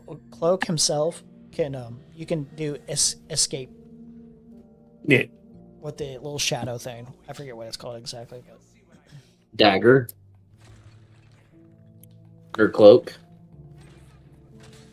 Cloak and Dagger. Yeah, Cloak does the escape thing though. It's like the little shadow thing. I don't know what it's called. Huh? Yeah. What? What'd you say?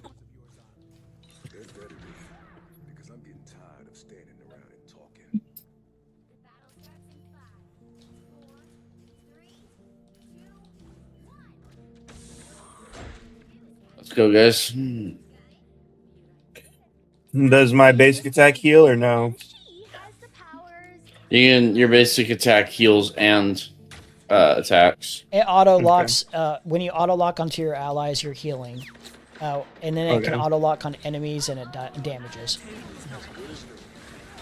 Heard. Where's my heals? I don't know where they go. I'm the best rocket.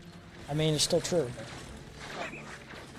I don't know where you went, bro. You kind of just spazzed out and just like went without me. Not my fault, though. It's crazy. All these Blade players, bro, they just playing too aggressive to the point where they're like not even playing with the team. It's crazy. Right.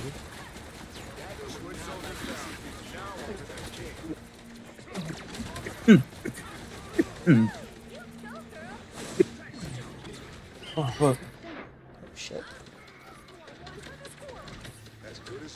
Oh shit, where did I fall?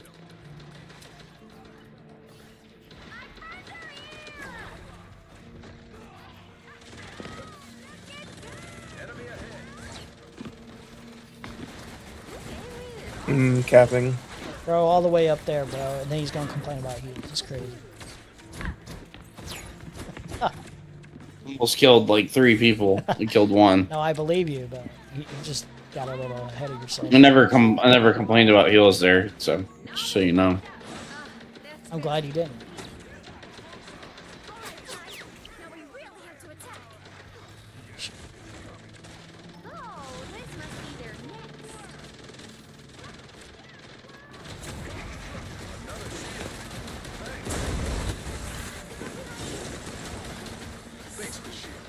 Yeah, I just got fucking ganked from the right.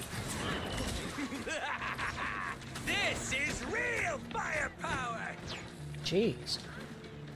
How the fuck are you getting melted so much? Jesus. Me? Yeah, you. What was happening there? I was trying to. I went in the fight with you guys, and then Yeah. I got melted and I left, and I still died. Fuck. Alright. Back up a little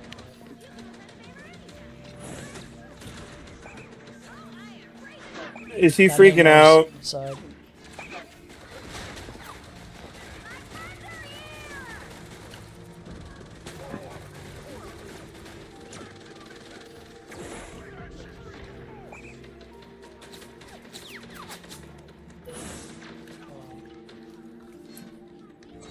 I'm following you. It's just I'm at a bit of a distance here.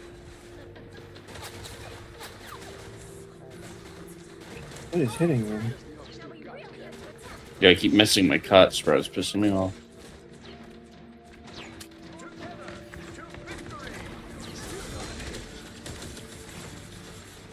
All right, let's go.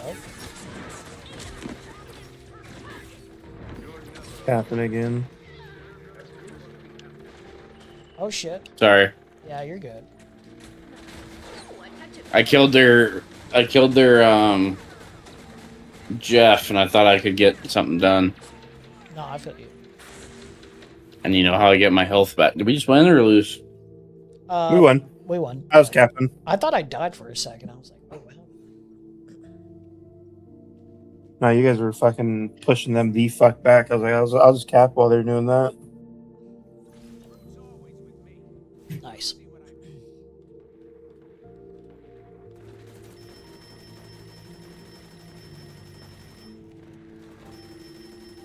Is the game starting for you guys? No. I'm in the waiting There room we go. right now. It's like 25 seconds. Why? Wrong button, but weird. Are you like frozen on the screen? I'm back. I was for a minute.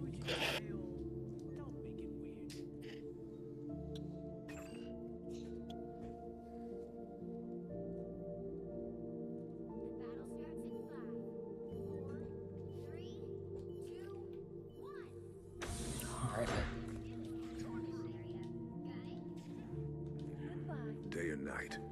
No monsters getting the best of me. Day and night. So. Okay, I'll figure that out.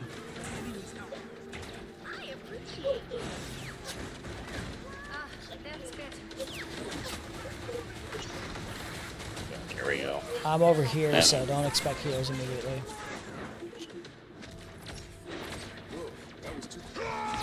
So. It's my fault. Got pushed back. We're getting pushed back in that front area.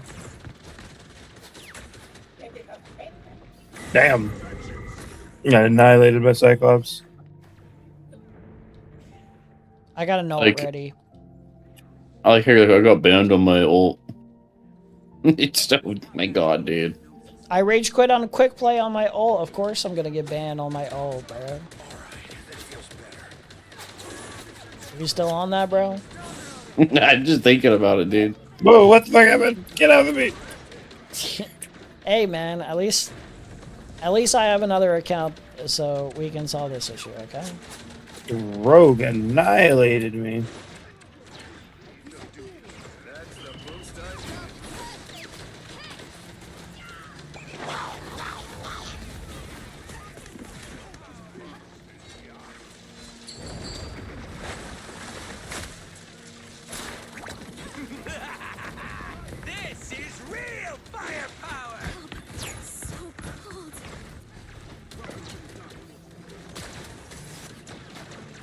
I don't even know where you guys are at. There you are.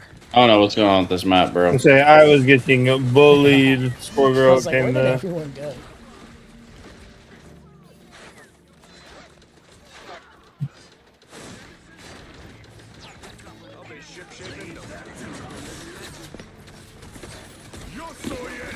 Oh man, that was chaos.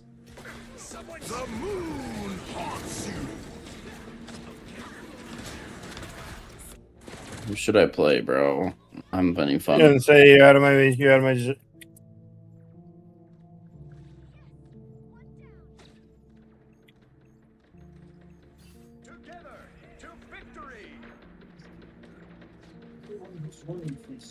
I'm surprised we actually took control of that, because that was it wasn't Me too. looking good for us.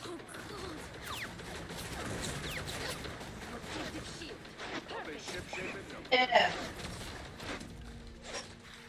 Oh my gosh, big.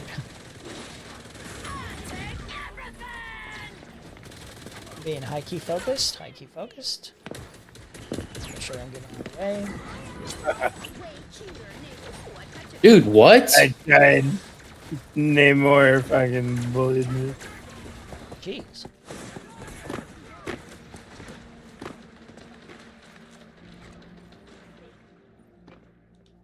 They're at 92. They're probably gonna get this.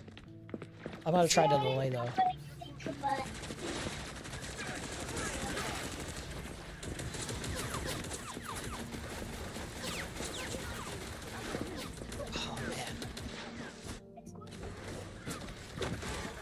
Rogue is just chasing me. Getting no heals. I'm dead, bro. I can't. I'm trying. Rogue is just fucking on my ass. Dude, no, I'm about to get off, bro. Like, Don't get off. Oh my god. I was being a bitch. You gonna change up my whole stream format here, bro? You gonna get off? That's crazy. I'm just playing. I'm trolling. I'm 9-8 right now, guys. Bro, giving up. That's crazy. I would have switched to cap, but someone's already playing cap, dude. I'm not You getting guys any want me other to play character. Namor? I can help out with some. No, bro. I don't know, bro. You're good. I feel like we need it. No, please do not play Namor. Why? Oh my god, Why? bro. We need damage, bro. We need kills. Oh, bro. We need kills. I'm We need dying. damage, bro. I'm We're dying. lacking. We're severely I lacking. need heals. Well, yeah, you need heals, but you also need damage. What's the point of heals if you're not getting your shit done? I'm gonna eat your ass, dude. Fucking switch back. Bro, it's too late. Gorilla Grip is Jeff. Now we need damage. Okay. Gorilla Grip is not Rocket. Okay. We got this. All right. Do you believe in us? No, you don't believe in us.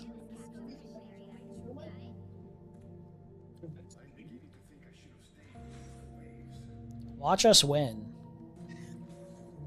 Hell no. Watch us lose after I just said watch us win.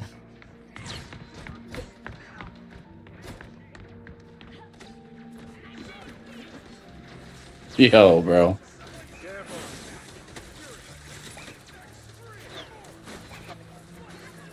Dude, fucking rogue.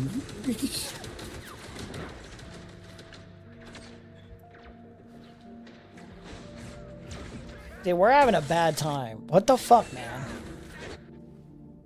Let me lock in. I'll switch to the most simple character in the game and not have any fun and still win.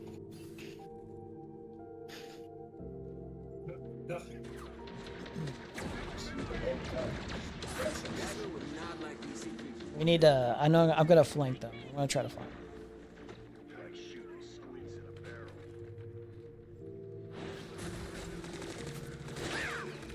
I'm either getting bullied by Rogue or Namor. Sandwiched right between them both.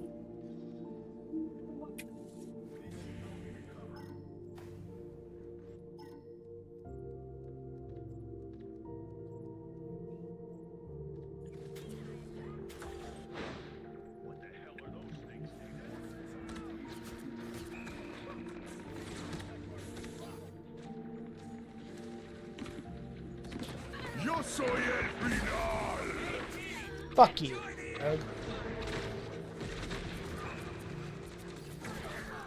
Fuck you, Jeff.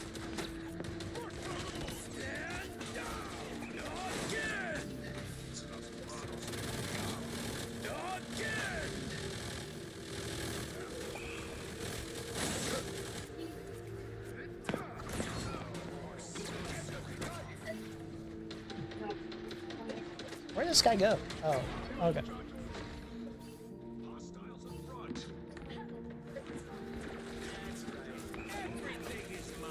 Fuck you. Oh, I thought you were dead.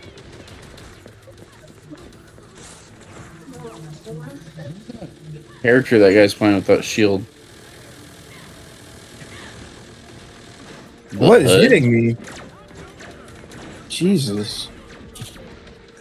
Come here, kid. Why aren't you in bed? Man.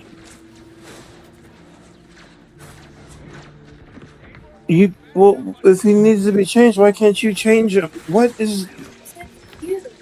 Okay.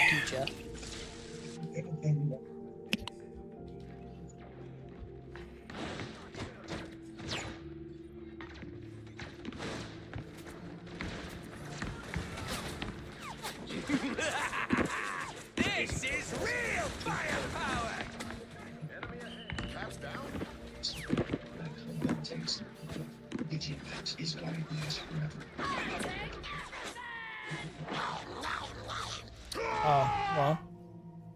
Is what it is. My bad. I had to change my kid. My bad. Go to bed, dude.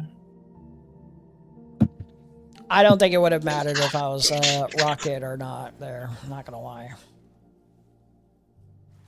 Go put the gun up there. It's bedtime. Go.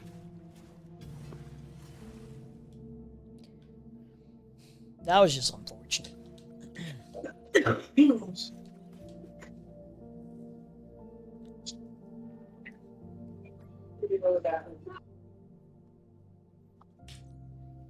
Bro said Namor did as if I was like Namor the entire game. That's crazy.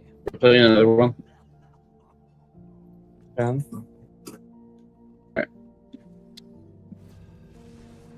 He said Namor did. Bro. What do you want me to do? My team can't cooperate. You know, only so much I can do. Stop it.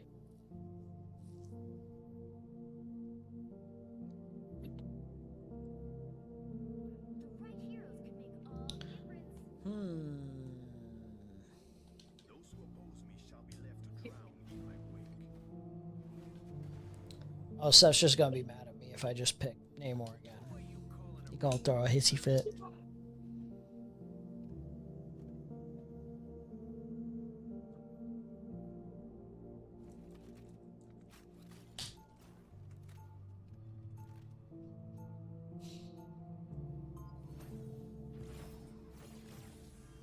He said, "This is QP." Well, let me play who I want. I play who I want. There's no rule. There's no rule that I can't play my favorite characters. There's no rule. There's literally no rule. What is he mad about? Because you're playing Rocket? No, the suggestion is basically, why are you playing your champion? Like, this is QP. It's quick play. It's not that deep. And it's like, I like playing the character. What can I tell you? Like, I like playing the character. Yo, Sleepy Skater, stop crying, bro. Oh my god. True.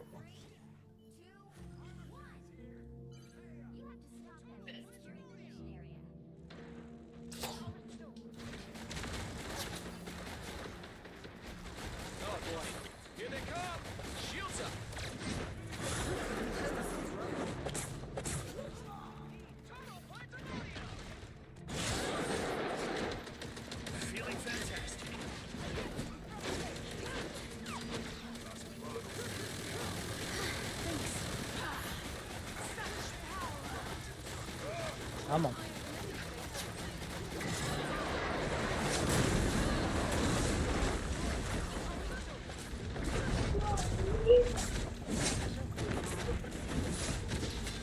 Fucking Iron Fist, dude. He's so annoying, man. Shut the fuck up, Iron Fist. Get off my dick, bro. It's always some fucking dive character, bro. I fucking despise dive characters. So fucking obnoxious, bro. It's my, like, #1 pet peeve in this game. Yeah, we're about toast. I hate them deeply, bro. They're so annoying.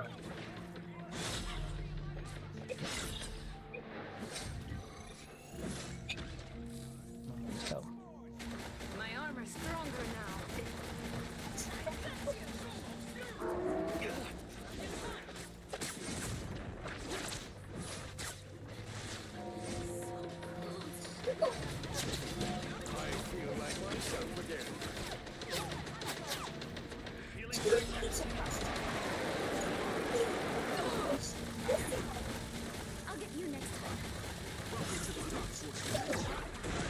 God. Then he flies away like a little fag, dude.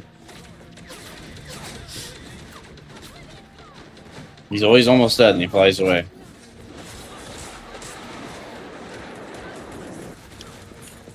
Spider-Man and fucking... I don't know who this dude is. Iron Fist beating the shit out of me. Dude, oh my god. Fucking Spider-Man, man.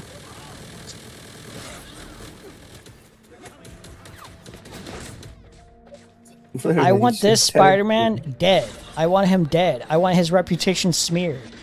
Now. Oh my god, again, they're both just on me. God, no wonder J. Jonah Jameson Crazy. hates his fucking guts. Jesus.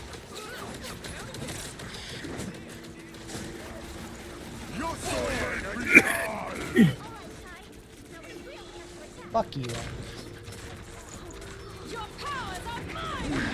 What is hitting me? Jeez. I'm just getting killed every time I'm out there. Fucking Iron Fist, probably. Oh, they're just like jumping me, man. There's like 3 of them on me, and they're all dive. There's a dive tank. There's a dive Spider-Man. Because there's 5 of us right now. Bro, I'm losing it. I'm going Namor. I don't care. I don't care. We're gonna lose We got a 5th anyway. player, I'm that'd gonna be enjoy nice. myself. I ain't babysitting. Alright, we got a 6th player now.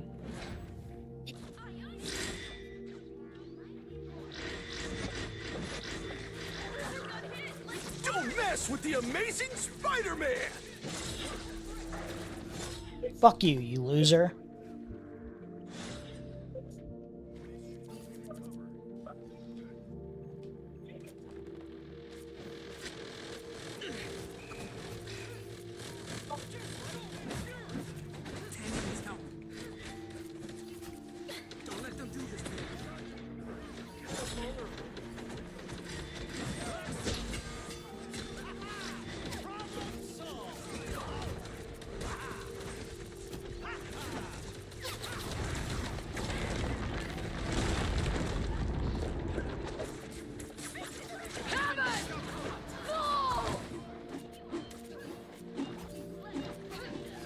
See how much easier it is? Oh my god, dude.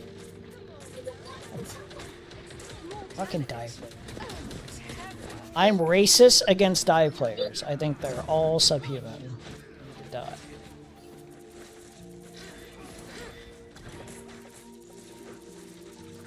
Anti-dive all the way.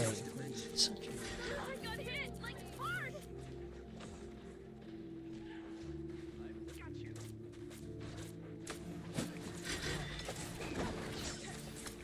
It's magical. It's, oh my god.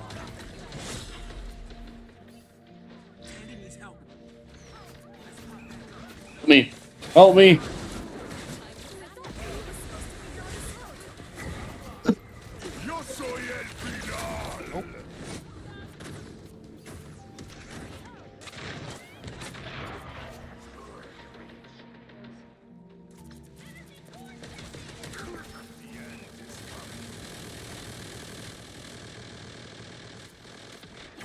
Got a Captain America on the way.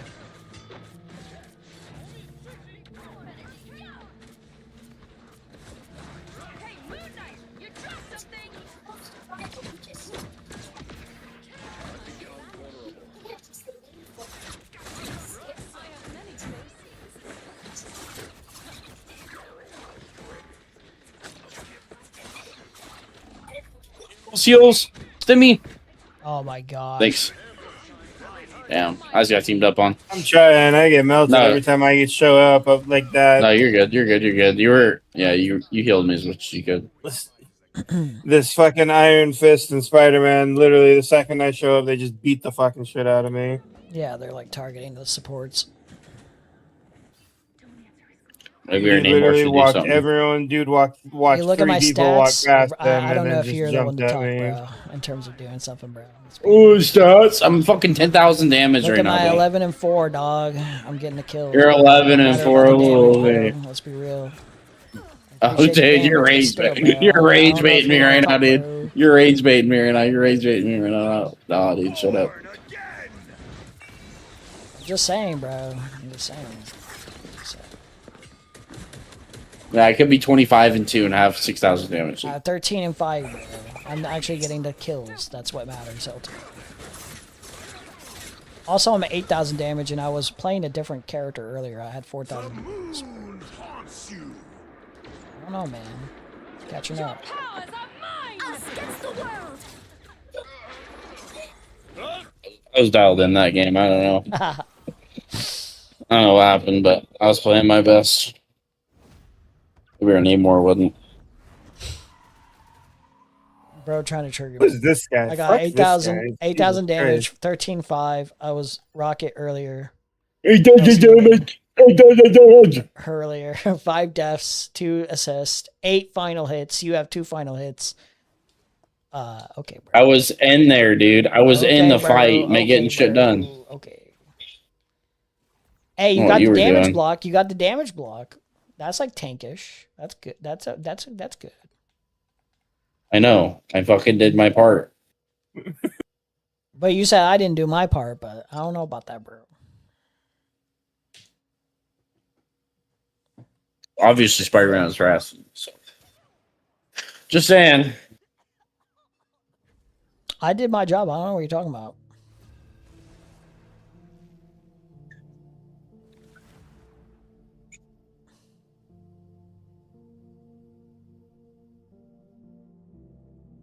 Oh no, what does? A few months ago, I found he never quit.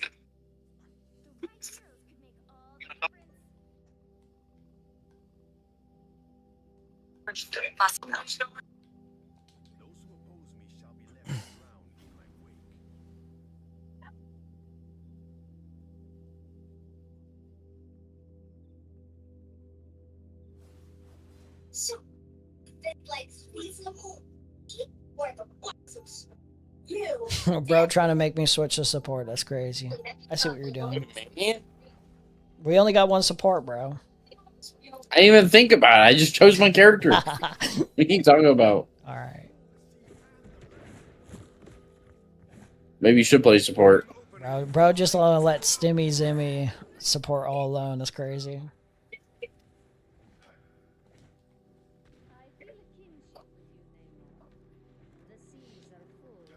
Who is this dude, bro?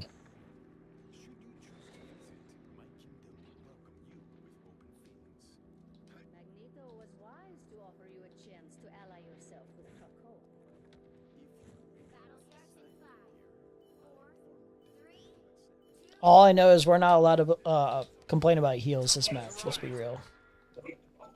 All right, Jawal, you gotta like stay behind on the back lines and just fucking heal.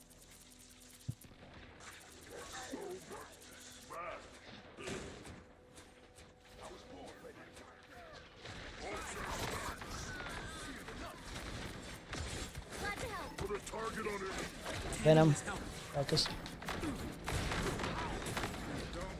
Okay, but what about when someone comes to the back lines and absolutely bodies the shit out of me? Ask Nate. Ask Emery for help. Say Venom just jumped back, beat the shit out of me, and then jumps away. Don't worry, I'll fucking, since Emery's being a little fucking bitch, I'll play Jeff. Bro, I clicked on Namor first. Don't worry about it. Don't worry about it. I'll play Jeff. Suddenly I'm the bad guy. Don't worry, I'll play Jeff. Don't worry, like I said, I'll play Jeff. Emery's the one. I'll play some bullshit and hold RT the whole time. I'll hold right trigger down the whole time and just. Okay, man. So I love spending my nights after work holding RT down. How do you think I feel when I'm playing Rocket all the time? You know what I mean? Well, you're legendary Rocket. I want to tell you, he's my favorite character. But do I always want to do that? No, I don't always want to do that. That's not always what I want. I thought he was your favorite character, and suddenly he's not. You've heard it's me like complain you about pick the and fact choose. that I feel obligated at times. You pick and choose when you want. No, dude. I do pick and choose. When I'm in the mood, sometimes I don't want to fucking play Rocket. Is that such a fucking bad thing? I don't think so. Well, you can't just. You want to know my most played character, by the way? Who's your favorite character? Literally, Namor. It's either is or isn't your favorite character. So, like, no, actually, I don't always want to play Rocket. If he's your favorite character, then fucking play him. If not, then just fuck it up. Rocket is not my favorite character. Namor is my You favorite character in the literally game. last game, dude was like, "Oh, Rocket, really? You're legendary Rocket. Why are you playing him right now?" You're like, "What's wrong with playing my favorite character?" Word for word, he says he's your favorite character. I'm being hyperbolic in terms of he's one of my favorite characters. Legit. What is our Hulk doing, bro?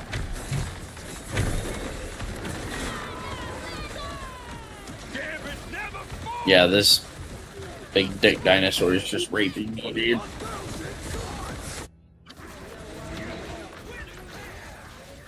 Hey, Namor, you want to do something, dude? I have 6,882 damage. I have 4 kills and 1 death. Who's Salty Eats playing? Salt Eats playing. Like, I don't know what you Scarlet want. Witch? I don't know what you want me to do. I'm doing what I can. Yo, can our Strange actually do something?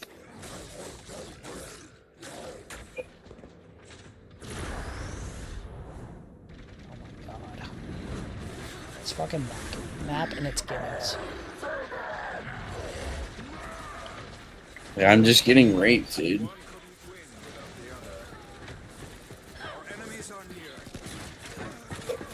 I didn't even see Venom.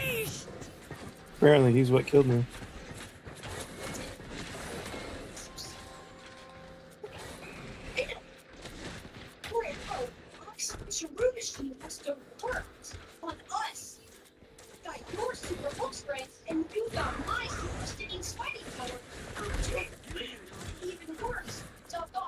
Really got no one. That's cute. As soon as I use my Jeff ult, everyone just disappears. Okay. Love this game. Everyone just disappears, dude. Legit, they just disappear into thin air. A fucking magic trick. Fuck this game, dude. I guess I do have to babysit. Alright, cool.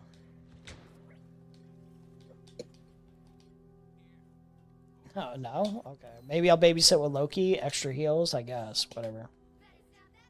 Maybe a babysit. Maybe a babysit. I do have to babysit. Am I talking about you when I say babysit, though? I'm talking about the other team.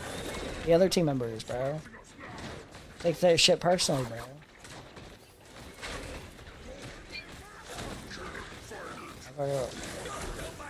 Hulk, what are you doing, bro? Quit jumping in there, bro.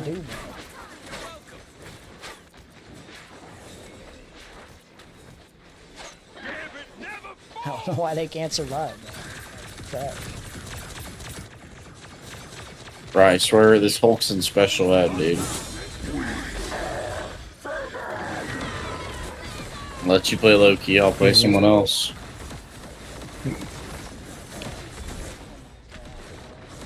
Fucking blades is Beyblading me. Are you fucking kidding?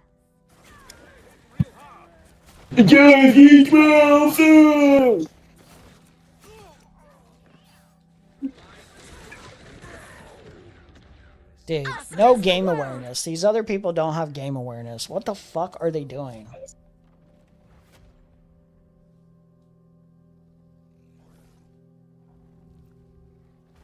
Iced tea.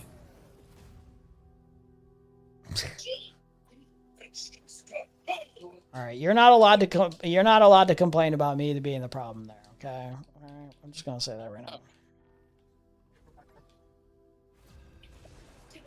No, obviously you're not. I guess I'll fucking babysit with Rocket. Okay, I've learned my lesson. My role in the game is to babysit.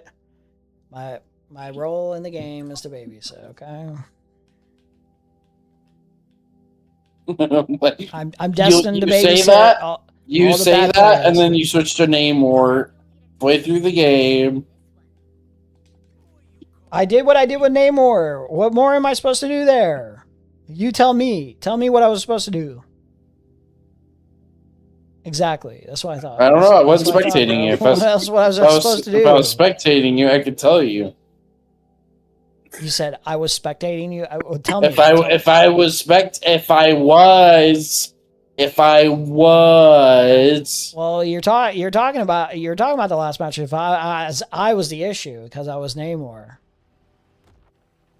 like designating me in this one particular role that's fucking obnoxious. Like, you can't fucking Bro, survive on your you're own. a healer without for life. fucking You're a healer for life, bro. Stop trying to. Now you Stop just trying to be babysit, something bro. else. I'm the most. My most played character is a damage character, and I played this game more than you. And most games, I'm usually Your doing most pretty played goddamn character well is for the damage Rocket. character. So yeah, it would be nice if I could play the fucking damage character that I played the most time on. So babysitting, you know. Your most played character is I Rocket. What are you talking about? I get to play support when I want. I get to play tank. I get to play damage. But no, you Emery, you have to play support. You have to. Otherwise, Jamal doesn't have to play your support. amazing heals, we lose. Okay, bro. Thanks. Jamal, Appreciate even that. Jamal agrees. See, Appreciate it. I don't know the rules too well yet. All I know is I'm getting fucking bullied by a Venom again.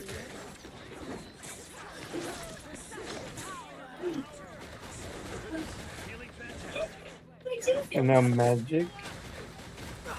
Fucking Spider-Man.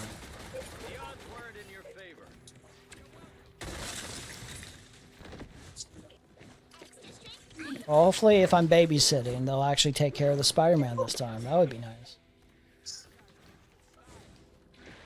it'd be nice if you could play Namor and we wouldn't have to worry about it. Oh, no, you're always finding something to complain about, bro. That's crazy. Well, if if you looked into the future, you would know. You would know you have to play Namor because Spider-Man's going to be there. You know that. Oh my God, Venom from behind. God. All right, let me damage the fucking Venom to all my stuff. You got revived. Don't worry. Don't complain about heals there. Yeah, you can be my heels.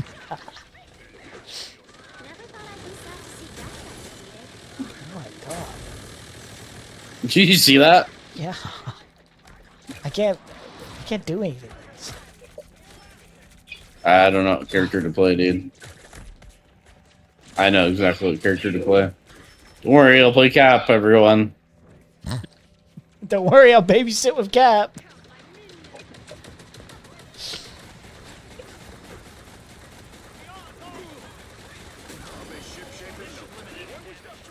Don't worry, I'll babysit with Cap. I'll lead you into the charge. Don't worry, I'll hold your hand through this.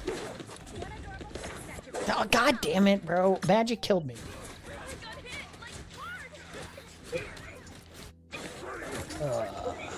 Venom got me. Survive. This guy's all swinging through the fucking whatever. It's crazy.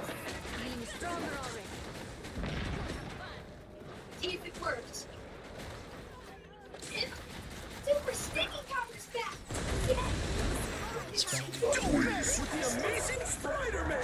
Oh wow, Spider-Man killed me while I have the amplifier on. It's almost as if the amplifier doesn't do enough.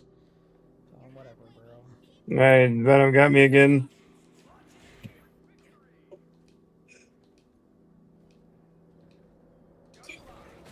Hey. Oh.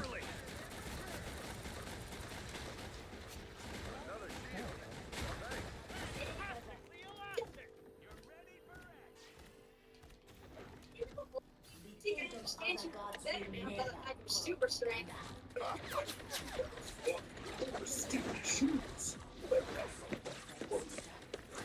Get ready.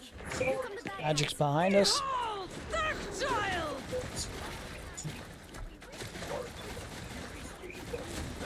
On her ass.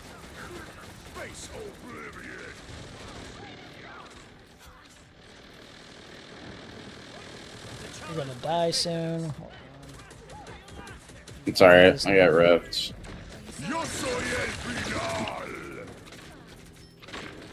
Careful, he's got ult. Oh my god, this fucking Spider-Man. It's behind us. That's the boost I needed.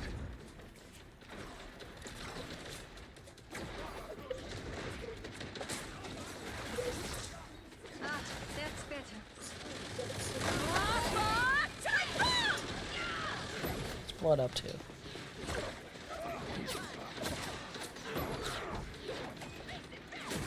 I'll get you next time. Got melt the venom. Okay, they're all on focus. They're focused on me. I think it's Spider-Man venom. Oh, no, I don't see him anymore. There we go.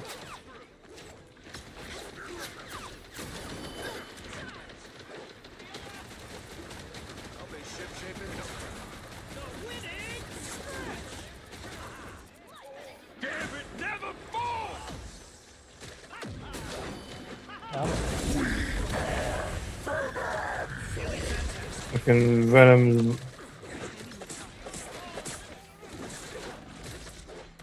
Oh my god, man. Holy shit. They're like hardcore focused on me there. Who the fuck?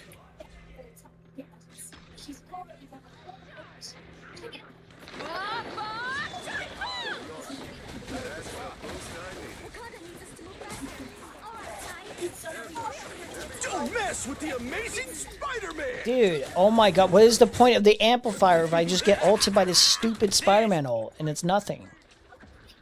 Oh my god, man. So fucking lame. What a fucking loser. It's that obnoxious fucking ult. This whole technology is so interesting. It's the second time it's fucking happened. That really helped.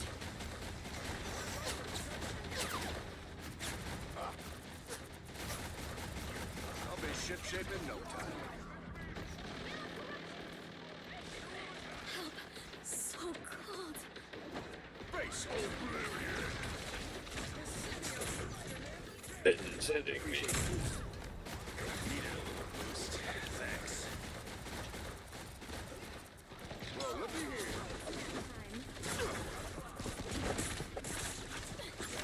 Oh, it's a Spider-Man, that's what it is. What is Eli doing? Trying to find what? He got it out of the freezer?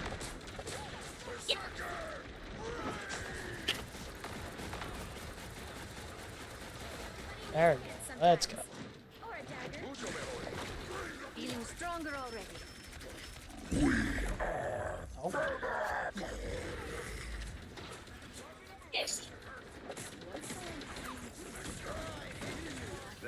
Spider-Man behind. Surprised.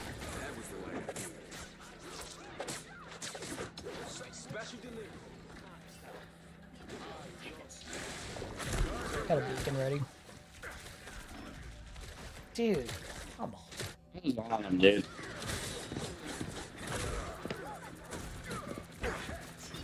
Damn.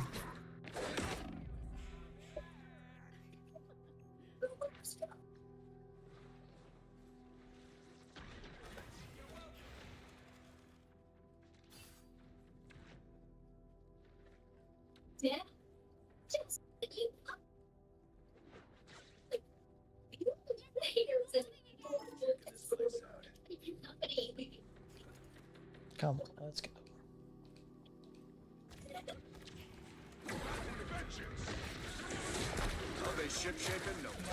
No, you're gonna die. Don't mess with the amazing Spider-Man. Thought you could do it this time. Ain't getting away with it.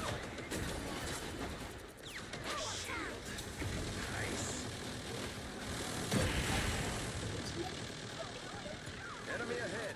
Prepare to engage. Gambit never falls. Behold, that child.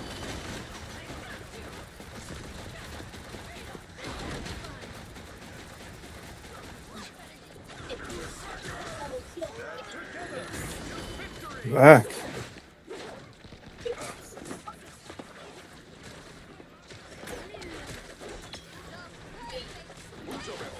Yeah, why do I keep getting pushed back, dude? It's so annoying. It's because they're standing on it.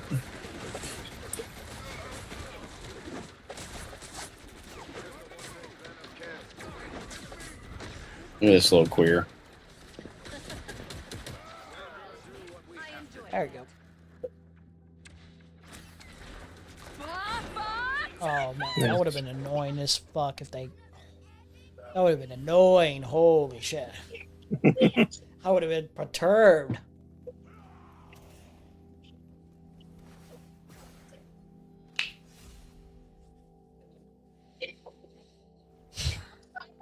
I'm surprised I was only 14,000 heals. I felt like more. Holy shit. Fall, dude. What?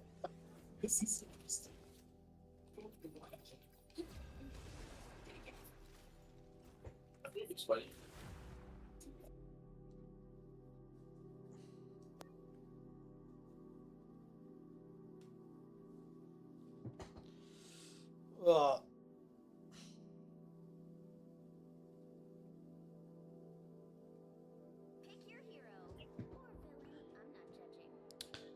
Okay, guys.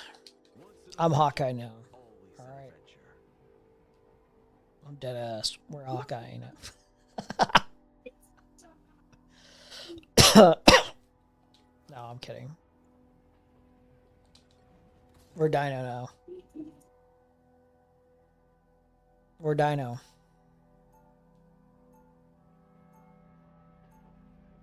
Me and you are tanks, okay, Seth? We're gonna tank it. Bro's not listening.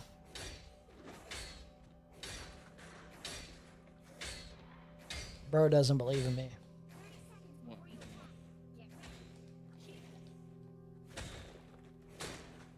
Go, Cap. This way. Keep an eye out for tentacles. Okay, that's fine. You heard me. Let's go. There you go. Why is Jamal so quiet? Freedom doesn't come Can you hear us? Yeah, I hear you. Bro, I'm Dino now, okay? Me and you are tanking, okay, Seth? Oh god, you're so cheeks, bro. You're gonna be so cheeks. Watch me be a better tank than you. You're crazy. Oh, hell no, never. Watch me better than you in this game. Never. Watch me tank. Never. Oh, you play tank like that, watch me do it. It's gonna be crazy.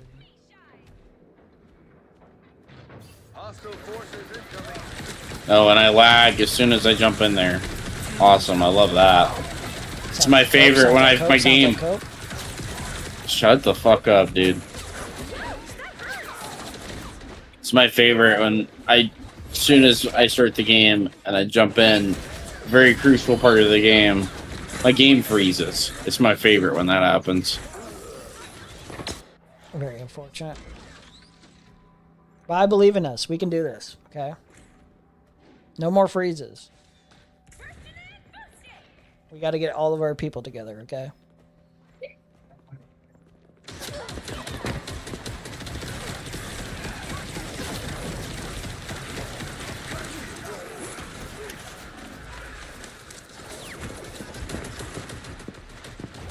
I said Daredevil's just in here. Yo, dead ass. This ain't it, bro.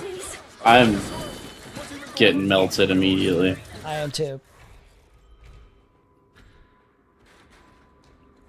How much damage have you taken? 2,800. I've taken 4,675 so far. I feel like you're capping. I'm not capping. This character has a lot of health bars. I'm so serious. And Dino just takes me up. Well, now I'm at 4,379 after that.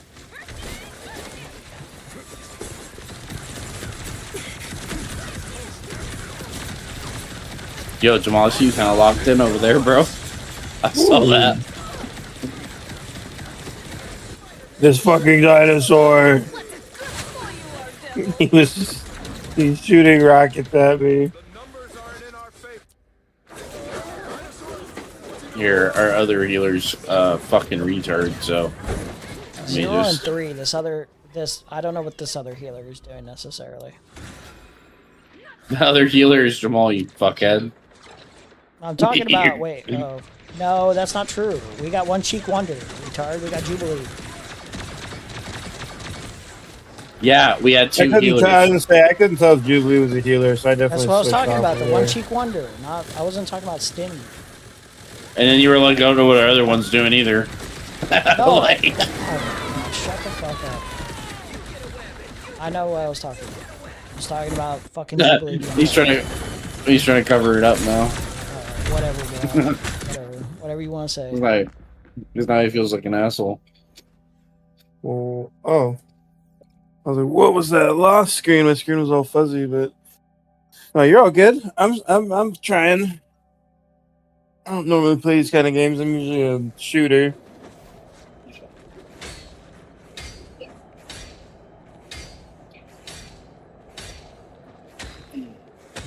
I'm staying Dino, bro. I'm staying persistent, alright? Yeah, we're gonna lose. Bro, you switched up on tank, bro. Because I was getting melted. There's nothing. What's the point of playing tank if I'm just gonna die the whole time, bro? Okay, then why are you complaining about me being tank? I'm the only tank, bro. What am I supposed to do? Can't switch up now. Not be cheeks. How much? Wait, bro. I'm not cheeks though. I'm doing all I can. I got 2 and 4, bro. I ain't playing much different than anyone else here. My damage block is 12,673. My damage that I'm giving is 6,712.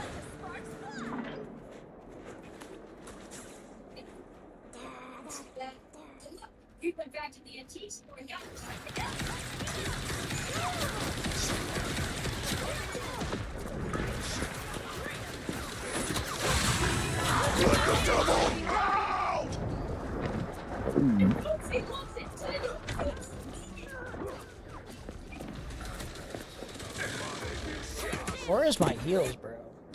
I was literally on heals the whole time. Bro. I was healing you the whole time. Like, Get your ass up. I was on heals for a bit, but then I just suddenly wasn't. And then because someone started killing me, so I ran away to heal myself, and I came back to start healing you again. No, never mind.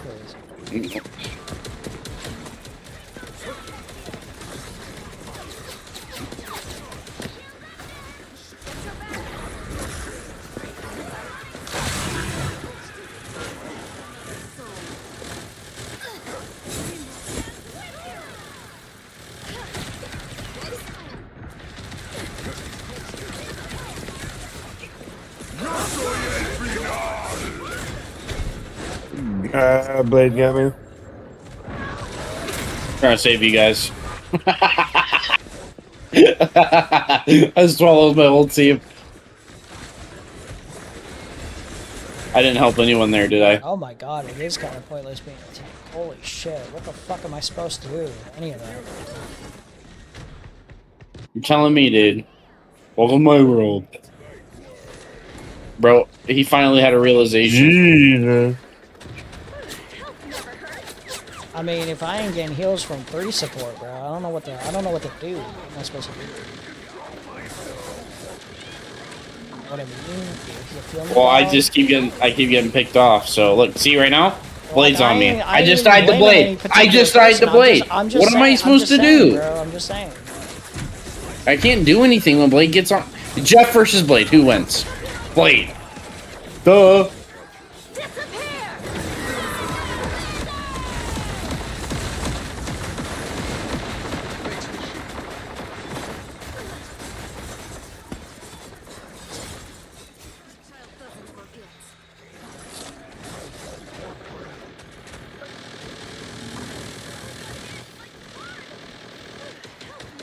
Hold on. Lock in. Why?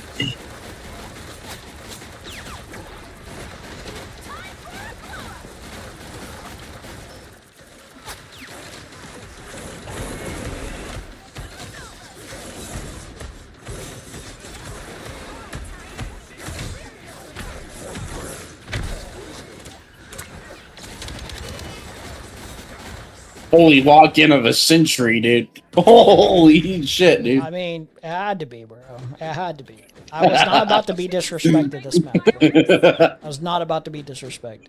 Can't be. I can't have that. Good heals, guys. Oh my god.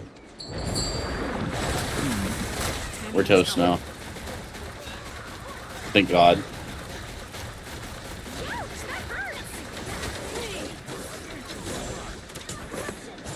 Oh, bro thought he was cute. Bro thought he was gonna hunt me down.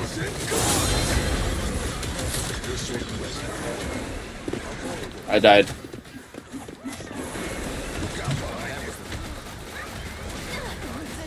I'm dead as well.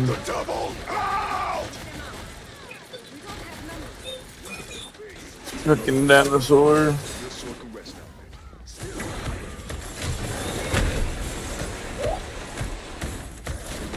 Oh my god, they're so fucking lame, man.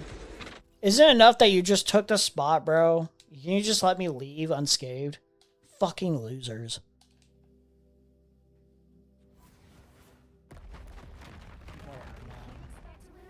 Apparently I'm not allowed to play anyone else, otherwise we lose. Cool. Awesome. Cool. Sweet. Not allowed to play tank, not allowed to play any other character. Alright, cool. Sweet. That's awesome, man. It's cool. I'm like Jonah Hill. I'm like typecasted, bro. Ain't nobody want to see me in any other role. They just want to see me as the fat, funny guy from Superbad.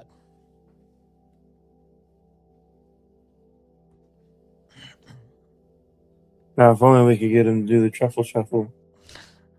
That's not the same guy, but the No, I know. I'm just saying you applies. can make it. No, I know it's not the same guy. I'm just saying make Jonah Hill do it since might as well.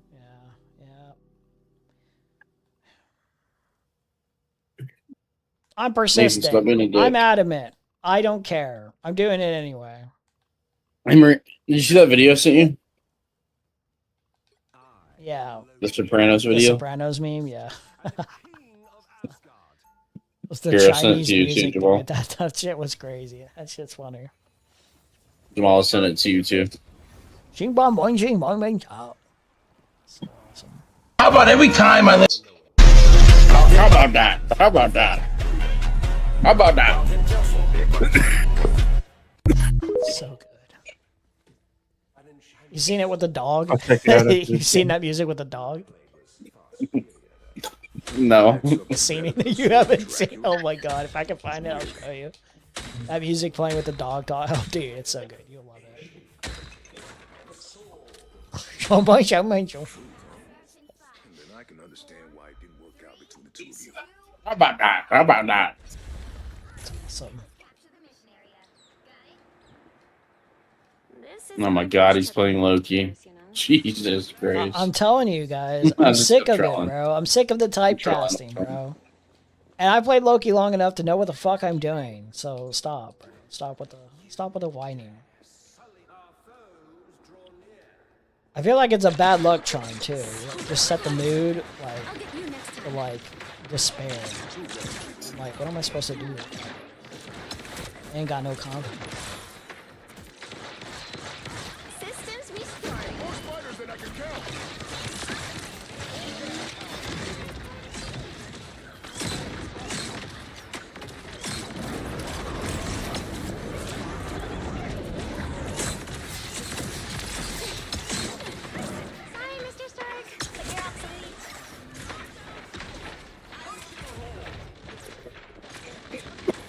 Can I aim at Loki's little clones to heal you, or do I have to hit you to heal you? You have to hit me. Although I think you can heal the clones, if I remember correctly, I think you can, but it's kind of pointless to do. Never should have changed the website formula. None of this would have happened. I don't really know. I don't really know. You see, a lot of these discoveries made mistakes. True, but not his fault. Well, it is what to play with. We're still serious.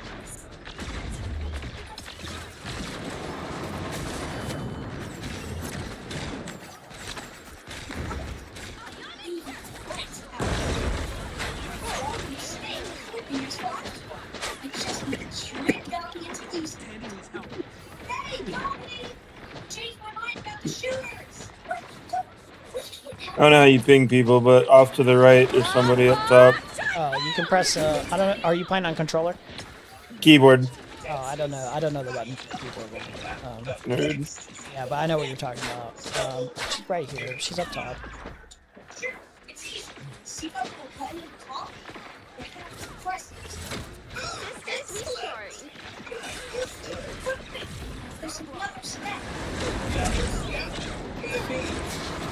Woo! Never miss.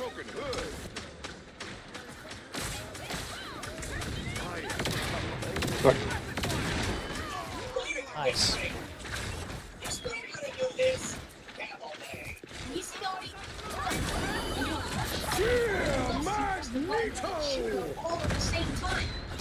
Yeah.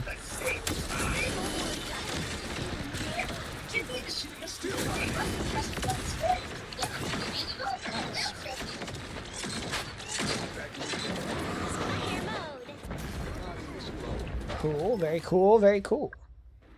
Did you see that? See, was that bad? Was that bad? 8-0. Did you see what I just did though? Yeah, I did. He's gonna ignore it. He's No, just it was gonna awesome. It was awesome. See, 8-0 though. You were shitting on my Loki.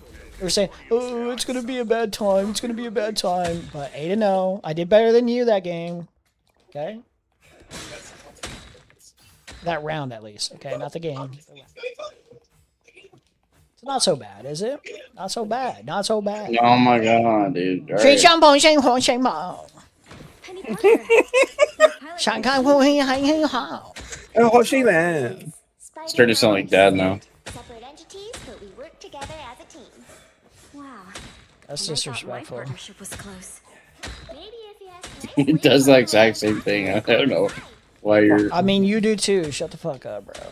Don't get started with me, bro. Bro acting like he doesn't do the same thing, bro. Bro, really. I don't do the Bro, text trying to voice. ignore I'm not it. good Bro, at trying to ignore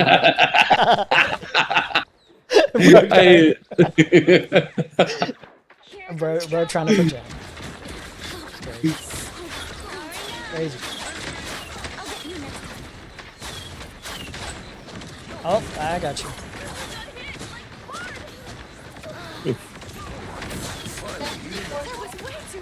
Okay. I'll get us out of here.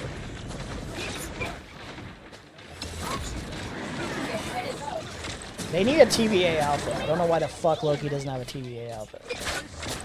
Okay. What? What? Who killed me? What gives? What gives? What was that? What is hitting one? Dude. It's fucking hell. No. What gives?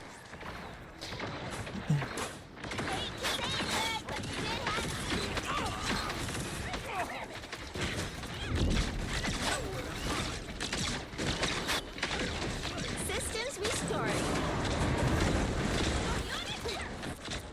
Alright. Never hurt. We can control I almost died from that Iron Man. And then I died from Hello. Okay, cool. I would have rather died in glory from the Iron Man ult than Hella just like one-tapping me. That's cool. Such an unsatisfying death, you know?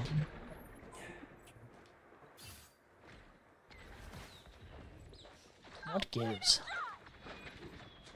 You owe me one. She needs to die, okay? She needs to pay for her crimes against humanity. I'm gonna steal her soul.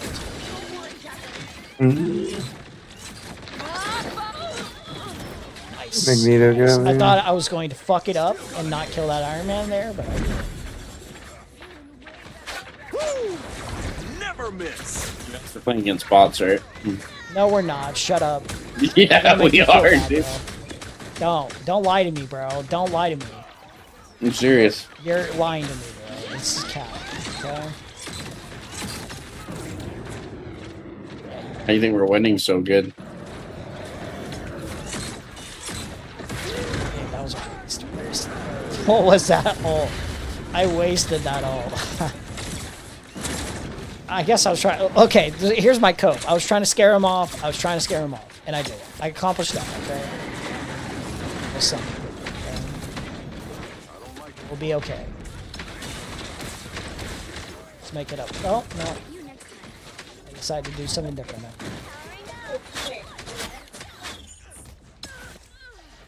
now. Alright. 13-2. Not too bad. Not too shabby. 11 assists. Nice. 14-4. Nice. I'm proud of all of us. We did good. I did the least amount of damage, too. Yeah, you did like 3,000 damage. That shit's weak. But I got the kills, bro. I got the Shit's kills. weak. I got the kills, and I got the heals. I made up for it in heals, too. Because I got... Listen. No disrespect. But I did get a little bit more heals than our friend here. But not by much. It was only by 1,000. Well, only by 1,000. Okay, I'm back to Loki. Okay, I'm feeling myself. I like Loki.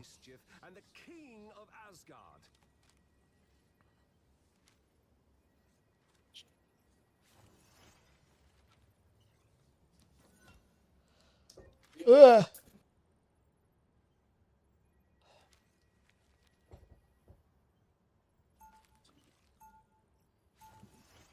Honest to God, this might be the last game because I'm gonna go to sleep soon. I gotta be up at like 7 a.m. Get some decent sleep. Not even that late, dude. I know, but I want to make sure I ain't staying up too late, you know? Gotta make sure my sleep's okay, bro. Conflicts bring us together. It's a rare occasion when you and I see things the same way, Namor. Probably play 2 games, okay? Okay, not just one. We'll play 2. We'll play 2. Name and you'll find our alliance will be over far sooner than you anticipated. The battle starts in 5, 4, 3, 2, 1. You have to stop them from securing the mission area. Oh, I don't. It's time to do the right thing. Just you gotta figure out what that is. Significant chance. Oh, what Magneto's doing all the way.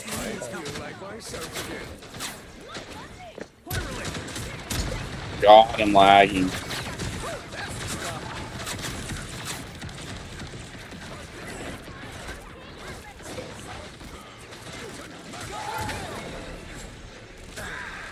How refreshing. Alright. Don't let them do Oh.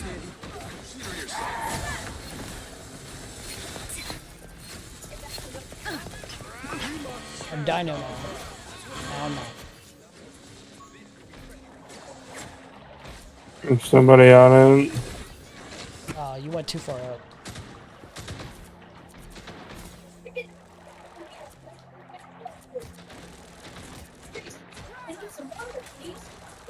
Oh, they do not look happy.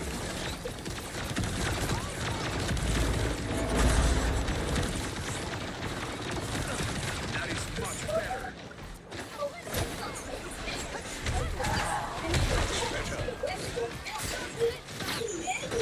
This fucking Dino's gotta go.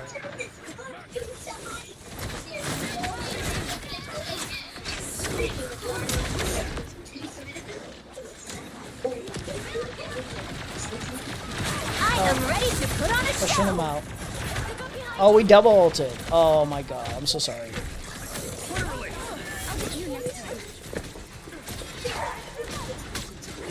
Show me that shit.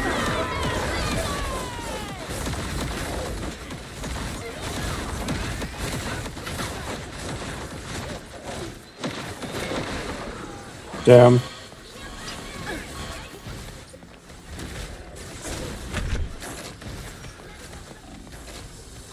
I was about to escape too. That double kind of fucked us. That Luna. Oh my god.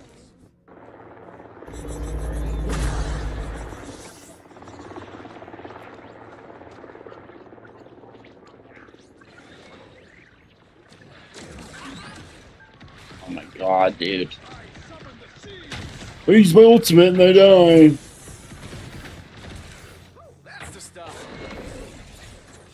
Because if you really use your ultimate, it gives you all your health back. So did I really die? It's fucking all shit, dude. It's a fucking bullshit ass game, dude.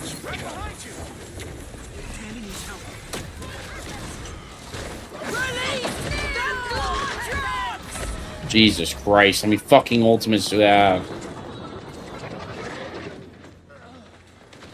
Dude, I'm about to leave. I'm legit about to leave.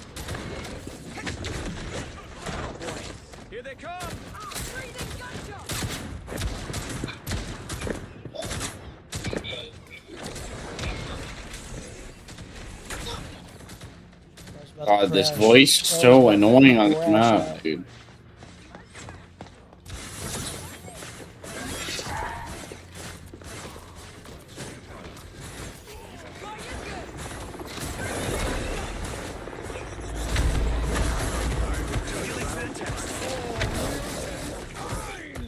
Oh my god.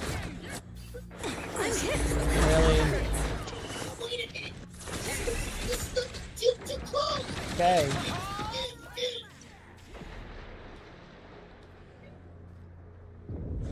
Met again.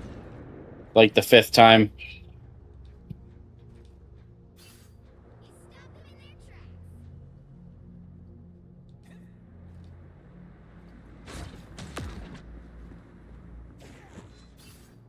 Let's grab that. It seems we have company. This could be treacherous territory.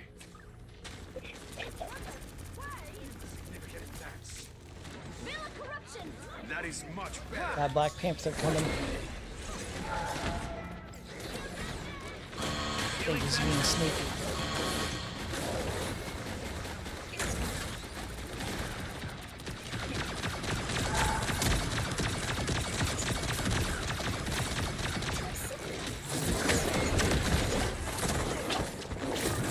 Tremble before fast.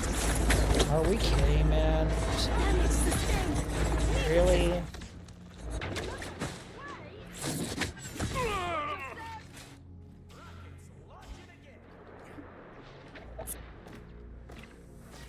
It's cancer. Fucking hate this game.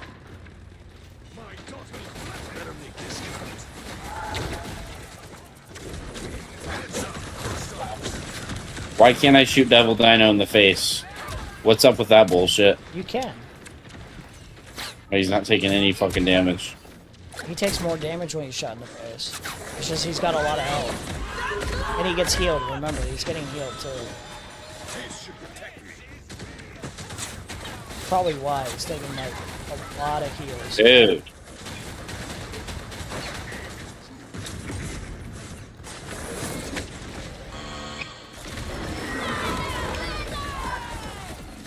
Jesus He died? Christ. What the fuck, man? Shooting him directly in the face, too. There's no way he's surviving that much, is it? The heals are that good, I guess. Because he's got the little flower, or not the flower, the little icicle thing on him that Luna has. That's helping.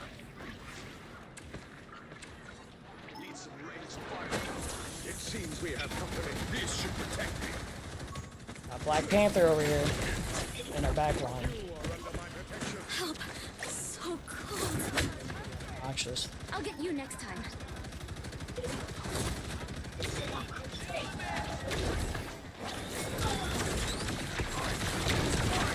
I am ready to put on a show. Toya Shiga. Dude, how's he still not dead?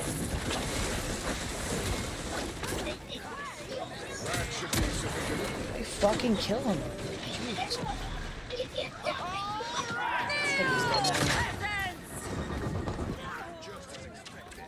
Out time, holy fuck. Yeah, he was just getting away with like so much shit there. He needs to be nerfed. Yo, Black Panther? No. Fucking devil anyway, dude. Oh.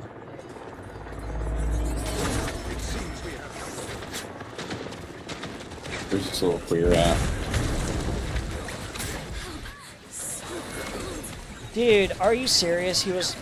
I put it in a place where I thought they wouldn't even explore Black Panther. Of course it's exploring there. Oh, wait, can he... Oh, can they pick up the beacon location in this map? Oh my god, if so, I'm gonna crash out. That's crazy.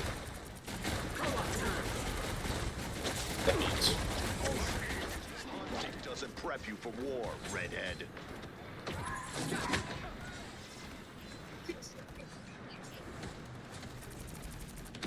Right behind us.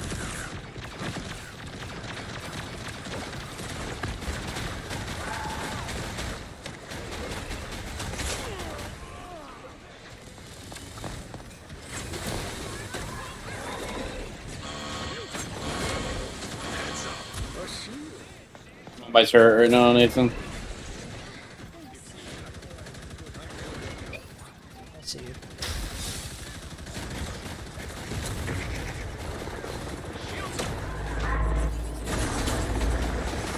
Got about a minute. Of course, they're gonna make one last push. They're all gonna use their ultimates together.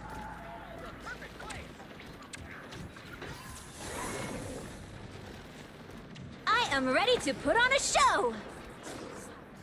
Yep, here comes their ult. Watch out.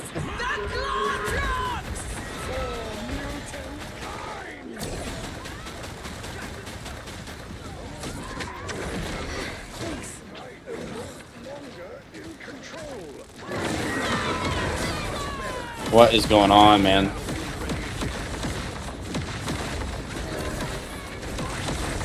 Heal me, heal me, heal me.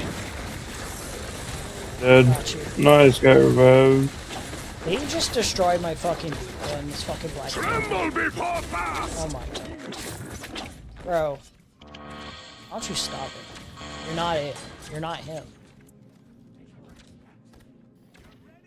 They're gonna strange portal, dude. They're gonna strange portal. You're there.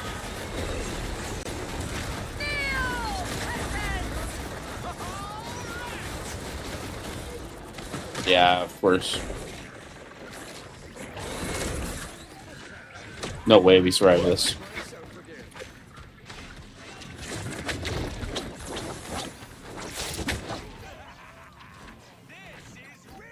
Clean up. Fuck you. Guys. No way. Fuck you. No way. Nice. Bro, really tried a strange portal. They should have just taken their L. I'll play one more. Yeah, I'll play one more too.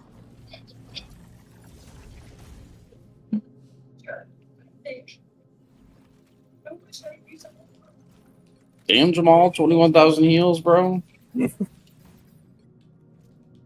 Shooting it right there. Shoot.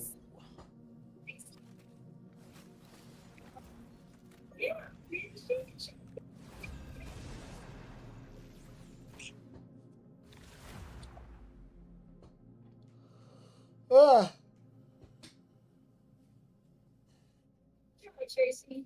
Okay. It's some serious stuff, and we are seriously stuck together.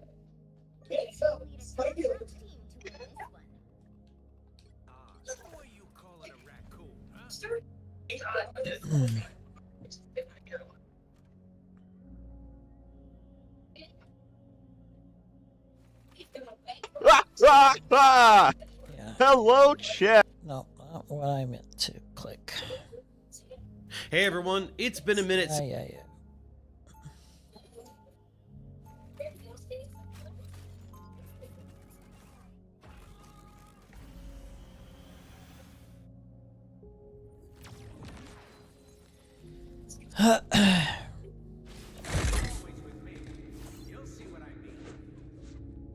This shotgun's really good. Oh yeah, the shotgun's awesome. You don't happen to have a The infinite ammo thing that you get with Rocket too is awesome. But I could easily craft one from the metal round. Why? Or is it faster? I think it's a fortune for an authentic piece like that. And I'd cut you in on a deal. Do you shoot faster and get infinite ammo? You get both. When Rocket's around, you get infinite ammo, but the normal one without Rocket around, with that team up, you just get faster speed.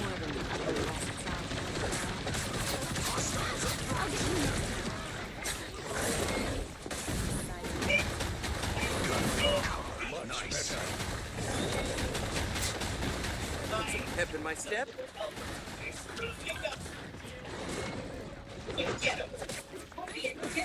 Focus the spike.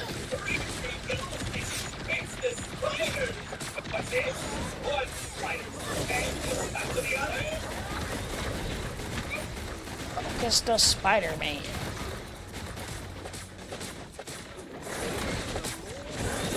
Dude, they need to put Green Goblin.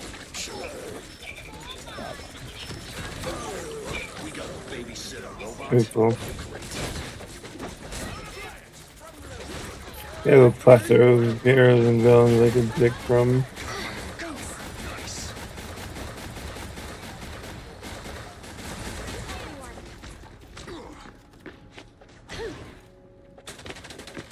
Where is she?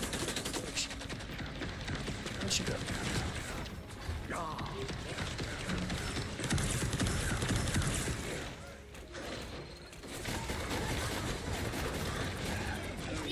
I'm hunting you down, Dino.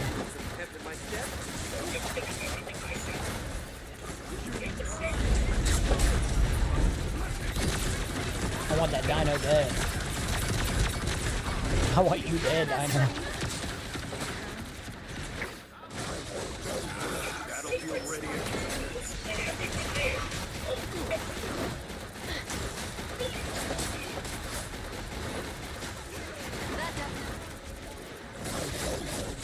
Nah, you're dead. I killed you, Dino. Let's go. Hell yeah. So satisfying to get down with this. I feel like myself again.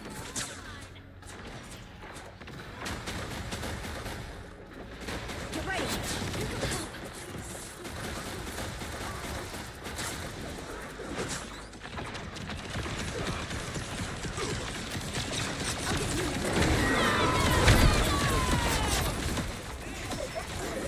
Oh, good. Good too. You can count on us, Kirby. Dude, I'm just on a roll here with the killers. Stop wasting yourself. Can't help it, man. I'm having fun. Having fun this match. I feel like myself again. You made a bad choice, kid.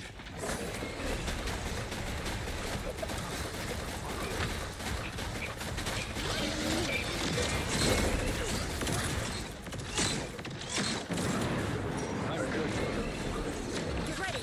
Here come the bad guys.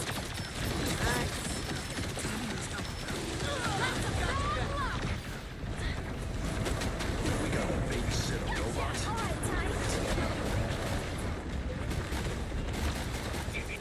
Your powers are Oh, my babysitter on yourself. adding a lot more damage in this game. Let's go. Hell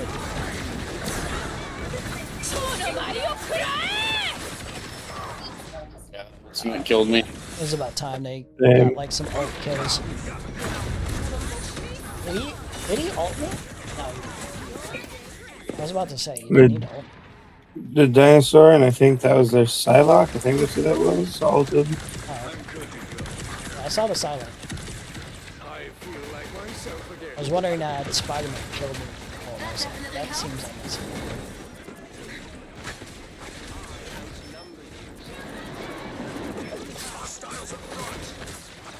Don't mess with the amazing Oh, come on, bro. Damn. He really ulted me there. He really needed to ult me.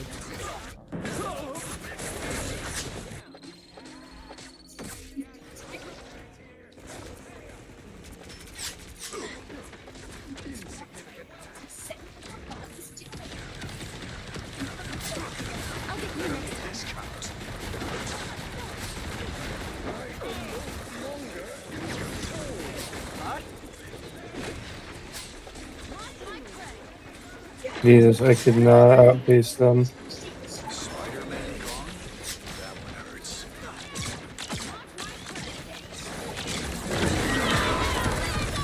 Use my.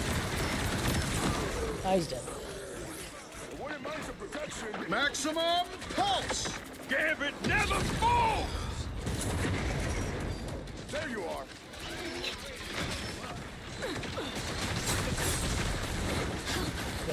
Up. Got my own cover. Nice. You made a bad choice. Got a Loki on top you can kill. It's like a clone. It's up here.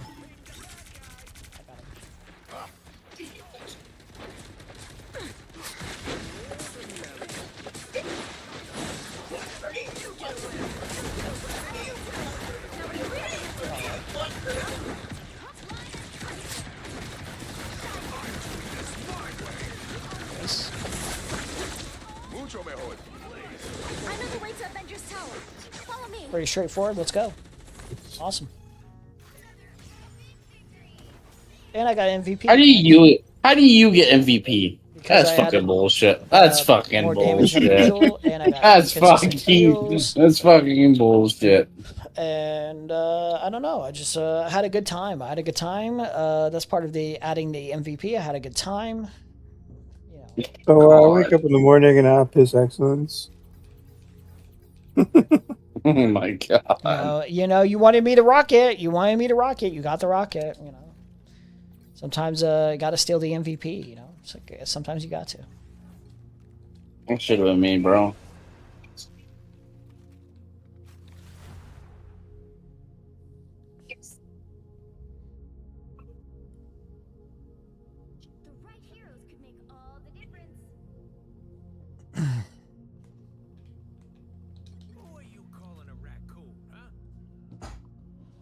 Yeah, let's put me on that last one.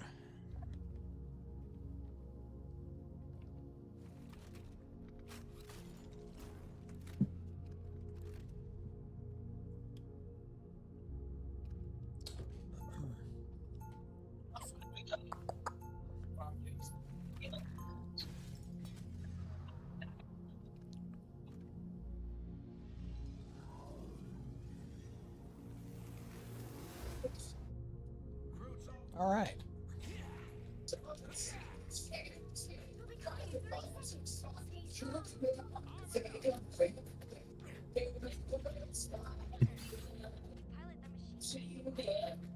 It totally is. Spider and I are synced. Separate entities, but we work together as a team.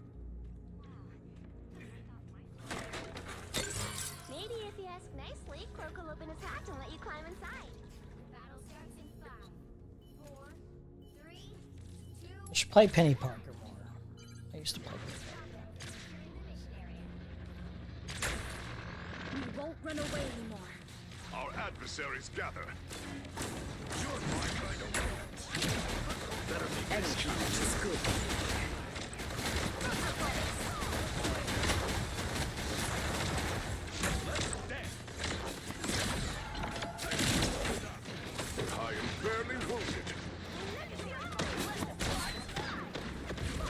Thor's already dead. That's great.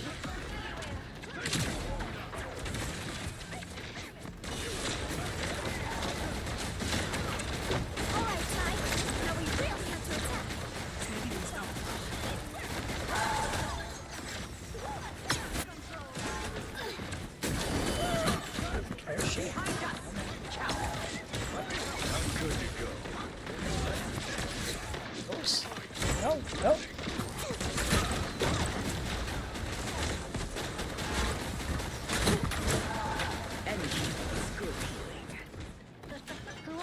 This cat really wants me dead. He's like behind us. He's having a hard time.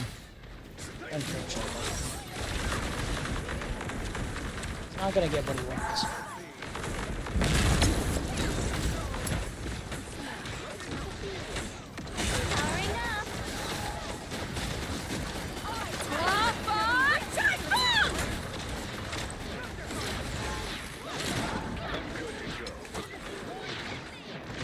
Oh. I don't know who that was. Someone jumped in and fucked me up.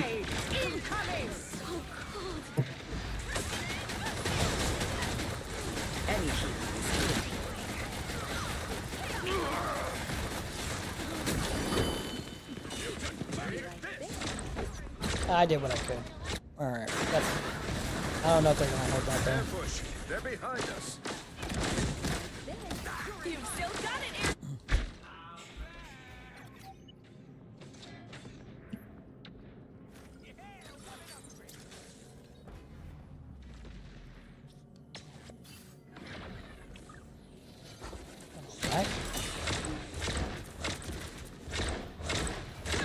Oh, game back to two.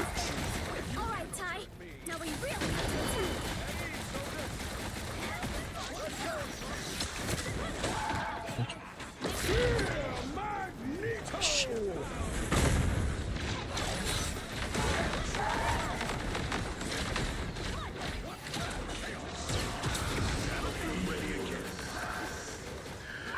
attack. They're on your tail. I am Asgard's might. Alright. Armed and dangerous. Oh, dude. The enemy is here.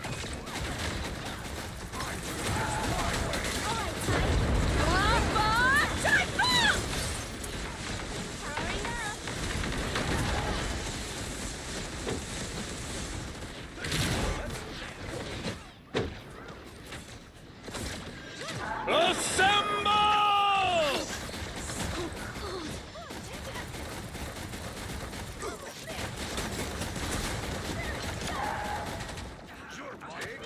Damn, what the fuck was that?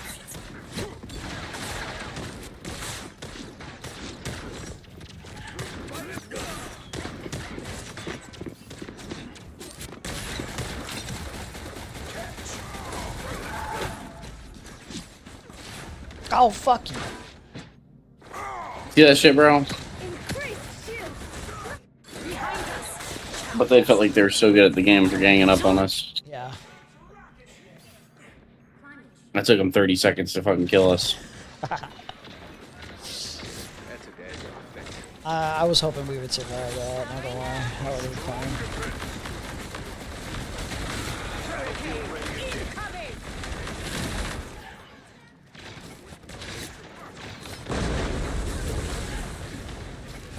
They couldn't weather the storm. And use is good healing.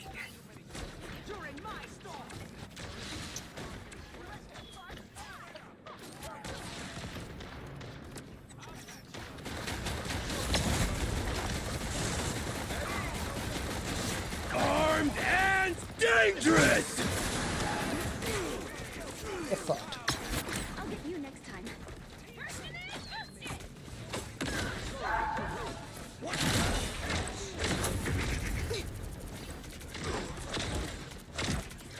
Enemy in front of us.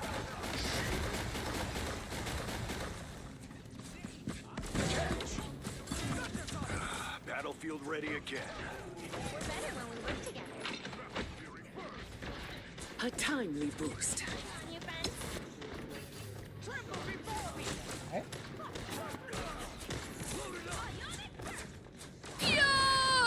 shit. Take cover. Damn.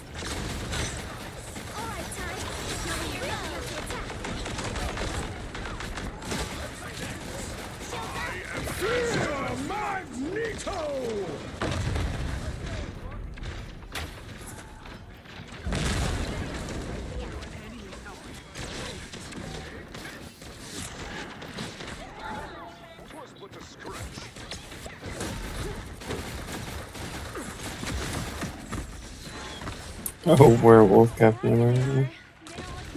Bro.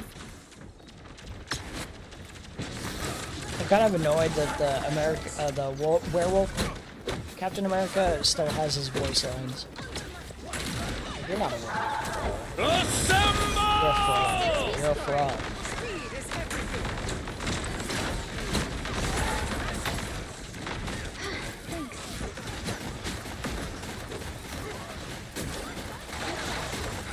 I am shield. Ready again. Excellent. Hurricane incoming.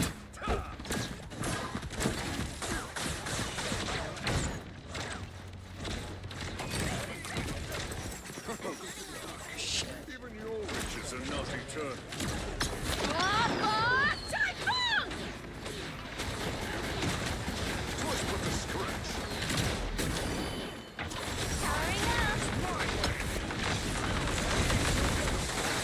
Whoever they are. I'll get you next time. Soya Shigun!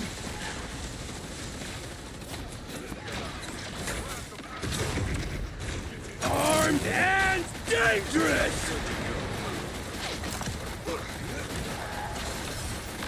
Dude, where are they? Holy shit. Holy shit. He was just taking so much there. It was crazy.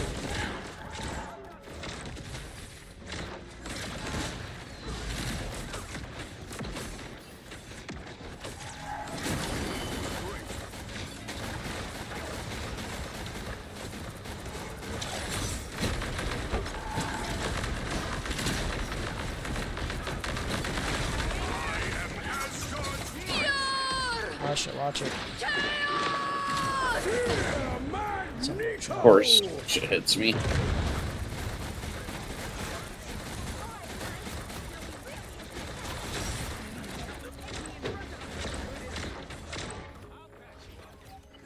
Damn.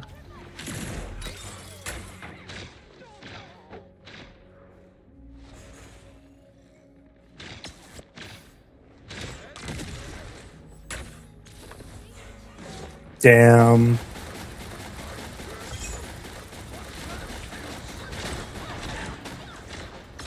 Awesome. I just love getting bum rushed. It's my favorite.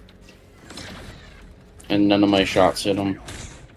It's a shotgun, but you have to hit him directly on. That's okay. Alright. No spray damage. That makes sense. That's literally what every shotgun in every video game is. It's spray damage. What the hell is that? Oh, fucking Moon Knight? Guess they must have made a switch.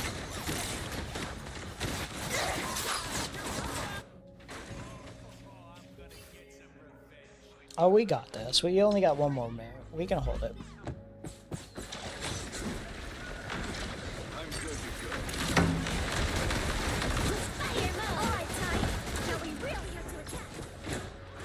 Fuck off, Captain America.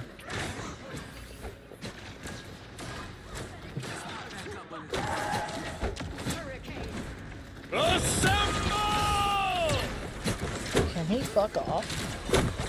That's what I'm saying. This Captain America's a We're about bitch. to fucking lose, man. It's like distracting us too much. Let's come in the hole. Jeez.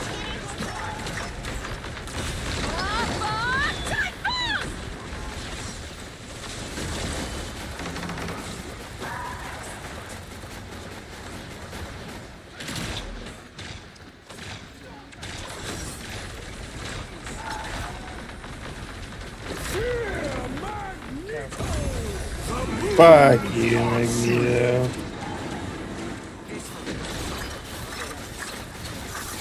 No fucking way. Are you fucking kidding me? What was I supposed to do there?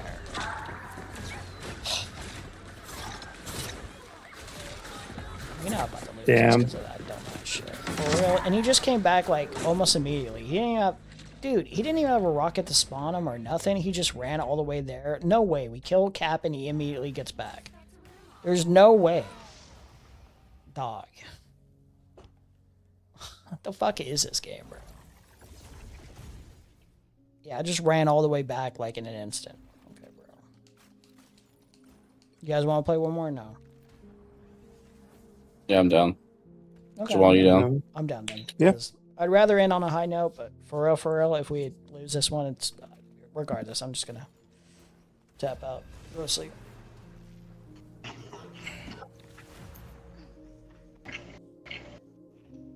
I saw everybody doing the caviar with chicken nugget. Like, why don't I just do my favorite thing? Please, Mom. I got some caviar and I'm like, do this. Like creme fresh on there. What the hell are they talking about? My God, bro. Someone took Punisher. Are you serious? My favorite thing. Please, Mom. I got some caviar and I'm like, the creme fresh on there. That dude's getting muted. Mama. Yo soy mama.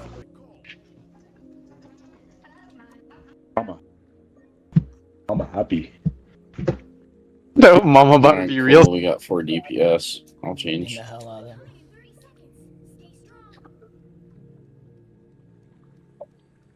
I know every creature who dwells in the sea, but never have I seen any quite like you. Indeed, you are one of a kind. But that doesn't mean you have to be alone.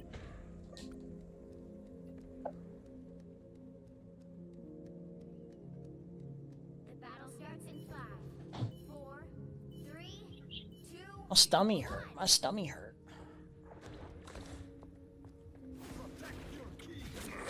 Hell is my realm, but soon it will not be the only one.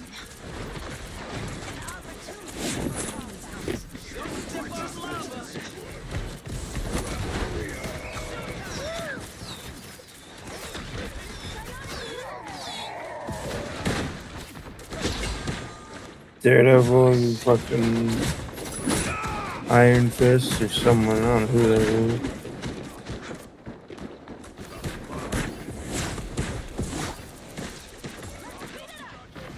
Bro, they thought they could sneak me like that. It's crazy.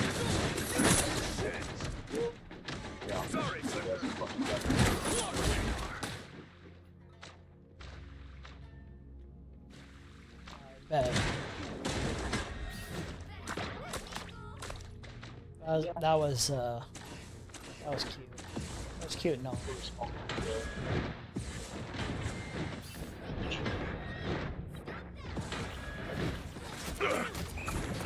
Get fucked.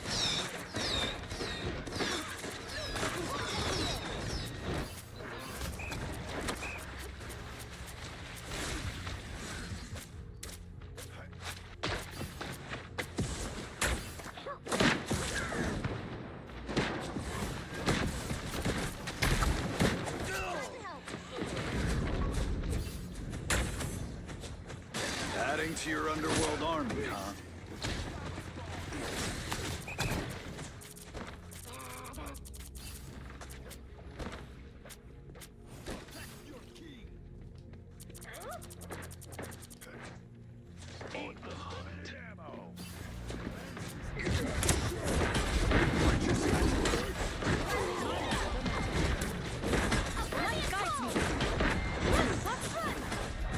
I need to find cover.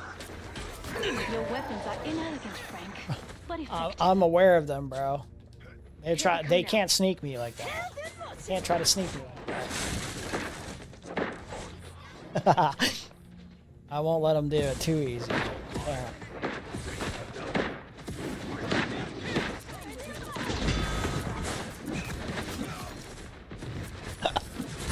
That bad guy's pissed.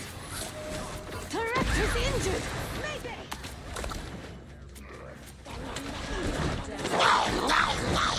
Bitches for support, leaves them hanging. What'd you say? No, you're good. You're good. I'm just saying. The fucking Safi and Papa Safi. I'm not yelling, I'm talking to you calmly. Are they talking shit? I would, yeah. They're sitting there saying, "Oh, I'll be DPS. You guys suck." And What the fuck are they talking wow. about, bro? And then I'm like they're, 6 "Oh and wow, 0, if I bro. could get." I'm the some, only reason yeah. we're able to like hold this. And then they're, "Oh, if I could get some fucking heals, that'd be nice." It's like, yeah, I'm trying. This community is. It's a good thing I had them on mute. That's obnoxious, bro. Like, what am I supposed to do? I'm holding shit. What the fuck do you want? We're holding pretty well too.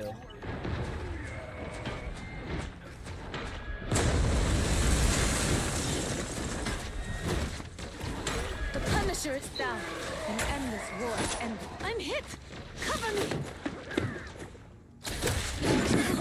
So cold. You're on my radar.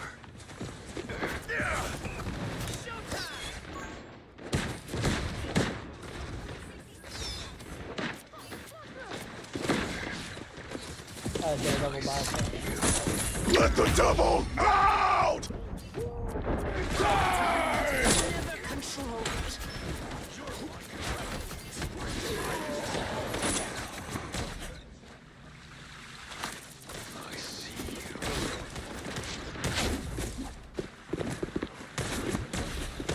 An opportunity.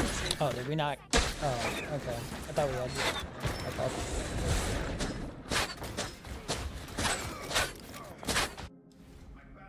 They hit a checkpoint. Now might be a good time to stop them.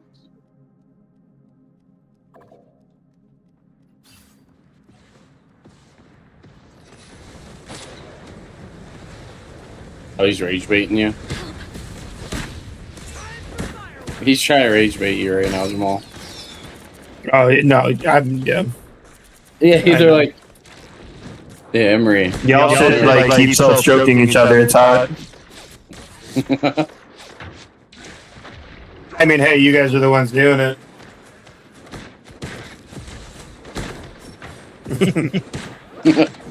Yeah, you're still a hater. Crazy. You're so confused. Why are you yelling? Why are you yelling? We all love you and you're yelling at us. Again!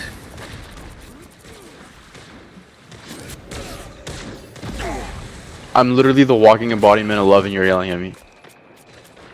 And calling me a hater.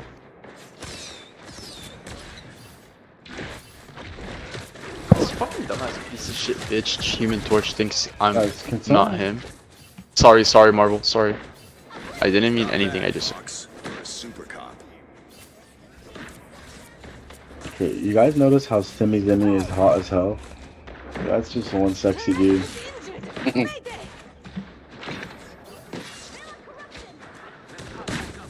Guys, let him come, I'm gonna come. Let him think they're doing something only to die. You're gonna come? Ah! Oh, never mind. I got cooked.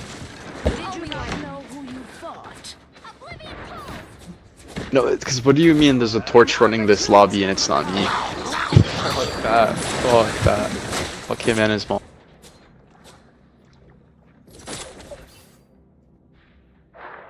Not like approaching. Oh, okay. God damn. Jeff, I didn't know he could hold you in his ult for so fucking long. That's crazy. It truly is just a healer difference, though.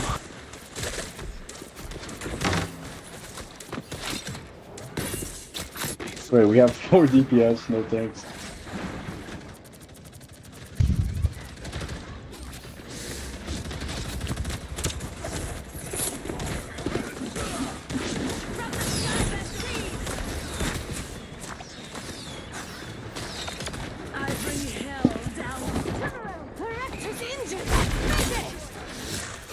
That's 3.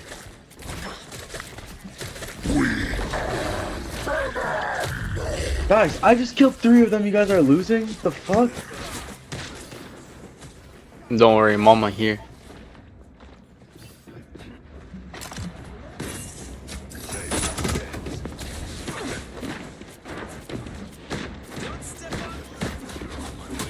Mama, heal me? Mama?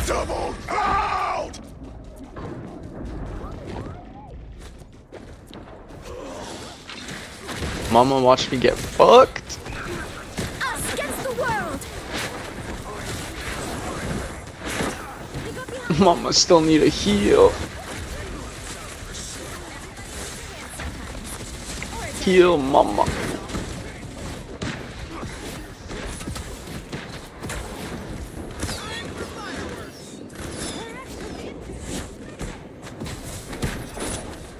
Oh, you torch on me? Oh. Ah! Our enemies are near.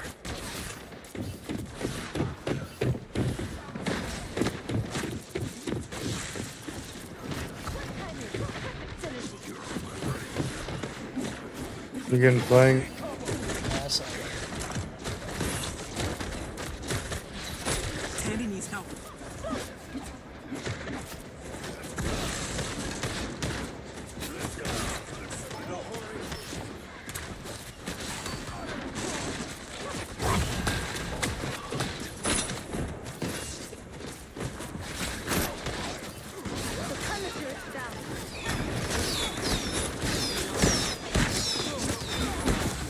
Okay.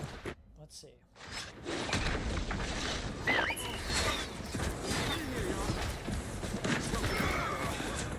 I'm bright like a star. Let's make sure we win.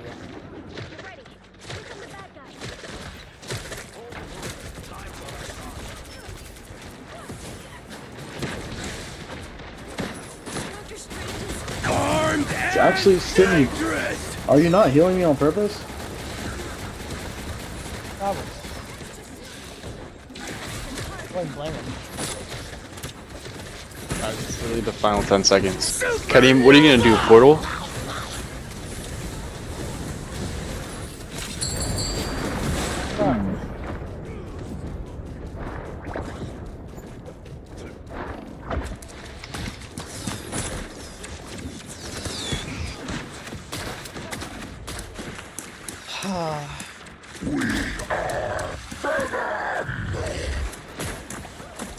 Us against the world. Wow. Cool. We won. Good. I love that the Jeff just like grabs me. Cool. That's awesome. I'm glad that you can do that. Just fucking yeah. I just my ult is I can just grab you and drag you wherever I want. Cool, dude. That's so cool. All right. Well, good games though. Overall. Good night, guys. Later. Yeah. Later. Later.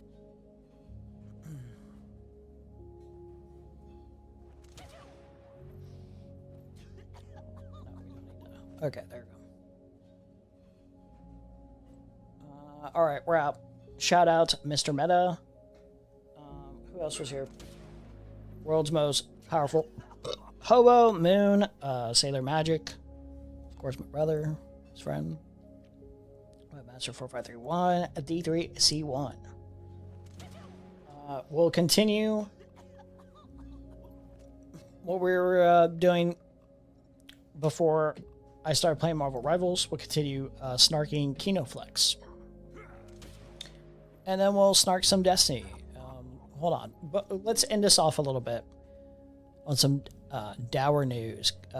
It's dour, but it's important.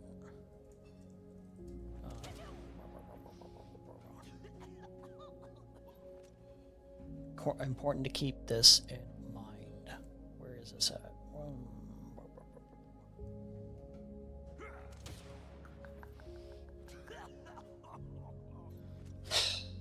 Why can I not find this right now? Oh my god. Oh, there it is.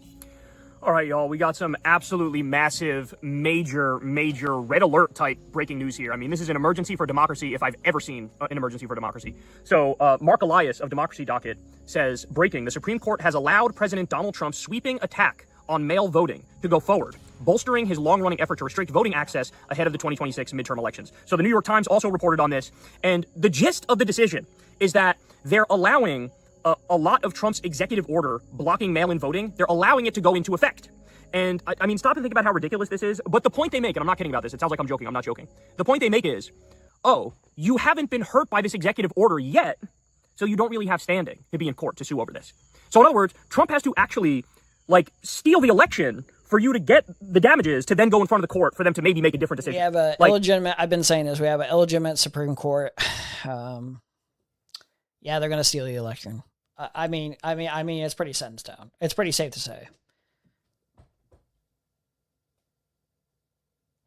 We're like totally cooked here. And the worst is to come. I fear the worst is to come with this news. Like, nobody actually had their votes restricted yet. They're just saying that they're going to restrict votes, and they're just crafting a policy to restrict votes. But since it hasn't happened yet, therefore, like, y'all going to have to fucking deal with that. So I've never seen anything in my life this overtly dishonest. I have to be honest with you guys. I genuinely thought that this executive order attempt from Trump was so desperate, and I thought, like, even with this very right-wing court, there's really no chance that they could let this stand as it is, because it's just so hackish. There's just no shot. Well, it turns out they really went that low, and they said, yeah, you can go through with this executive order which blocks mail-in voting. So let me give you some more specifics here. Yashar Ali says, the Supreme Court has allowed the Trump administration to move forward for now with major parts of his election executive order. By the way, can everybody get on board with my framing on this now? Can everybody start referring to this as a regime? Are you not convinced yet that this is a regime, that this is not an administration? This is not like... It is. I feel like it's well established now. Shouldn't even be in question. No contest. Straightforwardly a regime. A regime who has stolen the country, ruined the country for their own benefit. It's game over, guys. It's a wrap. It's a wrap.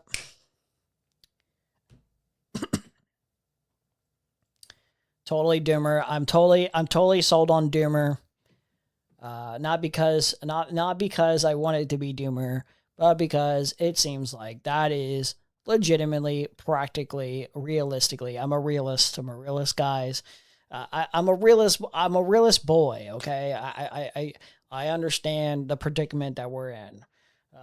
We need to be honest with ourselves. Liberals need to be honest with themselves. It's a wrap, guys. It's a wrap. It's a wrap. We all know this. We all know the actual path that we're on. We all know. Like a normal government.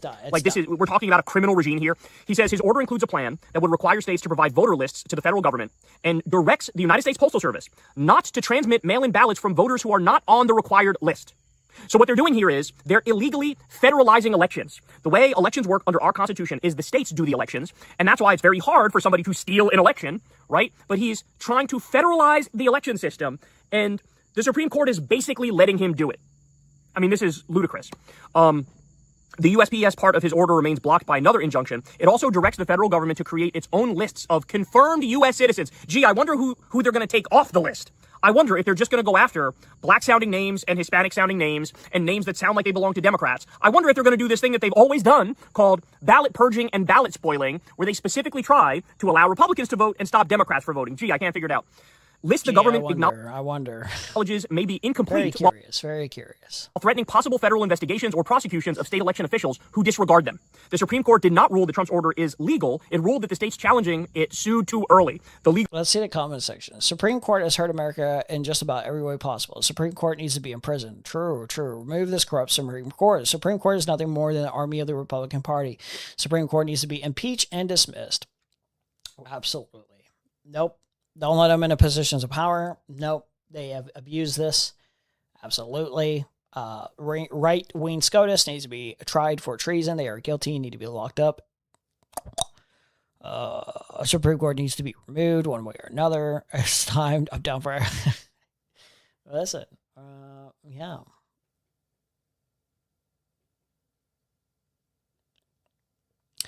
Supreme Court needs to be abolished ASAP. So states are supposed to be in charge of their own voting. The Supreme Court is supposed to go by the Constitution. This is treason. Yeah, quite literally. Isn't that nice, guys? We live in a legal fight continues. So of course, Sony Sotomayor society where our Supreme Court is not in our best interest. Surprise, surprise. Shocking. Elena Kagan and Ketanji Brown Jackson dissented, and, you know, they're pointing out all the same stuff that we're pointing out. I mean, this is out of this world. Dean Obadala says, Trump's post office declares that they will not deliver ballots to people by mail, even in 8 states with all mail-in ballots, unless they comply with what Trump is demanding. Trump is now using the post office as a political weapon to rig elections. The coup has started. Ladies and gentlemen, when I tell you it's a 5-alarm fire, I mean it. When I tell you this is a red alert, I mean it. When I tell you this is an emergency, I mean it. This is astonishing. So, point number 1, there should be protests outside of the Supreme Court in perpetuity starting right now. Like, you should have tens of thousands of people right outside of the Supreme Court right now. By the way, I'll go a step further. I'm a believer in peaceful protest, but I think you should peacefully protest at the houses of the conservative Supreme Court justices. They should not be able to go anywhere without being reminded that they are ending democracy, that they are tyrants, that they are helping a dictator, a wannabe dictator, okay? That they are flagrantly disregarding the Constitution and U.S. law. They should be protesting. There are other words that I think Kyle would share the same sentiment with me. There are other words. And I think I know. I know those words, but I don't know those words. You know, I think there's some words out there. I think there's some words that, you know, I would be an advocating for, but I'm not completely sure. Anywhere and everywhere. They should not be able to go anywhere without people peacefully protesting. There are words. There are certain words. Okay, so that's one of the points right there. The other point is, bro, everybody's got to get out there and vote. I mean, we really need every single liberal, leftist, Democrat, independent, everybody with a fucking conscience needs to go out there and vote on election day. Okay, understand that the end result, they're already sort of achieving what they wanted to achieve. The end result being this is going to depress turnout to one extent or another. But the fact of the matter is, I don't think the Supreme Court would have tried to be this bold and try to do this obviously illegal thing unless they knew the blue wave was going to be so catastrophic and so over the top that they feel like even with this rigging attempt, it's maybe going to mitigate just how much Democrats win by, right? Like if Democrats were going to win by 16 points, they just made it so Democrats win by 12 points with this move. But everybody needs to get out there and everybody needs to vote, and we need to be as aggressive as humanly possible in getting out there, because they're literally, if voting didn't matter, they wouldn't be trying to take it away like this so aggressively, right? Like if it didn't matter, they wouldn't be doing this. So it does matter. You know, people debate exactly how much or whatever, but this is so over the top, this is so egregious, this is so insane. Every single conservative justice should be fucking ashamed of themselves. They are pissing and shitting on whatever remains of our democracy. This is grotesque. This is unconscionable. They shouldn't be able to sleep at night. They should not be able to sleep at night knowing what they just fucking did to this country. This is a disgrace. Like normally I could come out here and try to steel man. It's so awesome, man. It's so awesome. Why can I never be happy? Why can I never give a solid great news, everyone? Because we live in horrible times. It's horrible times here.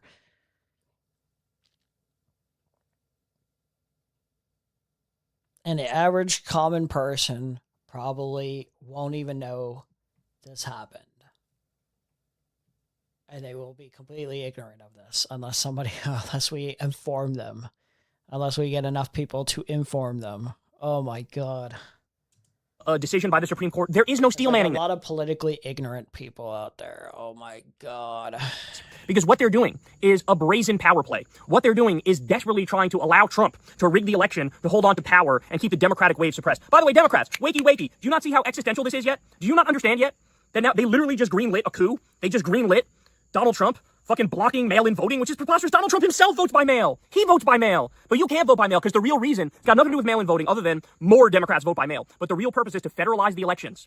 Federalize the elections, get lists of approved voters, and try to ballot spoil and ballot purge and get rid of as many Democrats' names as possible. That's what's happening here. Fucking unbelievable, man. I am so disgusted. I'm so grossed out. I mean, I thought I was done for the day. But no, they decided to dump another fucking horror show on us and did it immediately. So yeah, that's awesome. It's amazing to know where we're heading. Can't wait. We're all gonna die because we couldn't get a fascist pedophile, an obvious fascist rapist pedophile out of office. We couldn't stop him. Okay, that's awesome. Cool. Very cool. Anyway.